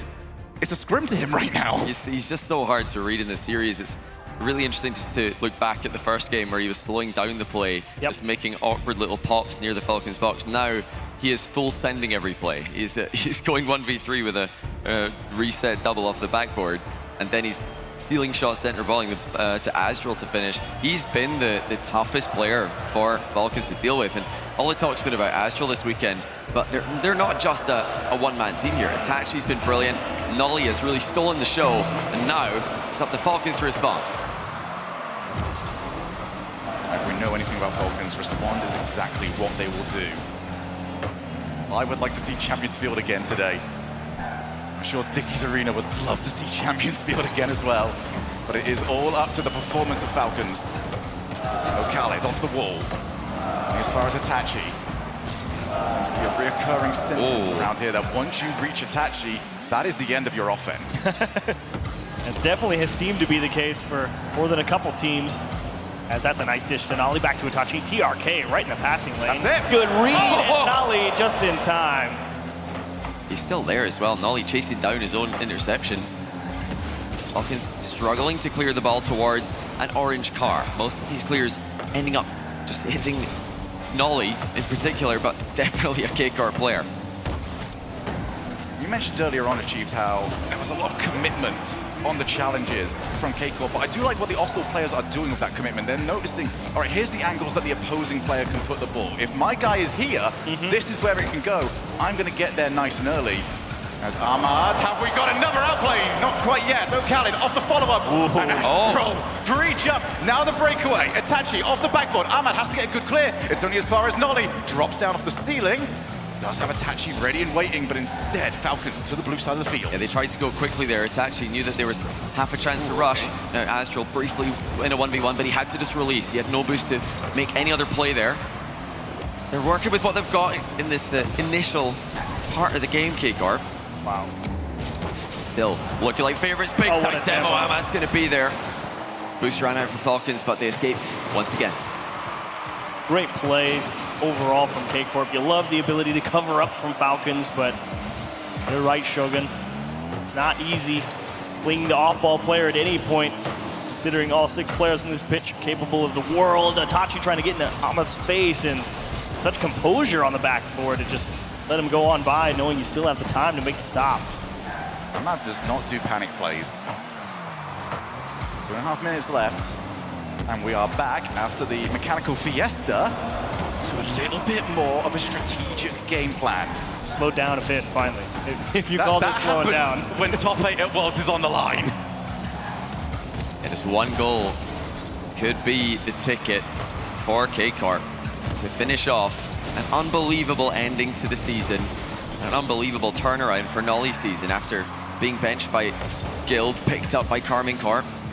He is living the dream right now, clipping on Falcons in front of 13,000 fans. Good block. Ahmad realizes that Itachi's going to beat him to the ball. Once though, K-Corp did not have a target man downfield. This time the target is Itachi. Turns in off the handbrake.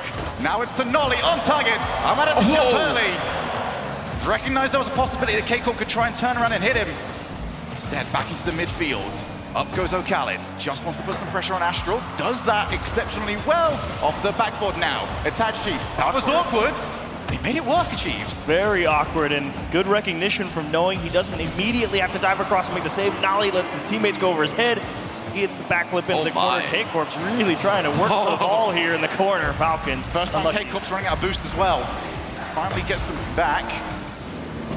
For once, Falcons did to them what K-Corp have been doing to them all series long. Shot right down the middle, and in a way that can be played afterwards. Yeah, not good enough by Ahmad there. He's got to really scare a goalkeeper there if he wants a bad save to come through. And that's a brilliant wall clear. TRK looking to drop it down, but he's only found Itachi.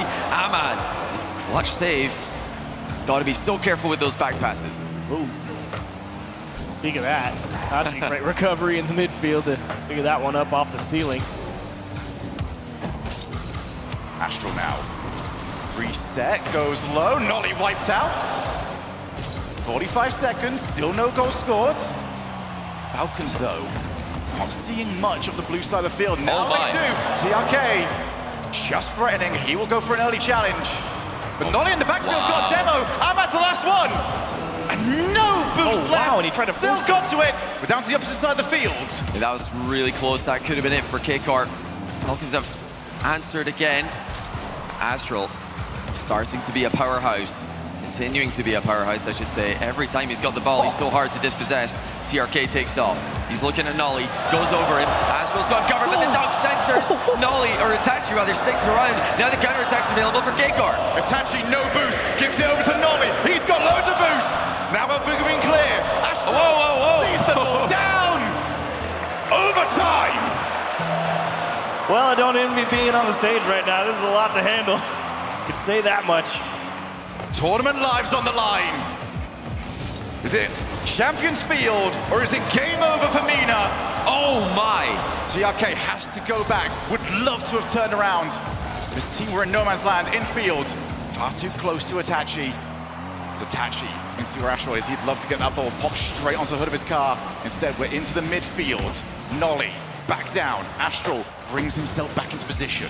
Brilliant aerial midfield defense again from K-Corp. A nonchalant collection of the back wall. Possession by Astral. Falcons are testing the water here, but they've got to be careful. Khaled can't get that second block. And I'm sure he would have been the target man should TRK not have been wiped off the field. Astral delays. Back into that corner now. We've played so much of this series in these two teams' corners. TRK, good hit. Needed to make sure there was power on it because Astral was waiting for a miss hit. Now it's Itachi up against Khaled. Saves coming in from Falcons, but K-Corp are knocking on the door again and again. Nolly looked for the bump there. Looked like it was just a bit too early.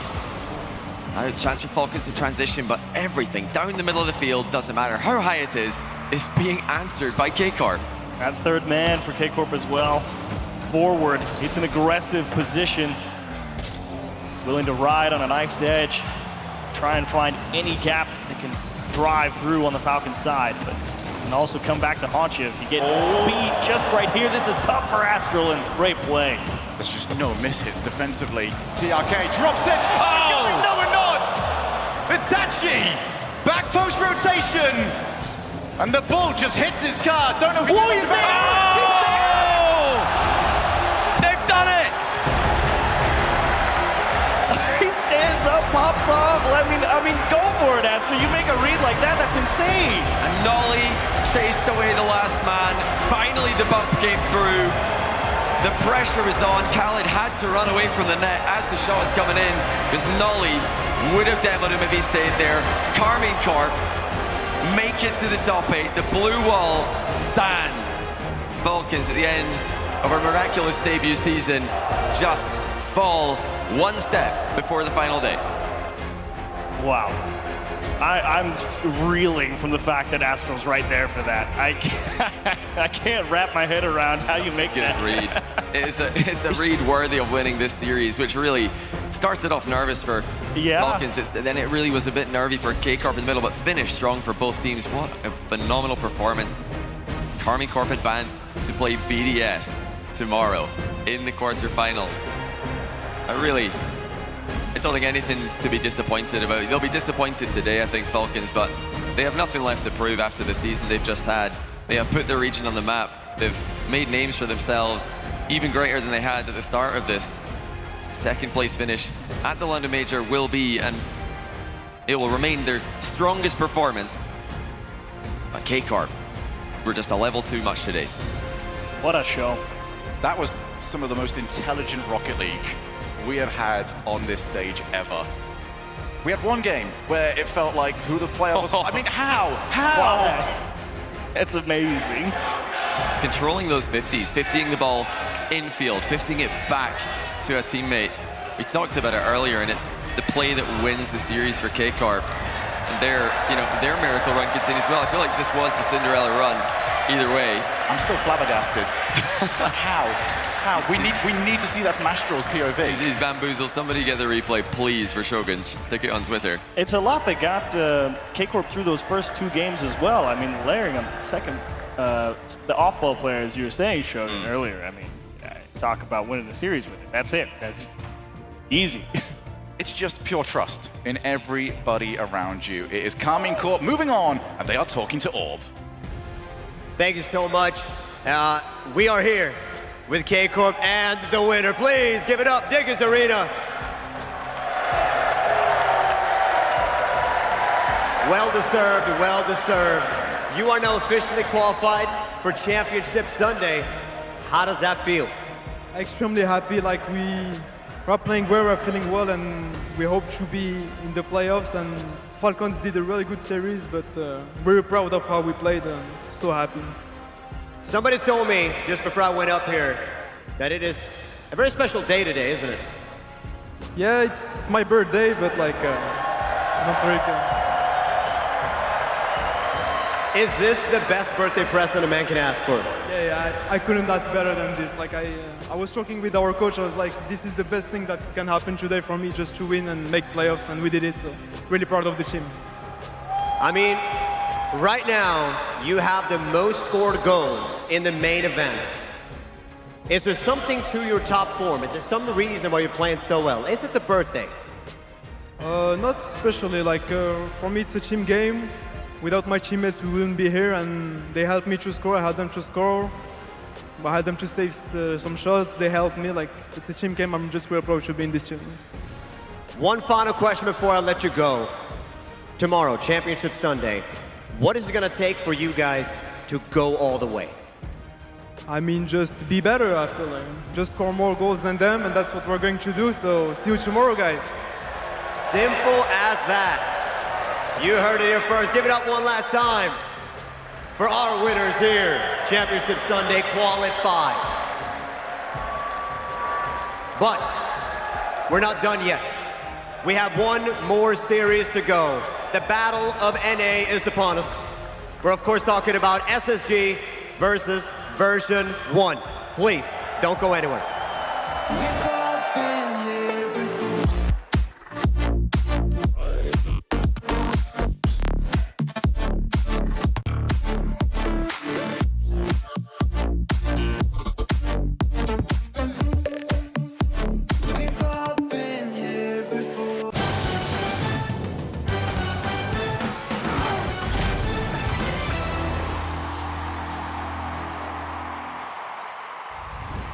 We have to tell everyone that we just switched to Verizon's new Welcome Unlimited plan for just $30.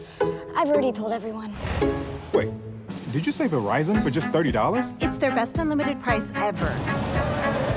$30? That's awesome. Yeah, and it's from the most reliable 5G network in America. For $30 a line, I'm switching now. Yeah, it's easy. And you get $960 when you switch the whole family. Wow, I gotta let my buddies know. We're already here. The network you want, the price you love, only from Verizon.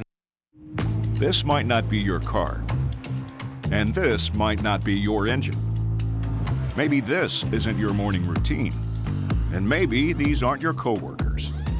Perhaps these aren't your standard driving conditions. Far from it. But this is your oil, which means you're one of us, doesn't it? For serious engines, on and off the track, upgrade to Mobil 1. The Bronco Raptor was built to go over any type of terrain. Yep, that's right. Any type of terrain. The Bronco Raptor, built wild, Rocket League edition.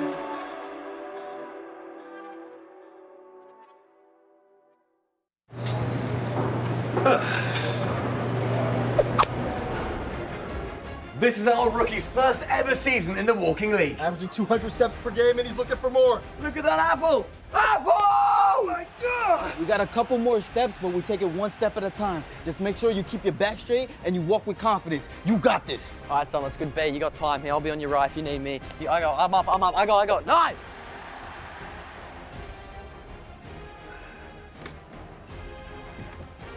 I live for this.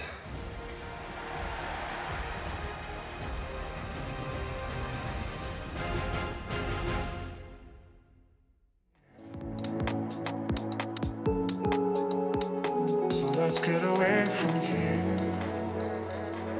Let's get away from here.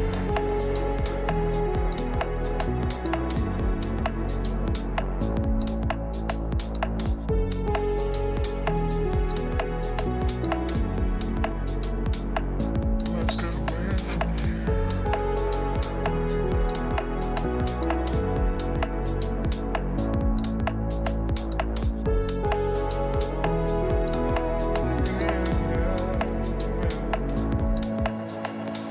strangers stand lost in time with one another.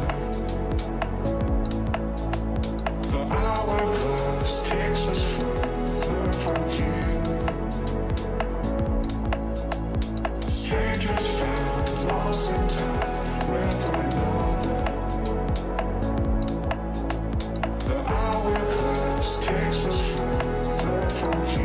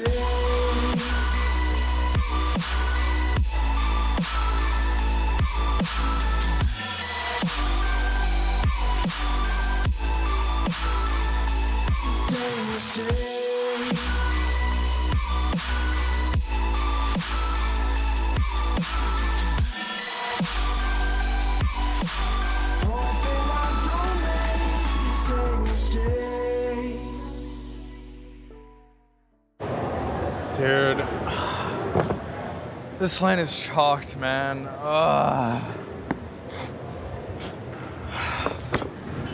Bagulho, mano, as bolachas do Brasil são muito melhores, você tá ouvindo? Não vai. I agree. This cookie is chalked. Mano, que cara louco. Mano. Tá louco? Man, this thing ate my bowl.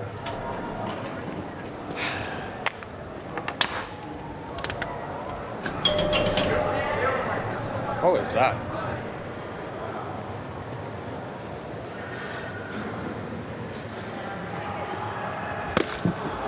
It's chalked. Justin! Ugh.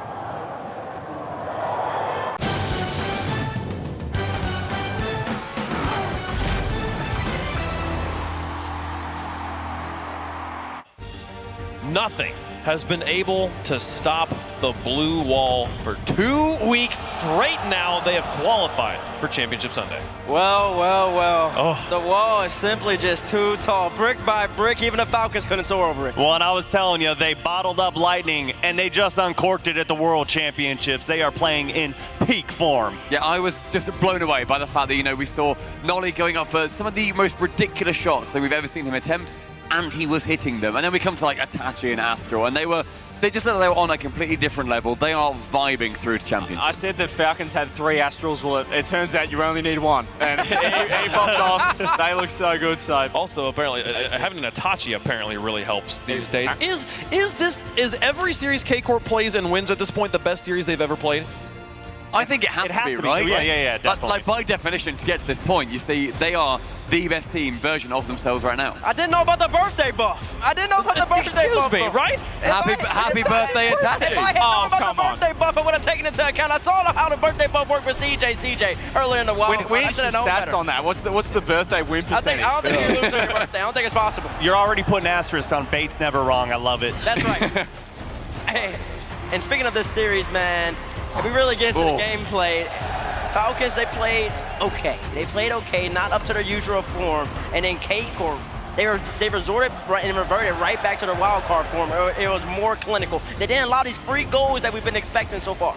But I would say that, the first 2 games, I would agree that we didn't see Falcons at their level. But then after the timeout, I think we did. I think we saw the Falcons near the level we've seen them before. And I think K-Corp were just better. They were incredible. That timeout was great, but K-Corp, they won it fair and square. Well, the difference was Astro finally showed up, and he finally popped off, and Itachi there in tow, and Nolly. It has been so fun to continue to watch him along his journey, and he just gets better. He does, and I think for Carmine, bar the Furious series, they're nearly the most consistent team on land that we've seen so far. London, they've backed it up here, and super impressive. Falcons, I think we saw a better Falcons today than we saw against FaZe. We did. Yeah, Carmine was still too good. Yeah, well, didn't even go to 7. We're going to get to see K-Corp versus BDS tomorrow. What a match that one's going to be. Let's take a look at Group B now that it has concluded. We've been playing this group for the last 3 days or so here. Started all the way back there against Furia, where they were able to knock K-Corp to the lower brackets. Since then, K-Corp's looked great, Bates. K-Corp has looked great, but man, oh man, this Group B is now finished, solidified. We have G2 Esports and FaZe Clan, and then K-Corp and Furia rounding it out, and on the bottom half, wow, the group of depth, as everybody labeled it going in. We got 4 teams that realistically make sense. Of the 4 teams that are started in the group of death, 3 made it out, CJ. Furia, the one that managed to make it through from the wild card. And once again, for some reason, whichever team gets the game 3 first, 3 wins, has won. Gibbs is right. It's every single time. K-Corp got the 3-2. I said, well, it's game over. It's wraps. And then they won the next game. Yeah, K-Corp Furia going from that wild card where I think it just gave them that buff, right? We were saying, how is that going to perform? How will it work? And they've done it. It's so impressive. It's been an impressive weekend. We've had so many crazy matches, and we've got at least one more in store for you guys here today, but none of this would be possible without you.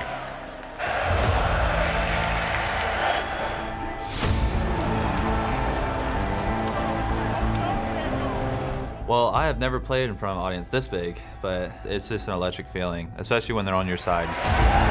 Playing in front of an audience is just something that words struggle to describe. Entrar no palco com a torcida, eu me sinto tipo Neymar. Feeling of walking on stage is like no other. Can't describe it.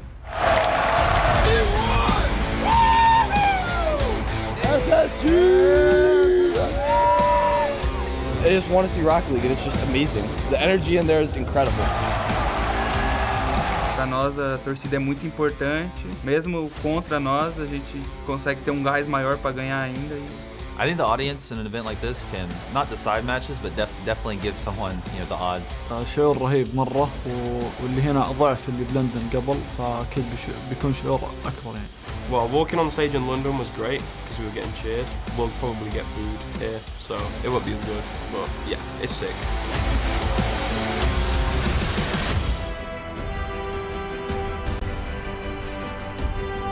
The fans just mean the world to us, honestly. It's an incredible experience coming out here, just meeting everyone, seeing all these people that are that invested into something that we're doing. It's an incredible experience. The fans out there are awesome. The energy's great. Good vibes. We are one of the most liked teams and also one of the most hated teams in this scene, and I wouldn't change that for the world. The audience is everything in an event like this. It wouldn't be an event without the audience. E é sentimento incrível saber que tem sempre pessoas apoiando a gente. It's awesome to play in front of an audience. We had a 2.5-year gap where we couldn't because of COVID, so being back here in front of everyone is awesome. I think the fans are basically what this whole Rocket League esports is about. I don't think I'd be here if it wasn't for the fans. Man, you know, we've played a lot of incredible Rocket League over the last year or so, but playing in front of the fans is really what makes Worlds special. Yeah, and just being able to interact with everybody from around the arena as well. You try and like make it round the side, maybe go to the front, and it's about an hour and a half it takes just to get down any corridor. Everyone is so dedicated. I've not met a single person who I thought, you know what, didn't vibe with them.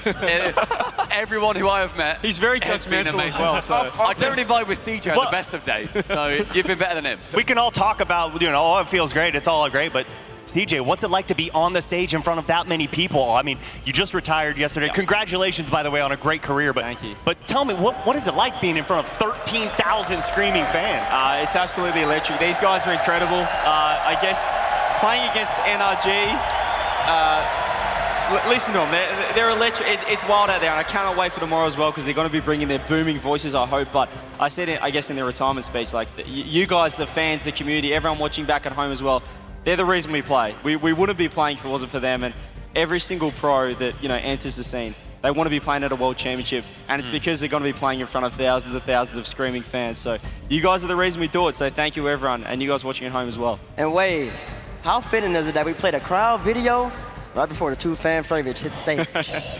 Two NA fan favorites as well, folks. I mean, Fort Worth's been loud. I mean, they have the chance. I think at this point, there was the 0-second almost buzzer beater with the Club versus Furia. Yeah. Might be the loudest Rocket League fans have ever been at any point. It felt like that teaser though, didn't it, for what might come either this series or tomorrow. It just felt like there's something in the air about this World Championship. We're going to see another Justin moment, maybe. Well, folks, let's talk about Group A, because that is what is coming up next. One match left to complete the group stage and complete our playoff bracket here. You can see we had NRG versus Semper earlier. NRG punched their ticket to Sunday, and now it's time for the last match of the group stage with two fan favorites here. Version 1 going up against Space Station Gaming.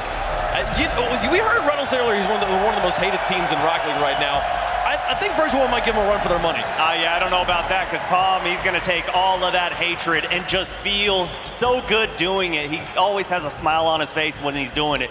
And, you know, for me, this is one of my most look forward to matches. You have two of the best personalities on each side. SSG Version 1, it's going to be just so hyped. Two of the strongest teams in Rocket League, but also two of the loudest mouths.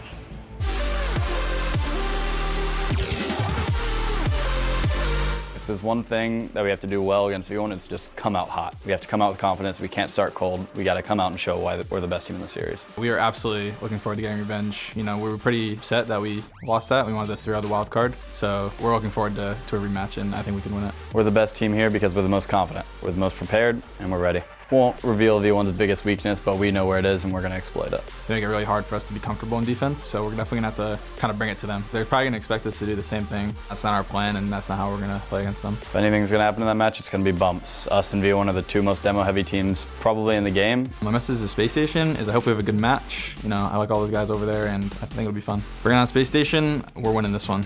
Our team on LAN is the better team. They're a lot like us, though. Not as good online, good on LAN, but it's not going to be enough. V1, by the 2 last LANs, we've been the most consistent teams from NA. I just hope whoever wins our series makes it far. It's an all-American showdown for the last ticket to Championship Sunday.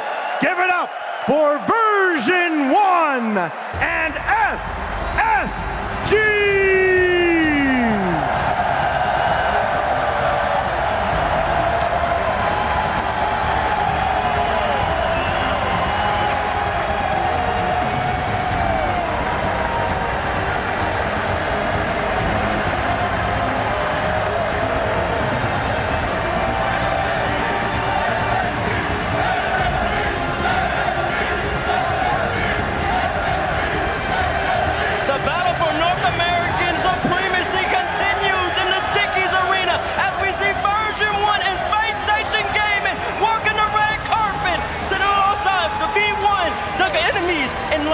But now they don't have nothing but fans here right now. It just feels like there's something in the air right now. The entire crowd here have been waiting for this series. V1, SSG, the two of the powerhouses of the North American region, and I think we're going to get an absolute doozy. Beast Mode, one of the younger players on this stage, supported by one of the loudest, most brash players to his left, one of the laughing hyenas left in this tournament. Version 1, they had an army approach the arena today. They had skywriting, it was purple in the street, and that man in the middle is one that inspired them. Yeah, you can see him coming out with extra confidence today. He had the famous white-rimmed sunglasses, the hat on his head, but he's clocked into work right now. It is all business across his face, and Waypunk, you can just tell right now, you can cut the tension with a knife. Everybody on pins and needles for this matchup. This is the one. This is the lecture. There is an energy in the event, in the venue that's what we're looking for right now. And so many questions around so many players. This is the one for me, CJ, I have no questions about. I know what's expected of Torment, and it's going to be difficult for Space Station to deal with. And I just spoke to his dad as well, and he's expecting top right Tommy to be out in full swing. This is what Torment was born for, the world stage with the biggest stage. He's going to absolutely perform. I think both teams are going to perform, but top right Tommy, if he can step up, he could be the difference factor. We look at Beast Mode, but you got to forget Torment, Season 6 world champion, MVP. Yeah, he was the one. He was the man on the stage at the time. He was defensively unbelievable. And you call him top right Tommy, but he stops as many top rights as he puts in as well. But then we head over towards Space Station, and that is where the crowd favorite really sits.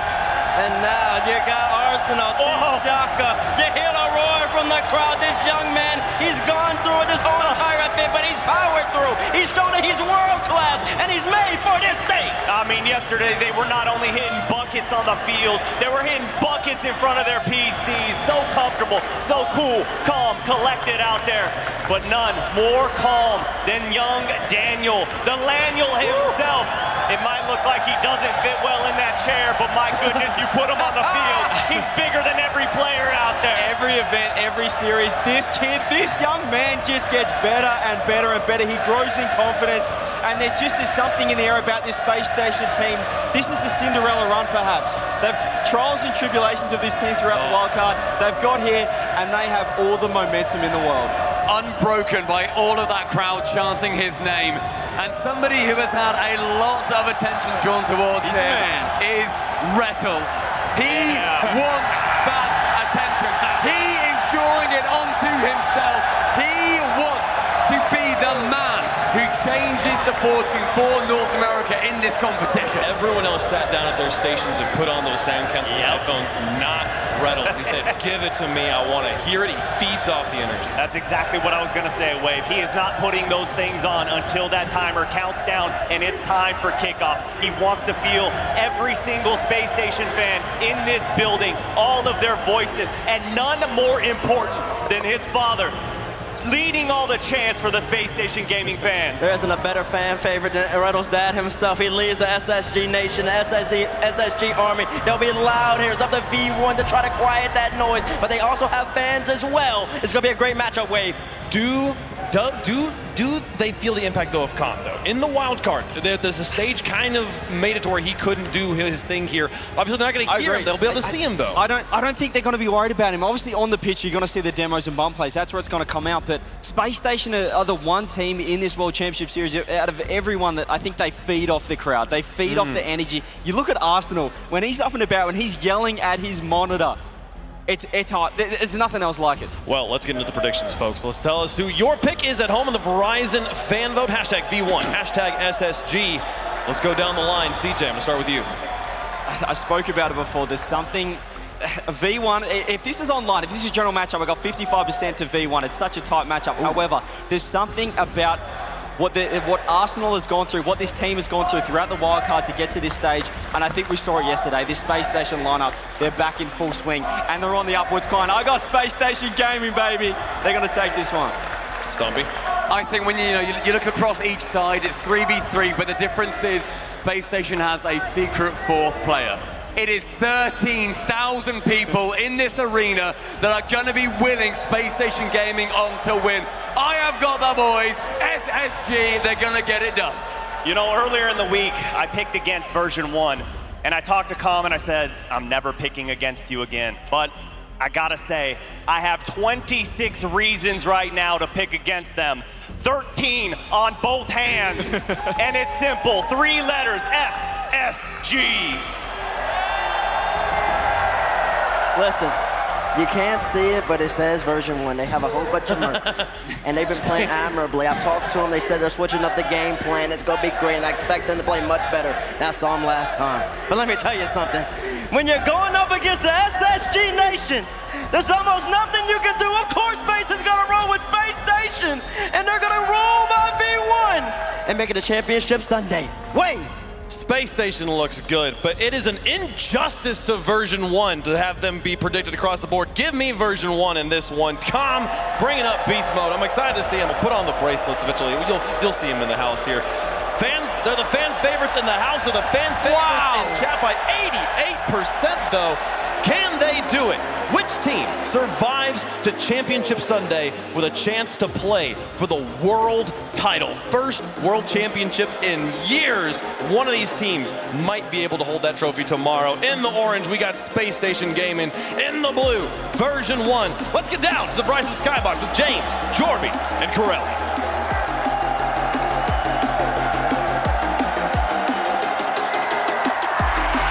If you wanted hard-nosed, hard-hitting Rocket League, you tuned into the right match, and you're sitting in the right seat.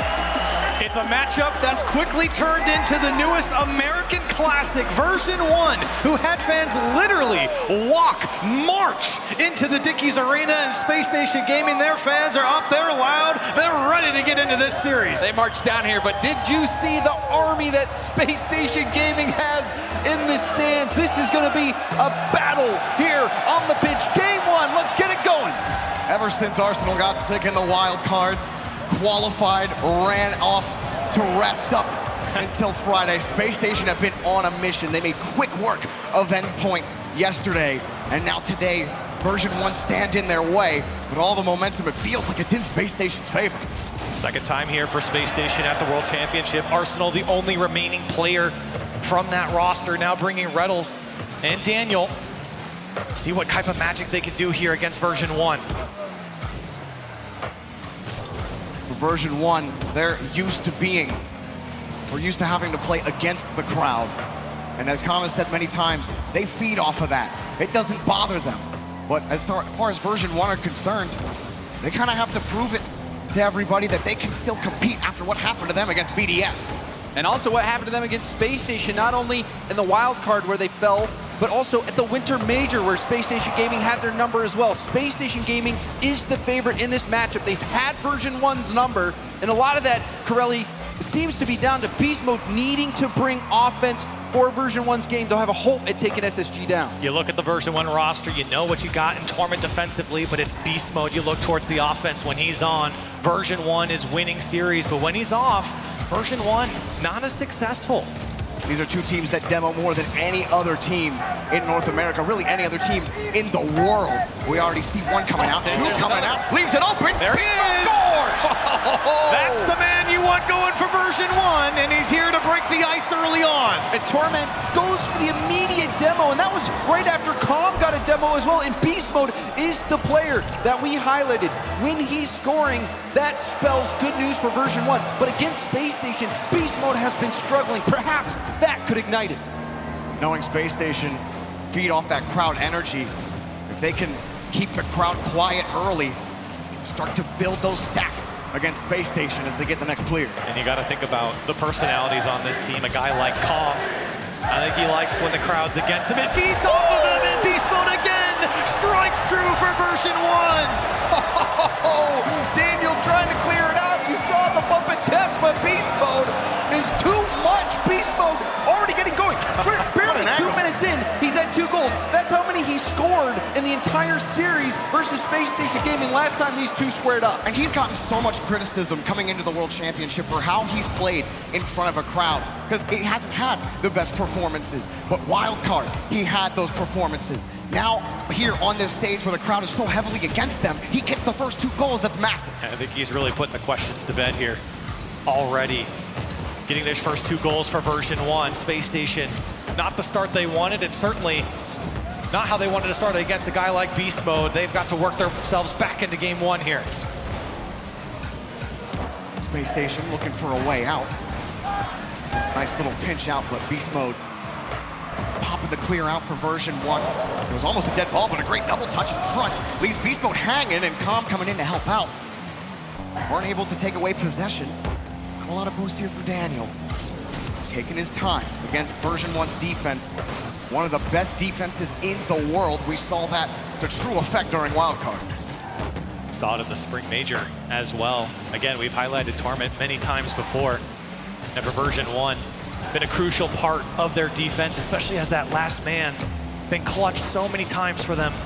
Under 2 minutes to go here in game 1. Space Station still held scoreless. Not really able to generate any offense either. Beast Mode putting it across.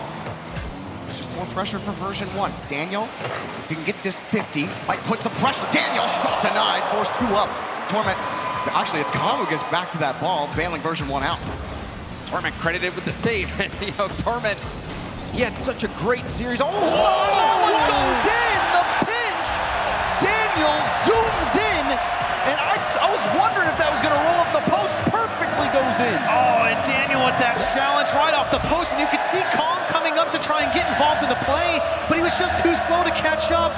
Space Station, they cut the lead in half. They're finally on the board. And of course, it's Daniel, the young Space Station superstar. But Arsenal, I think, is bumped off the play on the attempted reset.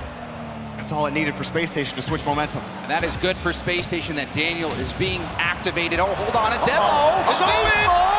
Beast Mode with a hat trick. That's 3, baby. 1, 2, 3 for Beast Mode. And version 1 marching to a game 1 victory. It comes down to throwing Space Station into the scrapyard. All 3. Actually, no, Beast Mode just had a sick angle, won 1 of them, but 2 of them, massive demos. 1 from Torment, 1 from Calm. Version 1 setting the tone here in game 1. And that was really the matchup that we were going to keep our eyes on. Arsenal and Calm, seeing how much bumps and demos come into play. We saw Arsenal with so many key bumps, and now he's going for a shot, but that one's going to be denied. So far, the aggressive game has been paying off for version 1. Daniel got the 50. Arsenal against Calm, went for the hard touch.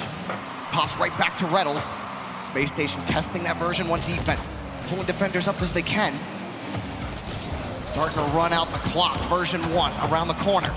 And it keeps Space Station out. Lots of pass right over to Calm. And version 1 will waste more time. And you saw that bump attempt streaking in.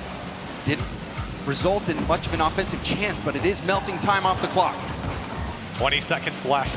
Space Station looking for anything, but right now, version 1 just holding, wasting time. Calm's getting faked off the sidewall, and Space Station have nothing to show for it. Little dive in front.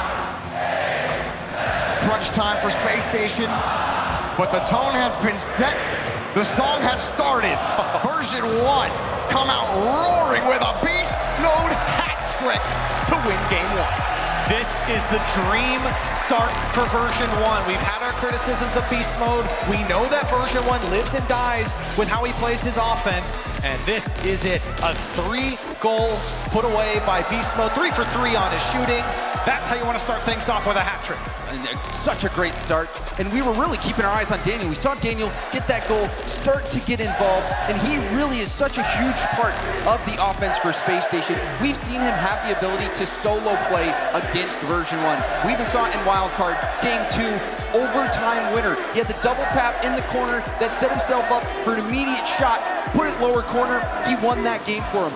Daniel versus Beast Mode, that is a matchup I'm looking at right now. Beast Mode came out hot. That's something we have not seen from version 1 on the main stage. And we know from listening to Com and all the interviews we've had with him that this team are probably one of the hardest prepping teams in Rocket League. They're always talking about how they're all together in their hotel rooms, watching VODs, talking about play, and knowing their record, their recent record against Space Station, how it hasn't gone that well. You know that they were prepping on the VODs. They are one of the hardest working teams with Fireburner as their coach. There was no way they weren't going to get on that stage and be completely prepared. To be fair, the same thing could be said about Space Station as well. If you talk to Chrome at any point in any matchup, he knows exactly how to beat them. You talk how is Space Station going to do this matchup? He will break it down to you player by player. Both these teams have coaches that have great leadership and great game knowledge, both ex-pros, and that I think really transcends into the team. 100%. They not only work hard, but they play hard out on the field. We saw the demos come in. You can tell that these two, they recognize the significance of this game. This is it. This is for the final ticket to Championship Sunday. Version 1, they don't have the best record against Space Station as of late, but this is when it matters. Throw everything else out the window. This is what matters, this series.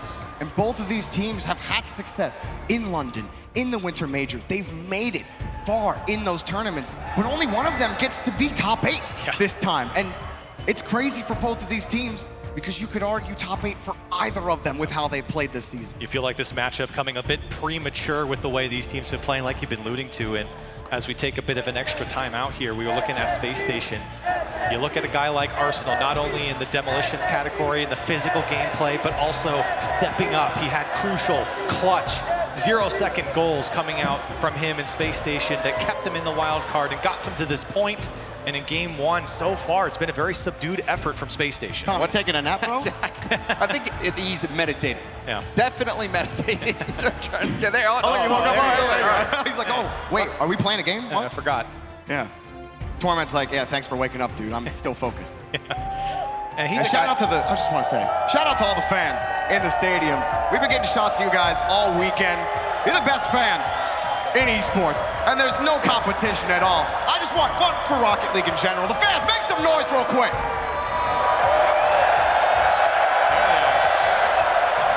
All right, fine. If you're rooting for Space Station, let me hear you make some noise. I know you version 1 fans are out there. I need to hear you make some noise.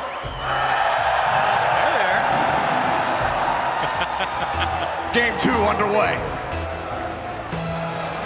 See if Space Station comes up with anything. A very slow start from them, and really, other than the Daniel kind of pinch goal there, didn't see much for them on the offensive front. It was all version 1, it was all beast mode. And a lot of calm too. I mean, we even saw Torment getting involved with those demos downfield. Rlcs, you already see him targeting beast mode, and beast mode and Torment were the 2 targets for demos the last time these 2 matched up, so look for that. Rlcs already finding his mark. See if it does enough to make him uncomfortable. But you still have to contend when you get to that blue half.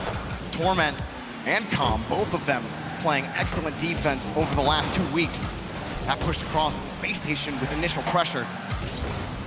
Backcourt defended for now. Daniel just having a presence, picking up those pads.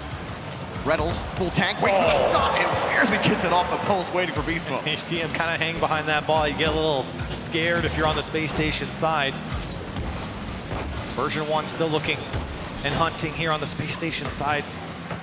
Tough for Space Station to break out with some possession, but maybe this one finds the back wall. Reynolds is there to put a shot on, but again, version 1 poking it away. Daniel with a second touch again. Version 1 denying. That had to be a decent touch for Daniel because he was the last man back. Both Reynolds and Arsenal were on the blue back wall. Daniel doing enough to buy time. Reynolds now demoing Torment. They got outboxed in game number 1. I don't think Space Station registered much in the physical game, this time leading it in the first 2 minutes.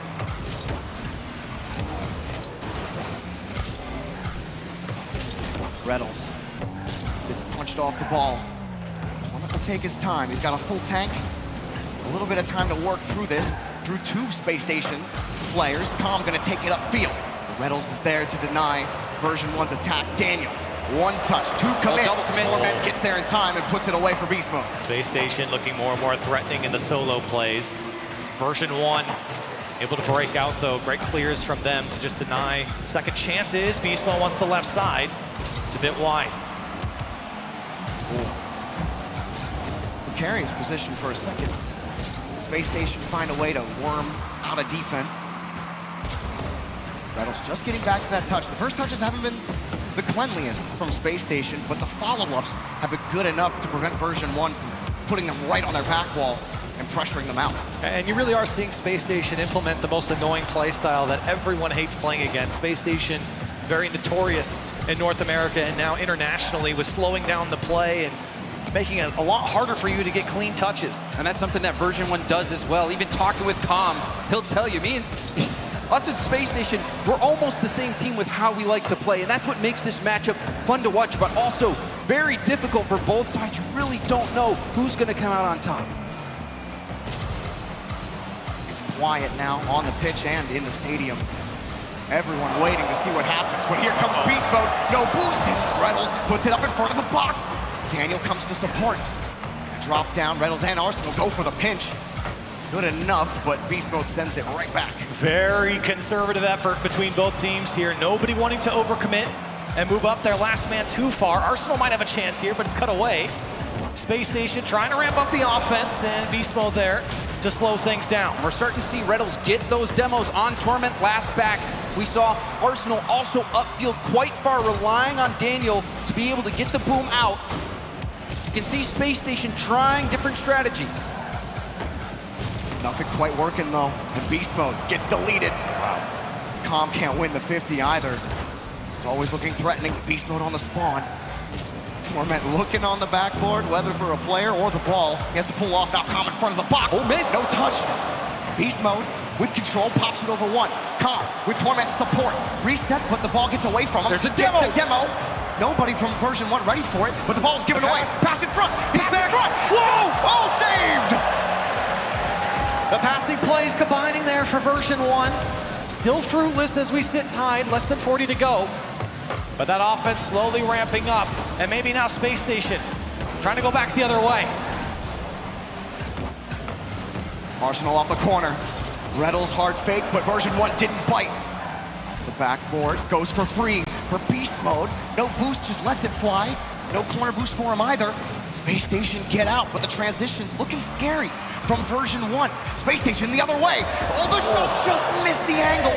Beast Mode pops it over. If he can get back to it with 6 boost. Oh, Beast Mode! He's there once again for version 1. How many times have we talked about him to step up for version 1? Backward into the back of the net. 4 seconds to play. Sometimes you got to use all your gears, even reverse, getting backwards on that one. A late goal again from Beast Mode. No time. Space Station denied. And version 1, 2-0. And we are starting to see Beast Mode establish a reputation as a late goal scorer in critical games. We saw him do this in London at 0 seconds. We also saw him do it against NRG earlier from the corner with 1 second left. Beast Mode is coming up clutch. In those series, he wasn't dazzling everybody throughout the series, but he was being a reliable late goal scorer. Now we're seeing the complete package out of Beast Mode offensively. And you see what that consistency brings for version 1, especially in a game like this one against Space Station, who slows the play down, brings that ball down. It's so frustrating to play against them, to just play at their pace, and now Space Station looking to take a timeout after game 2. A very frustrating game 2 to give up. Beast Mode coming up at the end, and it felt like Space Station, they had a couple of chances down the way, but like they never really built pressure on version 1's half. It was always a booming clear, and then they didn't really like get outboxed or anything. They weren't getting demoed, but they just couldn't get control of the ball, James. They were trying. You saw them trying. You saw the play, Rlcs going upfield. We saw him demo Torment last back multiple times, but the timing just wasn't right. A lot of times you want to demo right as you're about to get that big boom downfield so that you can get the shot before the respawning player can get back into the action. We saw them trying that. We saw Daniel trying to get touches up into the air, but everything was getting shut down from version 1.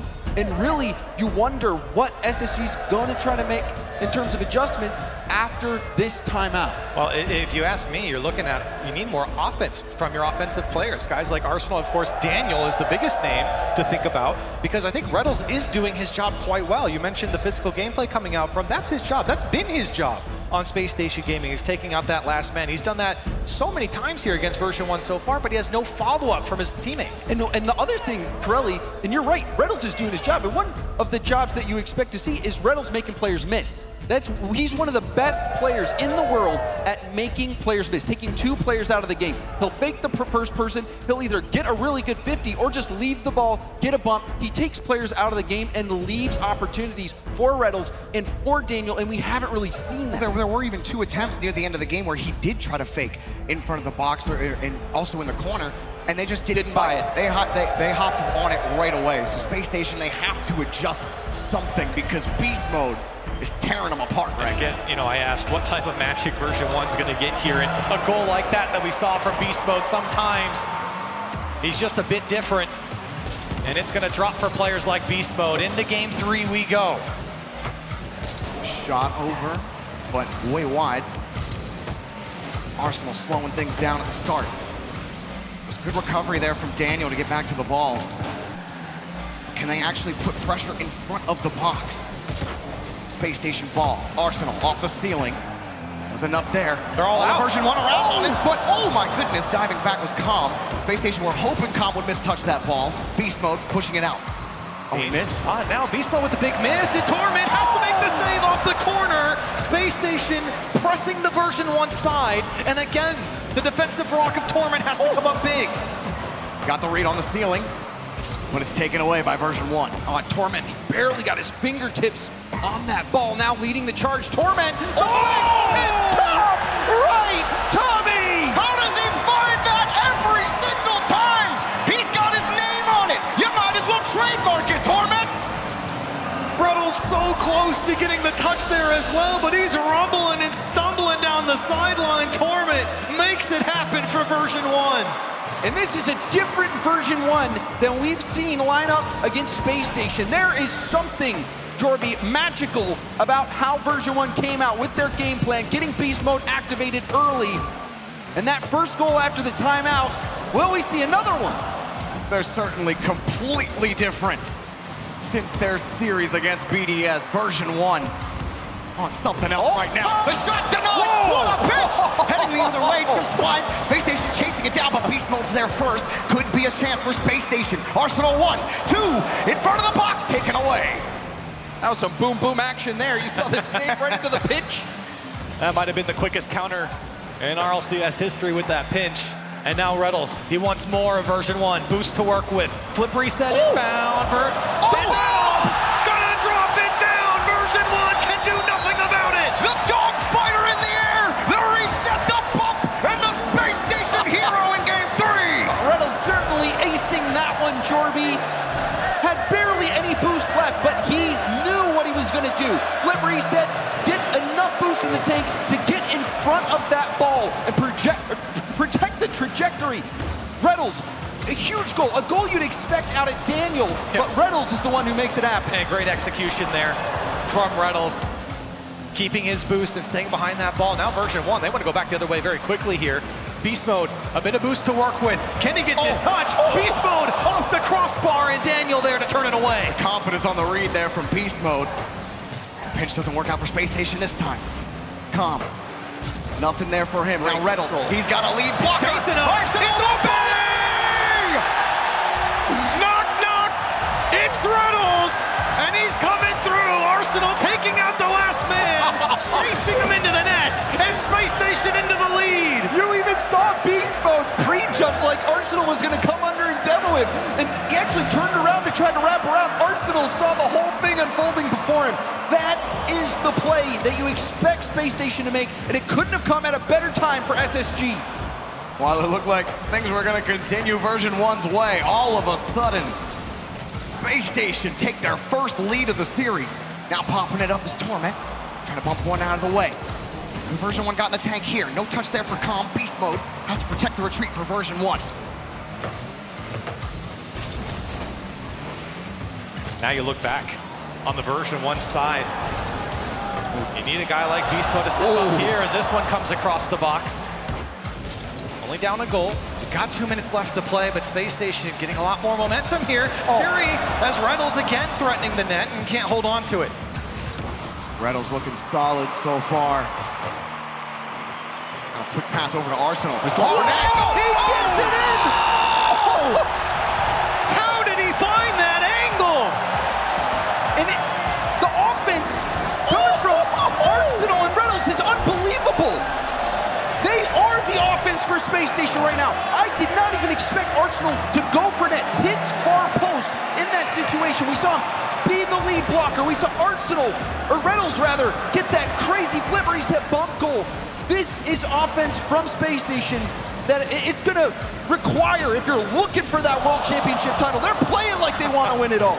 What a turnaround from a timeout here for Space Station. And they're still coming. Everyone pressed up, though, as this one's locked towards the net. And version 1 have no answer at the moment. A Beast Mode with control. And the reset. Beast Mode, no chance. Daniel's there for the stop. But could be a pressure-building moment for version 1. Daniel gets in the way. Expended the tank to do it. Beast Mode protecting the midfield boost. Maybe getting another push? No. There's Space Station. What a pass in front. Shot over to the right. Saved. Space Station, everything is working for them right now. Everyone's on the same page with the passing. And version 1 now trying to threaten that one on the left side, turned away by Arsenal. Beast Mode taps it back down to Calm. Torment only 27 in midfield. Demo for Reynolds on a Torment. Version 1 push the ball back to the orange. Version 1 have a chance to get things set up, to start the clock. They don't have a lot of it left. Oh, and a side flip from Calm. Unless he just recognized that he was going to give that away. Precious time ticking away. Calm has a flick over to Beast Mode. It's cut out by Daniel, but still Beast Mode up again. Doesn't get the touch, but a goal line save from Arsenal. Space Station denying version 1 again. Only 10 seconds now. They need time. It's pushed up by Space Station. Choose more time off the clock. And Space Station stopped the train. In game number 3, the timeout works out. And we got a ball game, gentlemen. What a spectacular look from Space Station here in game 3. A different type of team after that type of timeout. They looked a lot stronger on offense. They cleaned up the defense, and most importantly, they shut down Beast Mode 0 for 5 in his shots here, and version 1 could only put up a single goal. And I mean, we were saying, where's the offense? And it came from the place I didn't really expect. I was expecting Daniel to maybe be more activated, more involved in the offense for Space Station, but it all started with that crazy shot from Reynolds, the flip reset bump. That's the most scary part about Space Station. They haven't even unlocked their secret weapon in Daniel. It's really just Arsenal and Reynolds. And again, Daniel's not playing poorly here. No, they're just basically holding off the horde until you look to the east. Daniel's there coming down on horseback to help you win the series. But even Arsenal in this game, that play, it was a critical play where he has to connect on this demo with Beast Mode. Beast Mode knows that Arsenal is on his trail. He tries to get away from him and just couldn't. And that is where Space Station succeeds, is when people know they're coming and it just doesn't matter. A three-headed monster.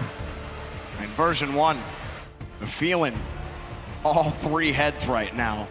While Daniel might not have been doing the most damage, that's what you're up against with a team like Space Station Gaming. Game 4 underway. Version 1, they can start out on the right wheel with a beast mode goal like they did in the first 2 games. And maybe they got a chance, but the big bump. It's a big goal! Daniel gets one! Daniel's there to put it home, but it's the physical play again from Space Station that's paying off. Arsenal bumps the last man off the back wall, and Daniel's there to finish the job.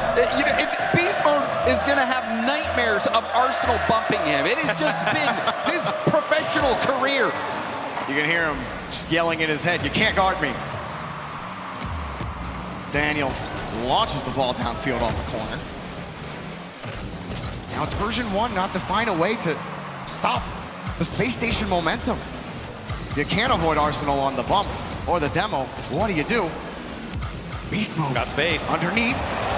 Very interesting carry there from Beast mode. Almost worked out on the 50. You could definitely tell Beast mode was playing the 50, hoping for a rebound opportunity out in front of net. Down the corner for Space Station, avoiding version 1 attackers. They come straight out for Calm. Rips it high.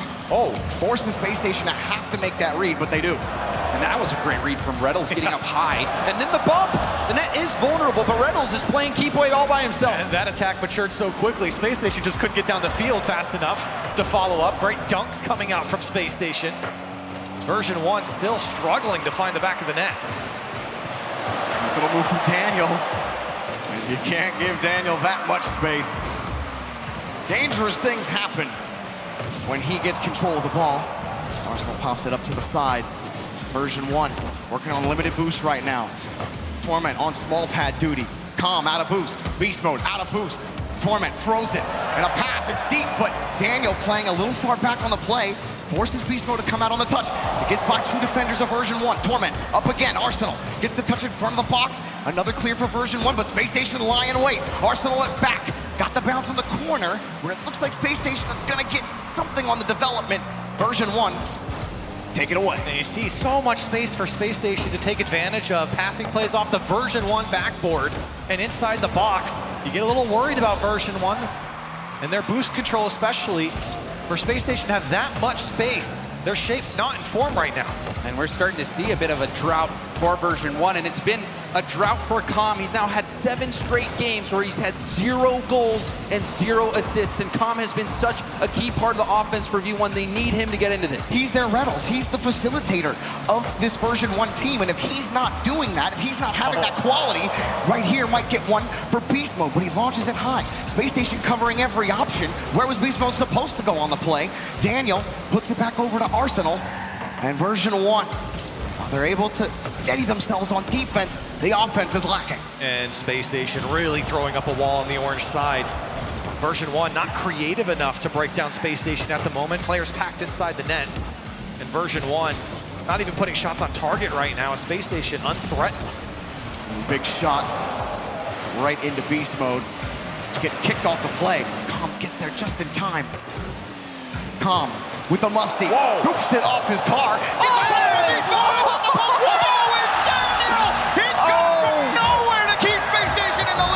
You thought for sure that was going in for version 1. Calm was finally going to get on the board. Here he comes again. He's got Boot to work with. A flip reset towards the net, but an easy save in the end for Rlcs. And that has to be devastating for the psyche of version 1. You finally think you're going to break down this defense, end the drought, and then that shot doesn't go in. It was the perfect setup. Daniel trying to find the read, but comes just a little too hard off the ceiling. Rlcs also the attempted catch pushed away. Version 1 have had some threatening counterattacks. They're trying to bump Arsenal out. They even delete him. Or Arsenal actually deleting Beast Mode on the play. And Arsenal trying to get that ball back. Rlcs swinging around, avoids Beast Mode, and gets the dunk. Space Station doing well again. Thirds protected. None of these hard hits are working for version 1 on offense. Beast Mode is going to try some control again. He got the 50, but second man on the opposite side of the rotation for version 1, and Daniel deletes him. Back a nice little soft pass from version 1, really feeling the rhythm of the pitch right now. conducting a well-oiled defense against version 1. Space Station singing a song. They're all in tune right now. Defensively, nothing version 1 is doing is breaking that wall. Rlcs inside the midfield just breaking up version 1 every single time they try and attack the net. Beast Mode shut down again. Now time's against them. Just one a bit. But the demo comes out, and no one's there to finish it. 10 seconds left of the clock. Space Station's bullying version 1 off the ball. Oh! Arsenal fighting for it, and now version 1 back the other way. Nothing there for version 1. Around the corner, Com scoops it, but he's got no boost. He's got Beast Mode and Torment waiting. No good! Space Station have tied the series! What a look for Space Station. They didn't put up as much numbers as they did in the previous game, but defensively, they were an absolute wall here against version 1. And I still need to see how this save happened. How that shot didn't go in. Com was making the play. It looked like it was a routine goal for Beast Mode, and it just didn't go in. And then Space Station, you even saw Daniel now, interestingly enough, starting to get demos on Com in his own half. And one came at the perfect time because it was a rebound out. Com was the player who would have had to take the shot, but Daniel came through with the demo. You can see in our Mobile 1 high performance replay, so many saves coming out from both sides. This one, Burnt Beast Mode off the crossbar, and Torment just didn't get there. And Space Station, what work they put in defensively here in Game 4 to tie up this series. I feel like Torment thought that Daniel was going to get to the ball first. Yeah. It looked like he was reading the dunk, but he actually had him beat on the play. So the slight misread on it, something Torment is usually excellent in consistency at reading the game. This is what would have been the one chance for version 1 to tie it up. And for Beast Mode, we've seen him hit so many good shots to put that one off the crossbar. That needed to go in. That needed to go in for version 1. And now we've got version 1 taking the timeout. They have to get situated. The timeout for Space Station worked wonders. And now we're going to have to see how it'll work out for version 1. I'm thinking back to that Space Station demo when Beast Mode hit it off the backboard, the net was open, and they delete the guy who would have shot the tying goal. Man, everything clicking for Space Station. It's truly clicking from the aggression standpoint. We knew this was going to be Smash Mouth Rocket League. 2 players, 2 teams going head-to-head, getting aggressive. And it's been working now for Space Station when version 1 was able to dodge that those first 2 games. Now they're falling victim to it. And I've been watching the cameras on the players and on Fireburner in particular. He slowed down a little bit here as I start talking about it, but he has been nothing but talking to his players ever since that game. The second the ball hit the ground, he's had something to say, kind of commanding that space on his team and letting them know what they need to do. And they're going to have to come up with something a little different here, because right now Space Station, I said they were writing a song, they were singing it on the field, and it was just everything that they were doing with intention. You know, top hits from Space Station Gaming, that seems like it's got a good ring to it. I feel like, you know, we need an album cover somewhere for that one. But Space Station now 1 away from putting the series on match point. It started off so well for version 1. And you thought maybe this series was going to hit a little different for them. But Space Station always got something to say. They're trying to weave their way around Torment at the start of Game 5.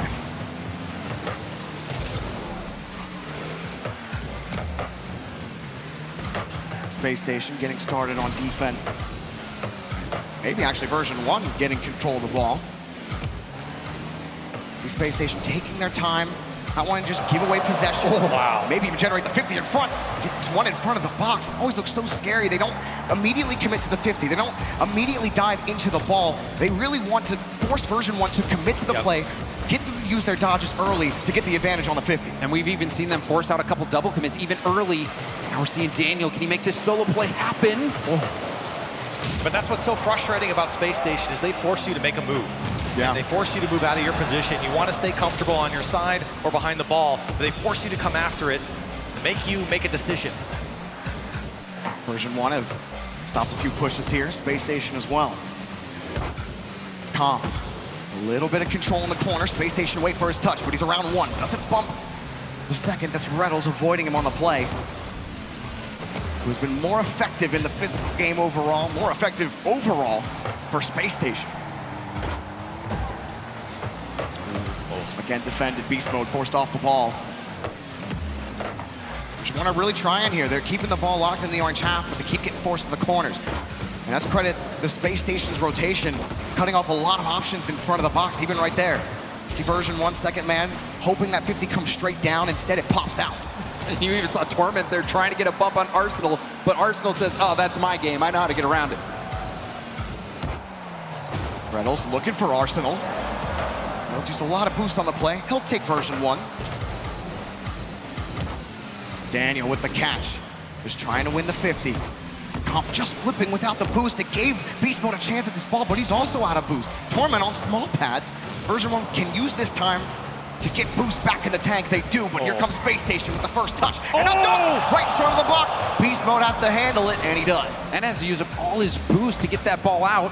This is still not looking good for version 1. Space Station have him on the ropes. Lots of boost here for Arsenal. He's just keeping version 1 honest there in the corner. Beast Mode finally able to break out for version 1, and with no boost, he's not going to go very far. Space Station a little slow on that one. Still able to find Arsenal downfield. Beast Mode pushing it out. He's going to let Calm take this ball. Daniel trying to find the rebound. Here comes Calm underneath, and it's too wide. Arsenal gets there anyway. Version 1. Can they keep pushing? Beast Mode has to wait for the touch. Arsenal gets the 50. He does bump Reynolds behind him. Space Station trying to stack bodies in the corner. They get a clear. A breakout downfield. Shot. Is it good? No, it's wide. Beast Mode puts it off. Some good looks from Space Station. It's all threatening here as Arsenal plays it across the box. Back across. And Torment still making saves to the right side of the post. Version 1 stands tall, but it might not be over yet as Space Station trying to get back around it, and version 1 finally break out. Oh, version 1's knees are looking a little bit wobbly, though. One more hit and they might go down. To the bump. Goal! Version 1 flipping on its head, feeling so much pressure from Space Station, but Calm knocking Arsenal out of the way, winning that battle, and version 1 on the board first. And Calm finally gets that assist, not only credit on the scoreboard, but that bump, that was crucial to getting that goal. Huge play from Calm. Calm will put that one on the assist board. Drops it down. Rlcs scoops it up over the side wall. He's got a winger. Can he find him? Connection! Solid! The 1-2 punch from Space Station. Rlcs and Arsenal linking up, and that's the second time we've seen a pass or a shot like that from Rlcs. So much space to work with, and what a fantastic pass. And beautiful control, beautiful first touch from Rlcs to dribble that up the wall, take it off the ceiling, save the flip, and put a dime right over to Arsenal. Rlcs is playing inspired Rocket League. Version 1 bandaging up the wounds from game number 4 and coming right back into the ring to smack Space Station back. Daniel, Arsenal and Rlcs looking for a way back in. Torment not getting to the ball first, but that's a good challenge for Beast Mode. He got it! He's got it! Beast Mode again! He's a bit of a problem for Space Station here in this series. Once again, a double tap, making it look like it's free play out here. Made it look so easy. You even saw him actually put his boost towards the ball to slow himself down so that he could have a proper read on that ball. So fluid, so seamlessly, so beautifully done by Beast Mode. A gorgeous shot. I don't think anyone has any questions about Beast Mode's crowd performance at this point. He has been excellent for version 1. He's been a threat, even in the games that version 1 haven't been able to get around Space Station. He's had threatening opportunities, even in those games. Now Space Station have to respond. They get to the blue. In the corner, Arsenal's read's no good. Beast Mode gets the clear, and now Space Station gotta do it in the air. Daniel, downfield. Daniel, no one from Space Station can get to it. Version 1, take it to match point. One more for version 1. And another thrilling victory for them, and who's the man on top? Beast Mode, 2 goals, 3 shots for version 1, leading his team to a win here. And to hit a goal like that, with the stakes being what they are. Sometimes it takes an immense amount of pressure to form a diamond, and Beast Mode is looking like a 20-carat diamond out there. A gorgeous gorgeous shot and a huge moment. And you have to reset the stage here when you look back at how many times these teams have played each other. Version 1 is not favored in this matchup. This is a very few times that they are on an opportunity to beat Space Station Gaming. They're 2-4 against Space Station overall in series. They played them 6 times and only beaten them twice. And the last 2 times they faced off on land, they lost. They lost in the Winter Major in Los Angeles. They lost in the wild card. And so when you're in these environments, that matters. You know, we talk about the land buff all the time. And it seemed like Space Station Gaming had the land buff more so than version 1. But in this series, it's been different. And you know what's been different? It's just been beast mode. Beast mode, but you gotta give credit to Calm. Calm picking up a big demo, getting the bump, or not even a demo, he just got the bump. And also getting the assist. And ended that drought. He wasn't able to do that in the rest of the series. Big difference maker for version 1. And we head to Neo Tokyo. Space Station. Rip the ball at the start. They're gonna need some magic here in game 6. Daniel, with no boost, will do what he can. And Arsenal following underneath. He actually gets the boost steal. Now they gotta defend version 1's counter. A storied map here in Neo Tokyo. So many great games have been played here at game 6 of a series. Version 1 trying to close it out. They don't want to see Champions Field. They want to move on here out of this lower bracket, and it might be Beast Mode to do just that. He's entered Primal Mode. Beast Mode cannot be stopped in this series. Calm delivers the dime. Beast Mode delivers the pay. And he saw both of those defenders streaking near post, knew he had to put it far post, and Beast Mode did not disappoint. Now Calm, pushing forward. Push the ball by 1. Daniel looking for the counterattack. Arsenal looking for the pump. Did force Beast Mode into an awkward spot. Shot denied. Beast Mode jumping quickly for the save. It's been a quiet game, quiet series at times for Daniel. It's been a lot of Rlcs. He's stepped up, and he might step up here again, threatening the net. Daniel trying to come up big in the corner, but Beast Mode there to clear it away. It's easy to forget that this is Daniel's rookie season. He's been such an integral part of the success for Space Station. They need his magic now. He's only had 2 goals so far in the entire series. Daniel.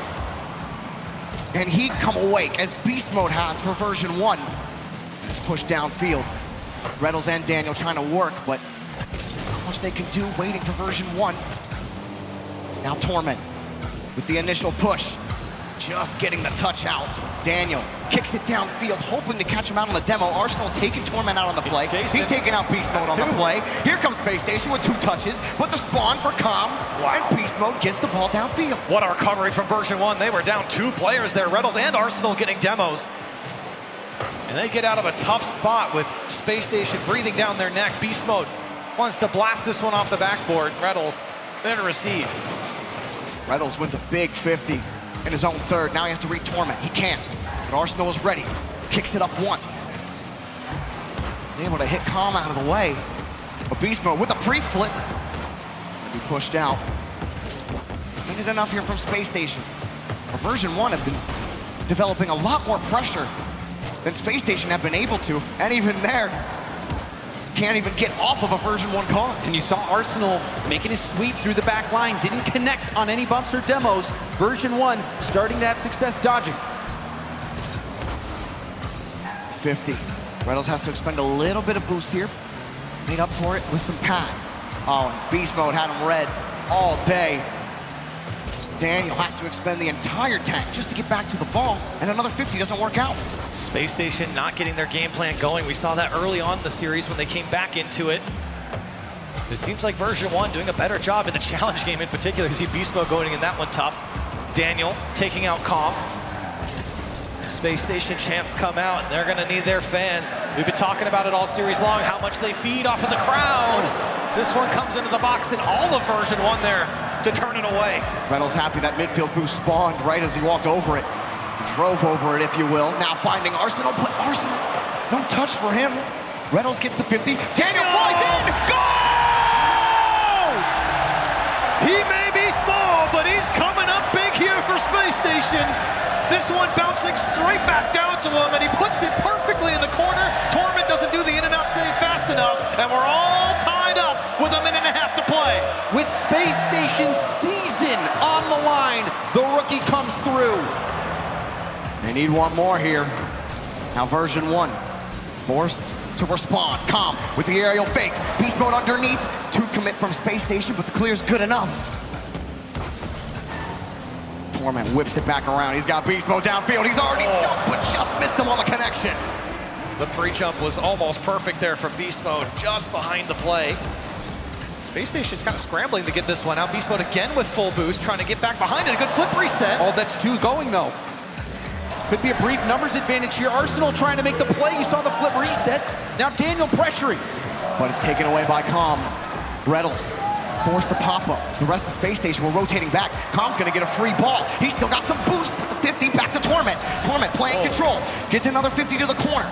Beast Mode had to wait, and he's still waiting as he gets bumped off the play and gets a touch out. But now it's up to Rlcs. Daniel trying to find the touch. Rlcs couldn't find the connection on the rebound, and Beast Mode finds Calm, rips it on target. You can see the physical game again now back the other way from Calm, returning the favor. He was getting bumped just a moment ago. Less than 30 to play, still tied. Space Station trying to threaten here. Arsenal's got the drop down. Oh, a big touch from Torment. Denies once again. Oh, Calm, the patience. He didn't have any Beast Mode. Here he comes. Beast Mode once more. 2 touches in front. Torment pulls off Calm a little too close, but he's got Beast Mode again. Beast Mode couldn't recover. Calm, he couldn't recover. Beast Mode pops it up in front. And nobody's going to be there for version 1. Playing it safe. Calm steals the boost. Torment steals the ball. Oh my Daniel misses the ball. Torment! Oh, what a save! They got to get it on the ground. He's got still in play. 0-second drill for version 1. Beast Mode, another touch. That's going to do it. We're in OT. Woo! If you're Space Station, you're taking a big sigh of relief. Version 1 threatening so many times, and now Beast Mode right off kickoff tries to get through 1. Space Station struggling here on defense lane. And this next goal represents everything you've been working for all season long. Beast Mode leaves it for a teammate, but it wasn't meant to be.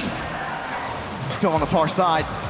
Space Station on the counter, gets pushed out by Torment.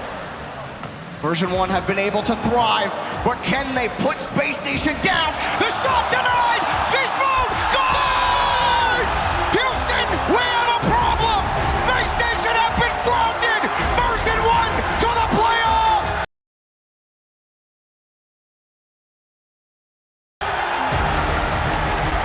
It's the man to step up for version 1. Beast Mode. A series to remember for version 1. Taking down their demons in Space Station Gaming. And Calm throwing on the hat and the shades. Wow. Instant classic between these all-American rivals. It had it all. It had the solo plays. It had the bumps, the demos, the fakes. It had it all. Overtime goals. And the difference again, in the end, was Beast Mode. My goodness. The man, everyone knew they had it in, that he had it in him. They knew. He was stuck on this game. And you know what? That's fun. I think version 1. Got an exorcism. What a series for version 1. This matchup has haunted them throughout the season. It's haunted them here in the wild card. They come out though, the lower bracket, to move on to Sunday. They take down Space Station, and they do it in commanding fashion. They got their man going in Beast Mode, and really everyone from version 1 on a different level here. And you saw that double commit in the final moments of Space Station's season. Version 1 getting the win. They knew they had it in them. We saw them before play Space Station so close.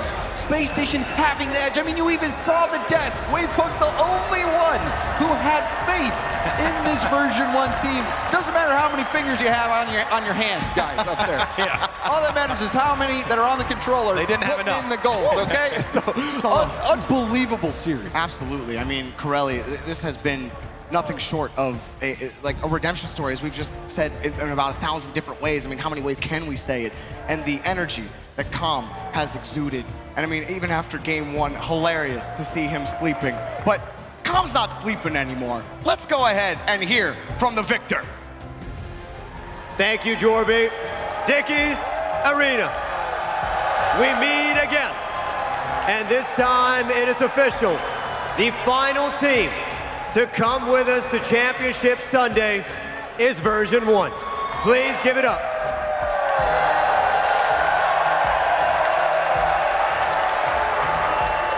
Now, Calm, a little bit of a back and forth series here.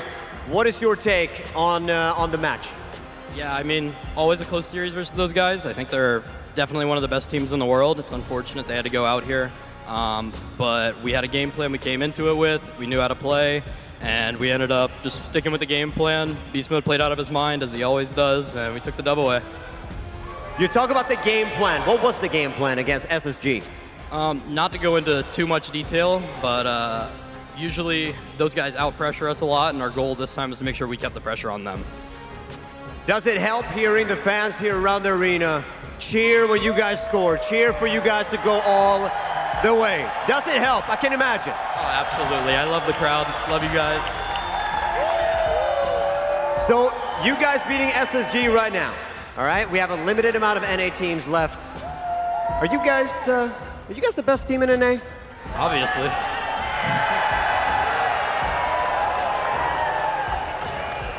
Now, tomorrow, you have FaZe Clan. What is your prediction for that series? I mean, of course we're going to be taking it. Probably a 4-2. Those guys are really solid, but I mean, obviously we're taking the dub there. Taking the dub at 4-2. You heard it here from Calm. Give it up one last time for version 1, the last team to make it to Championship Sunday.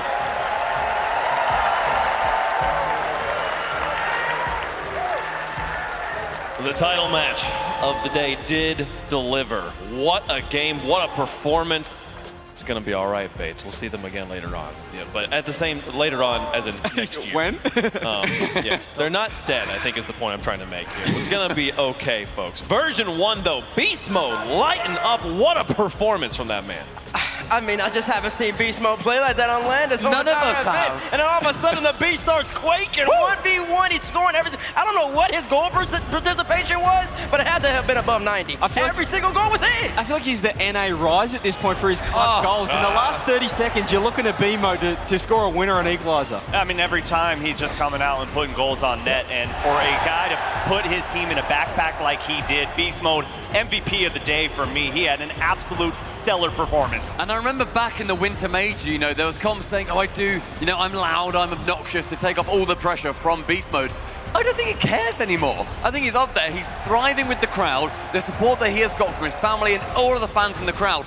That is what is fueling him. This version 1 team, in that form, looks unstoppable. I mean, you have to feel for Space Station because the team that was on the pitch today for V1 compared to the BDS series, it was crazy. I mean, like, they changed the game plan completely. They went from not playing offense to playing nothing but offense. Every single time Calm touches the ball, it's automatically followed up with some type of interruption, some type of destruction on the pitch. They didn't even have, they had one goal against BDS, and then they come out and do this against SSG. I mean, obviously I picked them, but I did not think that V1 was going to mop the floor with them like this. For right now, V1 fans have to feel like I'm their kryptonite, you know? Like, I'm always picking against them and they win, or reverse kryptonite, I don't know how it works. So, hey, it keeps working. So, V1, I'm never going to pick you, but I'm going to always rock with you. And we have to take note of the Gibbs statistic here. The team that wins the first 3 games, that gets the 3 games first, is 53-0 in this tournament so far. Why are we playing best of 7s? We could have been done by now. We genuinely could have. Unbelievable. Who wants that, right? Yeah. So, my goodness. What a day. The action of the group stage is finally complete. There is one last step here for the World Championship. Let's take a look at Group A. Can I show you guys how we got through this action so far? Our 8 teams are decided. From Group A, it's Moist, Team BDS, Version 1, and NRG. Any big surprises here, Stumpy? I think the biggest surprise was, as we said earlier, the 4-0 for BDS over Version 1, sending them to the lowers, and then Version 1 taking it over SSG. I think I'm surprised that realistically we had the 2 EU teams going through in the top, considering the BDS that we had back in the Spring Major, and then we got V1 and NRG. The run from NRG was fantastic, taking down a pretty middling OCE team, and then coming up against a fantastic Sem. Sorry, Wait, who? The best OCE team There we go. could not take down the general. Much better. According to like everybody's predictions though, and how like everything's just based off the London Major, and how everybody just all recency bias in his scene. People having BDS and NRG making it through the top 8 is apparently a huge shock list. If that was just impossible. Oh, we know you're so smart, baby. I know. I am. Well, let's take a look at Group B. The other 4 teams competing in the playoff bracket. Going to be 2 from North America there in the uppers. G2 Esports, FaZe Clan, K-Corp, and Furia here. I mean, it was so impossible, Subi, to pick 4 teams out of this group. Yeah, absolutely, and the biggest shocker for me is Falcons not making it through. I think everyone was so looking forward to Mina representing themselves on Championship Sunday, but K-Corp, my goodness, Noli, what are you doing, my boy? You're coming out and you're making everyone look silly, but Astral and Itachi, this is my underdog pick for tomorrow. K-Corp is looking so strong, and if they can continue to play as a team together, they're going to be really hard to beat.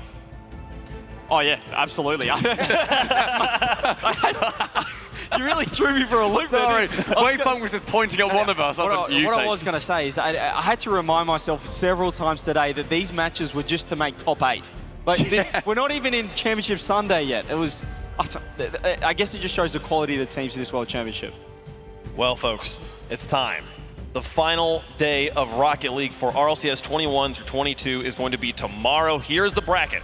We will be playing 7 matches till we find our world champion. Moist versus Furia. Team BDS versus K-Corp, G2 Esports versus NRG, and FaZe versus Version 1. All that nonsense about how I write the script, all these conspiracy theories, you know I didn't write this one because I can't get an NA final anymore. So you know I didn't write this. I think you've done well. You somehow stumped Bates, but you got all NA on that lower half. Wave, I know you had that bold take saying no NA team. Y'all had that. There's literally 4. And, we're going to see who the best NA team is, and they're going to go up against the best out of the top half. Yeah, I love that we're going to be seeing an NA team on home soil guaranteed. I always adore that. That's going to be so much fun to watch. And it could well be either versus Europe or we're going to have somebody from South America. It's going to be so much fun. Here's the thing, CJ. We've always talked about, like, we've never had the NA versus NA final. Another way to put that, we've never had a non-EU final. We've never had a World Championship where there wasn't a European team in that finals. Furia could We're on top. help. Yeah, we're on top, baby. Furia, I mean, Furia's been my pick for the whole season. I'm obviously going to, I can't say I'm going to be rooting for them. They're coming up against Moist. It shows the quality of the World Championships, but I love the NA lower 4. It's going to be like an online regional for those guys until the grand finals. I mean, this is just a coin flip for the entire day. If you get this bracket right out there, if you can post like an exact bracket, I'll send you a thumbs up. If Furia is able to beat Moist there, I'm right there with you. Wow. Watching that team make it all the way to the finals. But let's take a look at the schedule, the order of matches for those first 4 games. We will be getting through all 7 matches, so you can see there are 3 that we do not know who will be playing in just yet. But we will start off the day with Version 1 versus FaZe. Wow. There are no bad matches at this point. The General NRG versus G2, the El Clasico, the big 3 back in the house. We will see those 2 teams clash. BDS versus K-Corp and Moist versus Furia will be our first 4 matches. Bait, I mean, do you have a favorite match? I mean, you see the El Clasico right there, number 2. NRG, the General, versus G2 Esports, man. That's something we've all been waiting to see on the LAN stage. Are you kidding me? That's not, that blows all these other matches out of proportion. That's not saying any of those other matches. You're kidding me, what, Moist Furia? I'm looking at that one. That is an unbelievable matchup. The best in the world. It's good on paper. The best in the world versus the best out of South America who've taken down some of the best in the world as well. The best in the what? The best in the world. Okay, Moist. stop it right there. That's all I need to hear. That's Furia, The General. but they're about to get wet tomorrow. That's all I got to say. I feel like the story of the top 8 wave is really the BDS NRG. I feel like it's fitting that we had the RLCSX, we didn't have any lands, and we get back these teams that seemingly out of form have come back, made top 8. It feels fitting. Everyone's peaking at Worlds. Do you remember how the season started when we were in Sweden? We had this huge video about like NA versus EU, and here we are, final day of the season.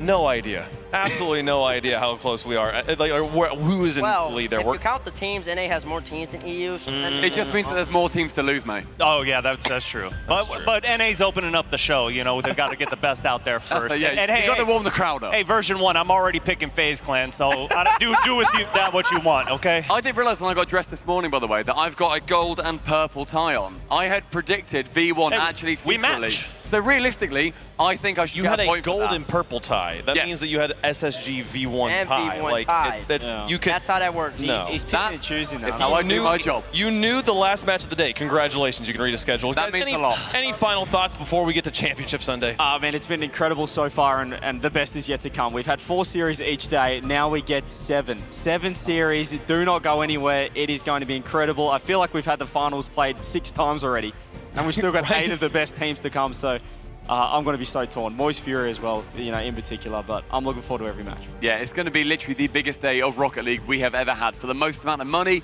in front of the most amount of people, in front of the most dedicated fans, with the shiniest suits in the world.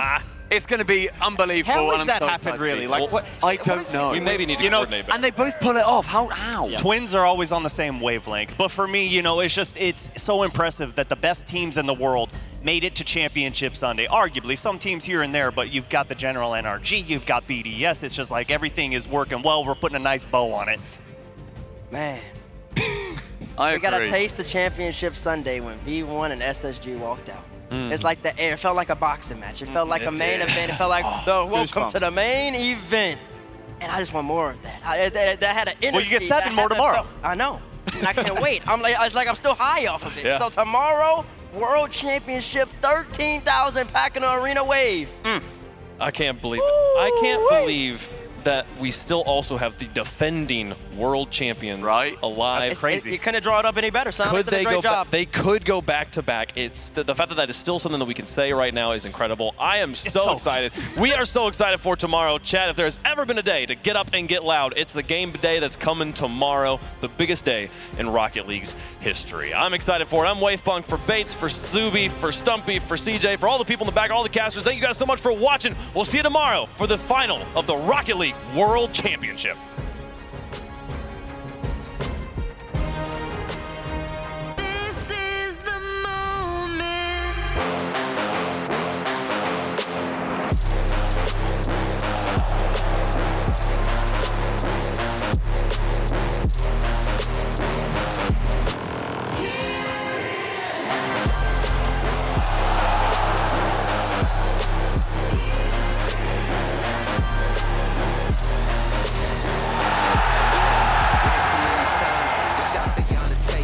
One too many times that I've been stuck patient on my downfall. Answer those seeking while I was vacant, but the crown falls simply to those who try to take it. One shot to get 2 paid and my 3 wet like lemon.